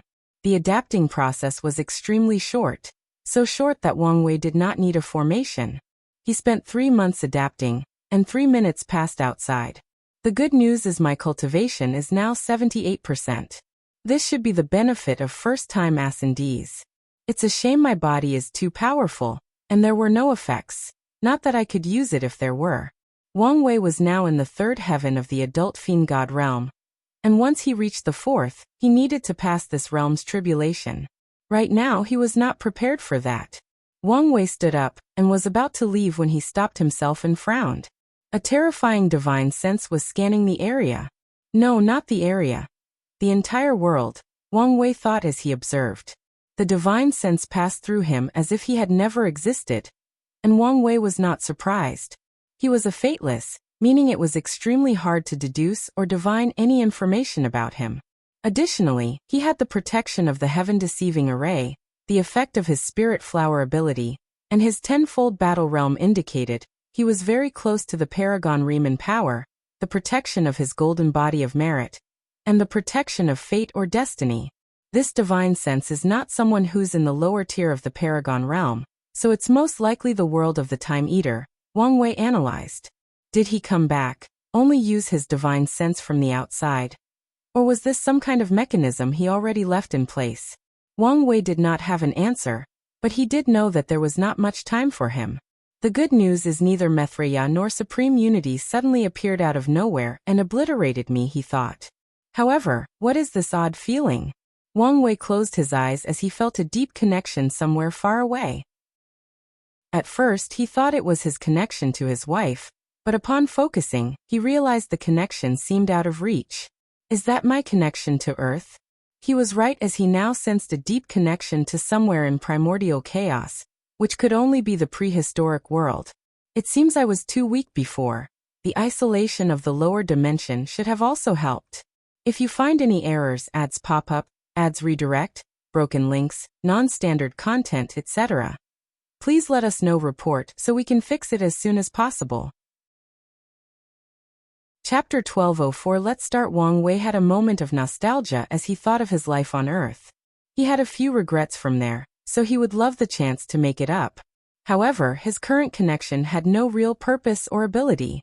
Maybe I can send a projection through the connection after becoming a paragon. Anyway, I might need answers from Hongjun, and it's not a good idea to show up with my real body.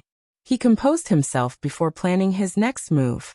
However, something bothered him. Supreme Unity's lack of action. He controlled himself to focus on the task at hand. Firstly, he needed basic information on where he was, so he teleported to a planet with life. Wang Wei was heading to a nearby city and noticed people staring at him. He thought people had recognized it for a moment despite his changed appearance before realizing it was because humans were scarce in this part of the world. So he changed his aura to that of a demon. This is the blood dragon's territory? Wang Wei thought as he ate. The food was delicious, but he could tell this place relied on good ingredients instead of cooking techniques or unique spice combinations. Should I start with him? He pondered briefly before giving up.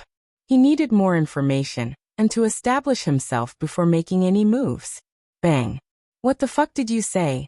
Roared a man dressed in all black, a scar on his right eye, and releasing his aura of an emperor with a cultivation of 56%. His fierce gaze locked on a handsome young man at another table. I'm not talking to you, the young man said calmly. You dare call us dirty blood but don't have the balls to admit it. As soon as he uttered that word, many eyes focused on the young man, making him frown. Like I said, I'm having a private conversation that does not involve you. I guess I should expect nothing less from an innate demon. You people are truly the greatest failure of heaven and earth. What did you say? The young man uttered with gritted teeth, releasing his aura as a 5-star pre-march in cultivation on par with his opponent. You heard me, replied the scared man before turning into a tiger with flame on its back. The young man turned into a green serpent with purple spikes running down its back. They opened their mouth to fire something. Enough. said a cold voice before a phantom of a beautiful world manifested in the room, suppressing these two. These two finally remembered this restaurant belonged to a powerful Dao ruler. If you want to fight, go somewhere else, said the cold voice. The two combatants' facial expressions turned grave, so they swiftly changed into their human forms. They stared at each other but did not leave to fight. They returned to their table and continued eating. However, everyone could feel the tension in the air. The tension between the races under the blood dragon is so high? I guess that makes sense. In the past, the demon and innate demon gods were enemies, but now, they were forced to serve under one person. I could use this mistrust and hatred. The five-feathered phoenix might also be interested in ruling over creatures with potent bloodlines, which can be another angle to create inner conflict between them. He finished his noodles before slowly walking out of the restaurant. He sensed a gaze, and after investigating, he discovered that only the shop owner was intrigued by why he was so calm during the altercation. The latter did not pursue further, so Wang Wei ignored him. He walked around the city, observing countless more fights between different races. He then teleported to a planet with a large human population, focusing on observing the mortals. The abundant energy in the environment means crops are plentiful, and diseases are rare. The average lifespan is more than 1,000 years, Wang Wei thought. The only advantage of a mortal civilization would be access to knowledge and a bit of power, but it's nothing in the grand scheme. The enlightening temples should be worth recreating. However, in the current political climax, it might be a catastrophe for mortals to have any form of power. Wang Wei knew he no longer had absolute power, meaning he could not force his will on all the cultivators of the world. Even after becoming a primal paragon, he won't have such power. As such, it's impossible to spread the enlightening temple throughout the world. And even if he did, many mortals would suffer as revenge from cultivators for daring to try to balance them. If we were in a peaceful world, I could probably spread them throughout the sect and its allies' territory, but that's it. Wang Wei grunted before teleporting away. He will need another method of gathering merit to replicate some of his success from the lower dimension. After checking a few things, he found the fortunate encounter with Luda before heading to the one the sect left for him.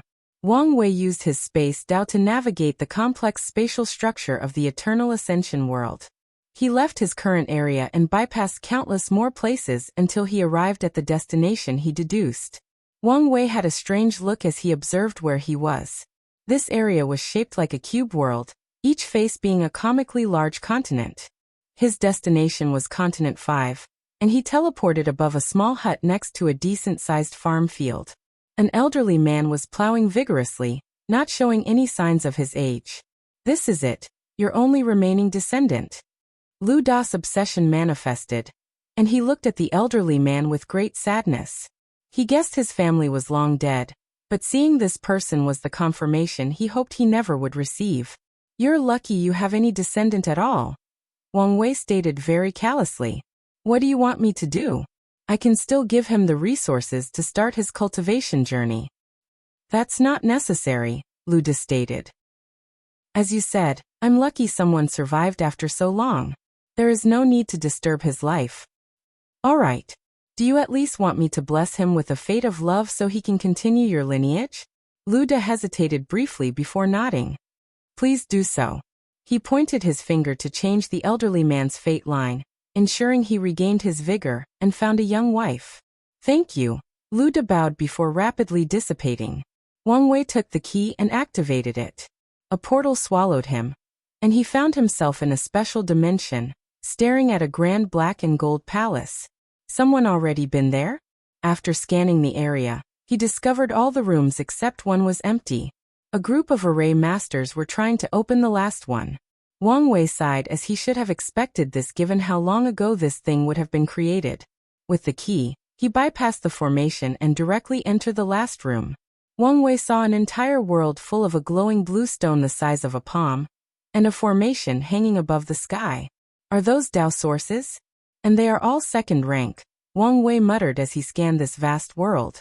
He looked at the formation. This Dao Qi conversion array must have been working non-stop for trillions of yuan epochs. Wang Wei smiled as he was now a very wealthy Empyrean. After so long, Even if one Tao source took a lot of time to condense, there was still a world worth of it. With this wealth, Wang Wei can use it to cultivate or buy resources for himself or his faction. This is a good start. He waved his hand to put everything away before teleporting. His next destination was the Sect's secret realm. He had to rely on his luck to find the hidden dimension, which only delayed things by a small margin. I feel I will like that they left for me, he muttered as he looked around. He was in a small room with a door before him. Before opening the door, he checked his surroundings for threats, and his eyes almost turned into money. This room was the same as the one he came from, full of Tao sources. The quantity was only 10% of the previous hall, which itself is a vast quantity, but this one was even more valuable because it contained purple stones, which are third-rank Tao sources that Paragons use for their cultivation. It's good to come from generational wealth, Wang Wei muttered with a grin. Without worrying too much about resources, he will be free to do as he pleases and not waste time. If this is just the first room, I can't wait to see what the other rooms contain. He walked to the second room with a smile on his face. The room was relatively empty, with only a seal and an information talisman. He checked, and it was a brief message. With this heaven seal, you can control the Mass Clan. They are a secret information agency of the Sect with some fame. They are now yours to control and mold as you see fit. I guess I don't have to worry about the manpower for my new Fate Shadow Guards, Wang Wei thought. If you find any errors, ads pop up, ads redirect, broken links, non-standard content, etc., please let us know. Report so we can fix it as soon as possible. Chapter 1205 The Sect's Investment. Wang Wei walked into the next room, and he immediately noticed the 3 separate piles. He walked to the nearest one and saw countless artifacts and talismans, the weakest being immortal tears. Thousands of Emperor artifacts and hundreds of Empyrean artifacts, Wang Wei counted. And that's not counting the unrefined material. Wang Wei smiled as he now no longer had to worry about the material for his Proving Tao artifact. His gaze shifted to 2 things at the center of the pile. It was hard to ignore them, given how they were the only thing levitating or releasing any lights. He immediately recognized one of these items as an information talisman, and the other resembled a piece of thick gray glass the size of his palm. The power of fate? He thought as he sensed the glass aura. He did not hesitate to receive the information in the talisman, which was more extensive than he expected. Luckily, such information was only a small burden to his soul, and only because he absorbed everything at once. An encyclopedia of all the eternal Ascension world's materials, ores, and spiritual herbs.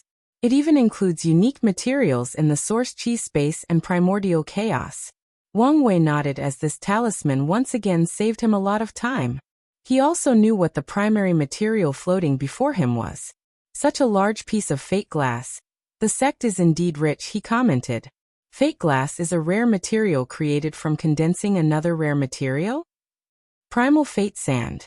With only this thing, I can elevate my artifact to the ultimate realm, meaning a boost of 2-fold. Although Wang Wei did not need the artifact to achieve a 10-fold battle realm, it would still be helpful, especially in the upper dimension, where powerful weapons or artifacts are even more valuable than before. Without heavenly Daros limitation, a top emperor can survive or fight an Empyrean with a tier 11 artifact. Of course, the backlash is also no joke. Wang Wei has already planned to find a way for his Proving Tao artifact to be on par with Paragon, so that it won't be a problem for him after achieving Taboo Realm again. He walked to the second pile, which contained pills of different varieties and levels. He put them away with a smile before walking to the last pile, a spiritual garden with raw herbs. Wang Wei realized the garden itself was a supreme innate treasure used to accelerate the cultivation of all kinds of herbs, including Emperor and Empyrean tier. Wang Wei walked to the third room, which was a vast library with countless cultivation techniques. 34 items floated in the middle of the room, one of which was a note that read, "These bastards have complete control over the Myriad Temple record, so we left these cultivation systems for you in case you need them. We also chose the 33 best and most unique scriptures from our sect for you." Wang Wei had heard of the Myriad Temple record, a place that housed all the cultivation systems of the Eternal Ascension world. Its fundamental purpose was the same thing Wang Wei did in the lower world with the dream world, which allowed people to find the most suited cultivation systems for them by having access to other world communities. Wang Wei checked out these 33 scriptures, and was surprised to find the ones from all 9 origin emperors from the lower dimension. He randomly took the Rainbow Emperor's scripture, and flipped through it. It's different. No, it should be the new improvised version after she became a paragon, Wang Wei commented. Although this scripture only contained the Empyrean part, it was valuable to him. Wang Wei then immediately checked the Ancient Desolate Body Refining scripture. And as expected, it indeed was the upgraded version. Using a physical manifestation of the entire world to temper and strengthen the body? I didn't expect him to go this route. However, it seems to be a method to reduce resources by exchanging hard work and pain, meaning it's also good at tempering willpower. I could turn this technique into a cultivation bloodline technique. Wang Wei wanted to continue using bloodline for his body cultivation because with the right bloodline, he only needed enough resources and time for him to grow. The new desolate body refining will further accelerate the process. He checked all the other primary scriptures. As the note stated, they were all unique and worth learning from. So he put everything away before walking to the next room. Whoever designed this place is a little dramatic. Couldn't they just place everything in one room? Wang Wei complained as he entered the 4th room. He looked around and saw 5 items. 2 puppets, 2 artifacts, and 1 talisman. The aura in these artifacts made his treasured eyes shine. He walked to them, found notes before these things, and read them. The first puppet is your Tao protector. Unfortunately, our sect is under intense gaze, so we could only provide you with a Paragon puppet with 90% strength. However, it is designed to burn itself to increase its power in an emergency, so use it appropriately. Wang Wei looked at this puppet, and it looked indistinguishable from a normal human. He even checked with his divine sense, could not tell it was a puppet, and only noticed it after using other abilities. I can't believe I would have another Tao protector in my life, Wang Wei thought. He shook his head before continuing with the note. The second puppet is a death substitute puppet, a longevity treasure to save your life. They went all out, Wang Wei thought, genuinely surprised. He had his reservations about the sect's help for 2 reasons. Firstly, he worried they would not treat him so well because the ancestors were not there, and he was just an Empyrean from the lower dimension. He guessed they would treat him because of his talent and achievement, but not to this extent. The second and primary reason is the Tao opening sect's motto of not cuddling geniuses. He thought that with those rules, they would have provided him with the basics and left him to his own device. He turned to look at the first artifact, a small black gold armor with a metal ball floating next to it, all encased in a white ball slightly larger than his palm. This is the Black Dragon armor set, a supreme chaos treasure left for you. Be careful that the burden and backlash of using such a weapon is heavy despite being way less than any Paragon artifact. Wang Wei's eyes shine. With this thing, I may be able to fight a weaker Paragon for a short period. He smiled before focusing on the second artifact. So familiar, he thought as he looked at the turtle shell. This is the Boschian turtle shell, another supreme chaos treasure for divination. I believe this should work well with your Tao. Wang Wei smiled brightly. Whoever designed this is very meticulous. He looked at the last item, the talisman. A Tier 12 void rushing talisman to run away against these parasites. I don't think I need to say this, but there is no shame in running away. Pick your battles since your life matters more than even this so-called destiny. And once again, use this with caution. Wang Wei put everything away before walking to the last room. This one contained a note and a talisman. Sadly, this is all the help we can currently provide. However, the situation is truly dire, and you have no more hope or options. You can return to the sect, and we will protect you, even at the cost of our destruction. We have held back ourselves and endured the humiliation ever since these people came to power. But if they push us too far, we do not mind dying in a blaze of glory. What a powerful will, Wang Wei thought. He could tell the person who wrote this note truly felt this way. Although it was not guaranteed that this was the whole sect's attitude, it was still impressive. Lastly, the talisman contained ways for you to contact us. You only need to leave a mark at these recorded locations. and we will find a way to bypass our surveillance and contact you. Wang Wei checked the talisman, and it contained many areas all over the world considered safe spots to initiate contact. I don't plan to drag you guys into this, so you may have hope of plausible deniability in case everything goes wrong. Wang Wei thought as he annihilated this secret dimension, leaving no traces. He then used his power to remove all invisible and undetectable traces before teleporting away. His next destination was to find the Mask Clan. He needed to know how capable these guys were, and whether there would be any trouble by using them. Then he would reunite with Wang Qi and the Fate Shadow Guards to start enacting his plan. If you find any errors, ads pop up, ads redirect, broken links, non-standard content, etc., please let us know report so we can fix it as soon as possible. Chapter 1206 Who to target first? Wang Wei's destination was near the Chu Divine Dynasty's area of control, which was the primary base of the development of the Mask Clan. However, as soon as Wang Wei landed, he immediately discovered an intense surveillance. Myriad invisible ghosts patrolled the area, keeping track of everyone they saw. This is on the fringe of their territory. I didn't expect them to have so many eyes, Wang Wei thought. From what he knew, this world was once divided into 13 firmaments that corresponded to the 13 overlords. However, after the rise of the 2 suns and 7 moons, the world was not divided into 9. However, even in the era of the 13 overlords, they could not completely control their territories due to how vast the world was. The situation of the 7 moons should have been worse as large stretches of their territories were unoccupied or left alone. The current area was one of them, meaning the Chu Divine Dynasty should not have had much influence. Are they desperate to find me? Or just looking for anyone who opposes their power? Wang Wei calmly thought. No, the Blood Dragon's territory was not under much scrutiny, so this must be purely related to the Earth Emperor. Did he learn about my status as an Earth Emperor and is desperately looking for him? Wang Wei was not surprised someone purposely or accidentally revealed his titles and achievements from the lower dimension. He expected it, and even allowed it to happen as it could be used for his plan to deal with the Earth Emperor. The more desperate he is to become a true Earth Emperor, the easier it will be to manipulate him. Wang Wei sneered before heading to his destination. Despite the current situation, the masked clan was well hidden in another dimension. Wang Wei quickly found them with the help of the Heaven Seal. Who are you? A man appeared before him, wearing black skin-tight clothes and a mask covering his face, including the eyes. He was on high alert with 2 short swords underneath his wrist.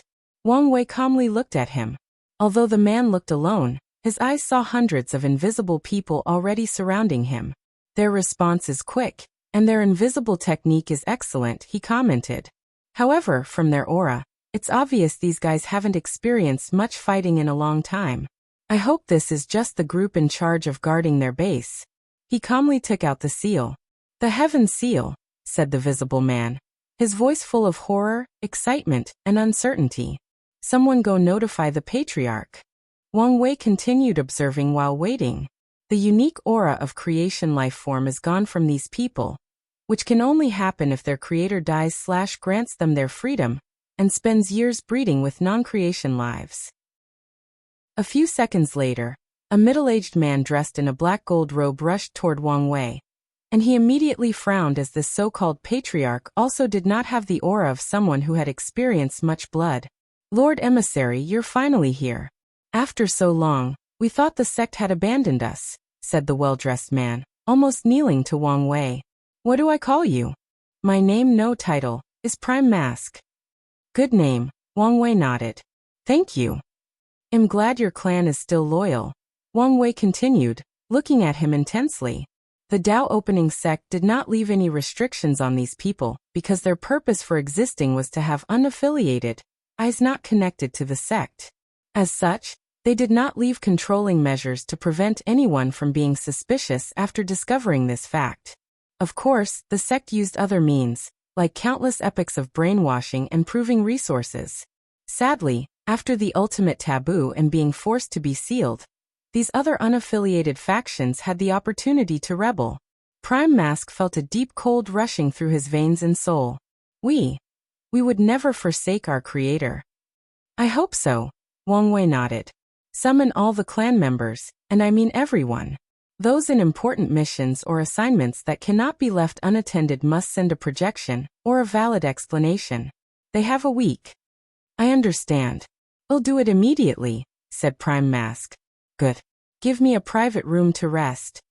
The Patriarch personally led Wang Wei to a quiet room and bowed down before leaving. Wang Wei ignored the people secretly watching his room, and was left deep in thought. Although the Mask clan appeared subpar in the fighting area, even though one of their areas of expertise should have been assassination, he was satisfied with their acquisition because of their unique ability, skin assimilation. The original Mask clan members were born in an invisible and intangible state. They took form only after taking another creature's skin, thus inheriting that creature's face, memory, aura, ability, and even bloodline. However, after years of breeding and evolution, they were all born looking like humans, but with the skin assimilation ability. Additionally, they can train themselves to enter a state of invisibility. Their ability will blend perfectly with the Fate Shadow Guard's method, Wang Wei thought. His guard can steal someone's fate, so adding this skin assimilation ability was a double insurance. While waiting for everyone's arrival, Wang Wei summoned the Black Dragon armor set, and dropped his blood in it to recognize it as its master.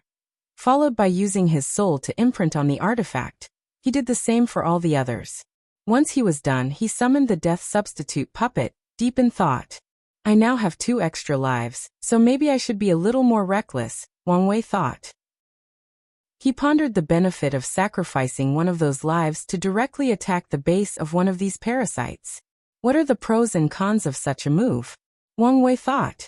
I can use such an attack to force them to return or send a projection.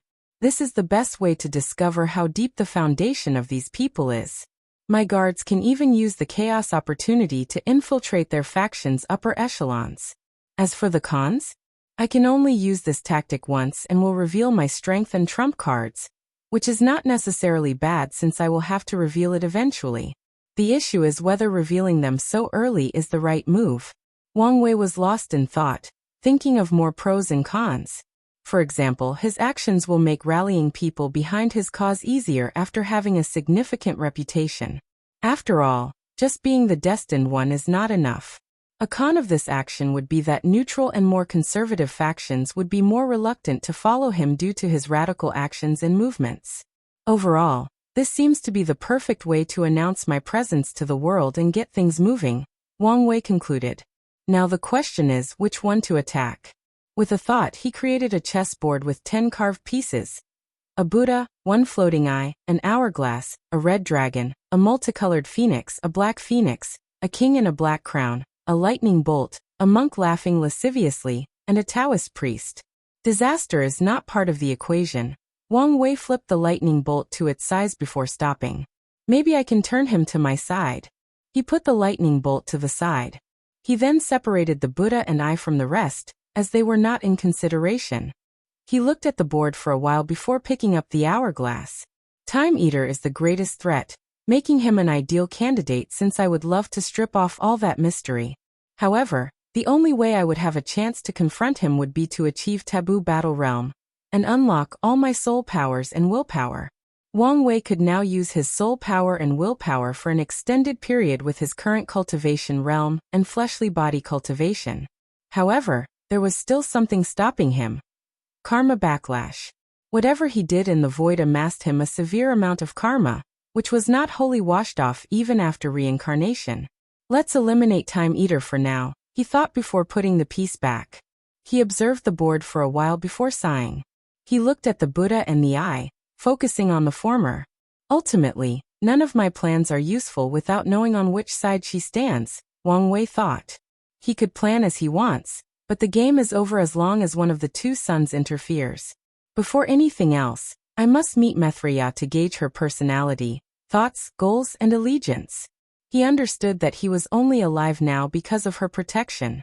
Although he did not like this fact, it was true. Despite knowing this, he also needed to know what kind of person she was and her possible motive. Otherwise, he might become a pawn she used to deal with these parasites and supreme unity. In that case, my first move is to talk to her, he thought firmly. If you find any errors, ads pop up, ads redirect, broken links, non-standard content, etc., please let us know report so we can fix it as soon as possible. You're tuning in to the Li Mei's Wuxia Whispers YouTube channel. We're so grateful for your support, and don't forget to subscribe to join us on this incredible journey through captivating stories. Your generosity through donations truly makes a world of difference, as it's the primary source of revenue that allows me to expand and enhance this channel for you. Thank you from the bottom of my heart for being a part of this adventure.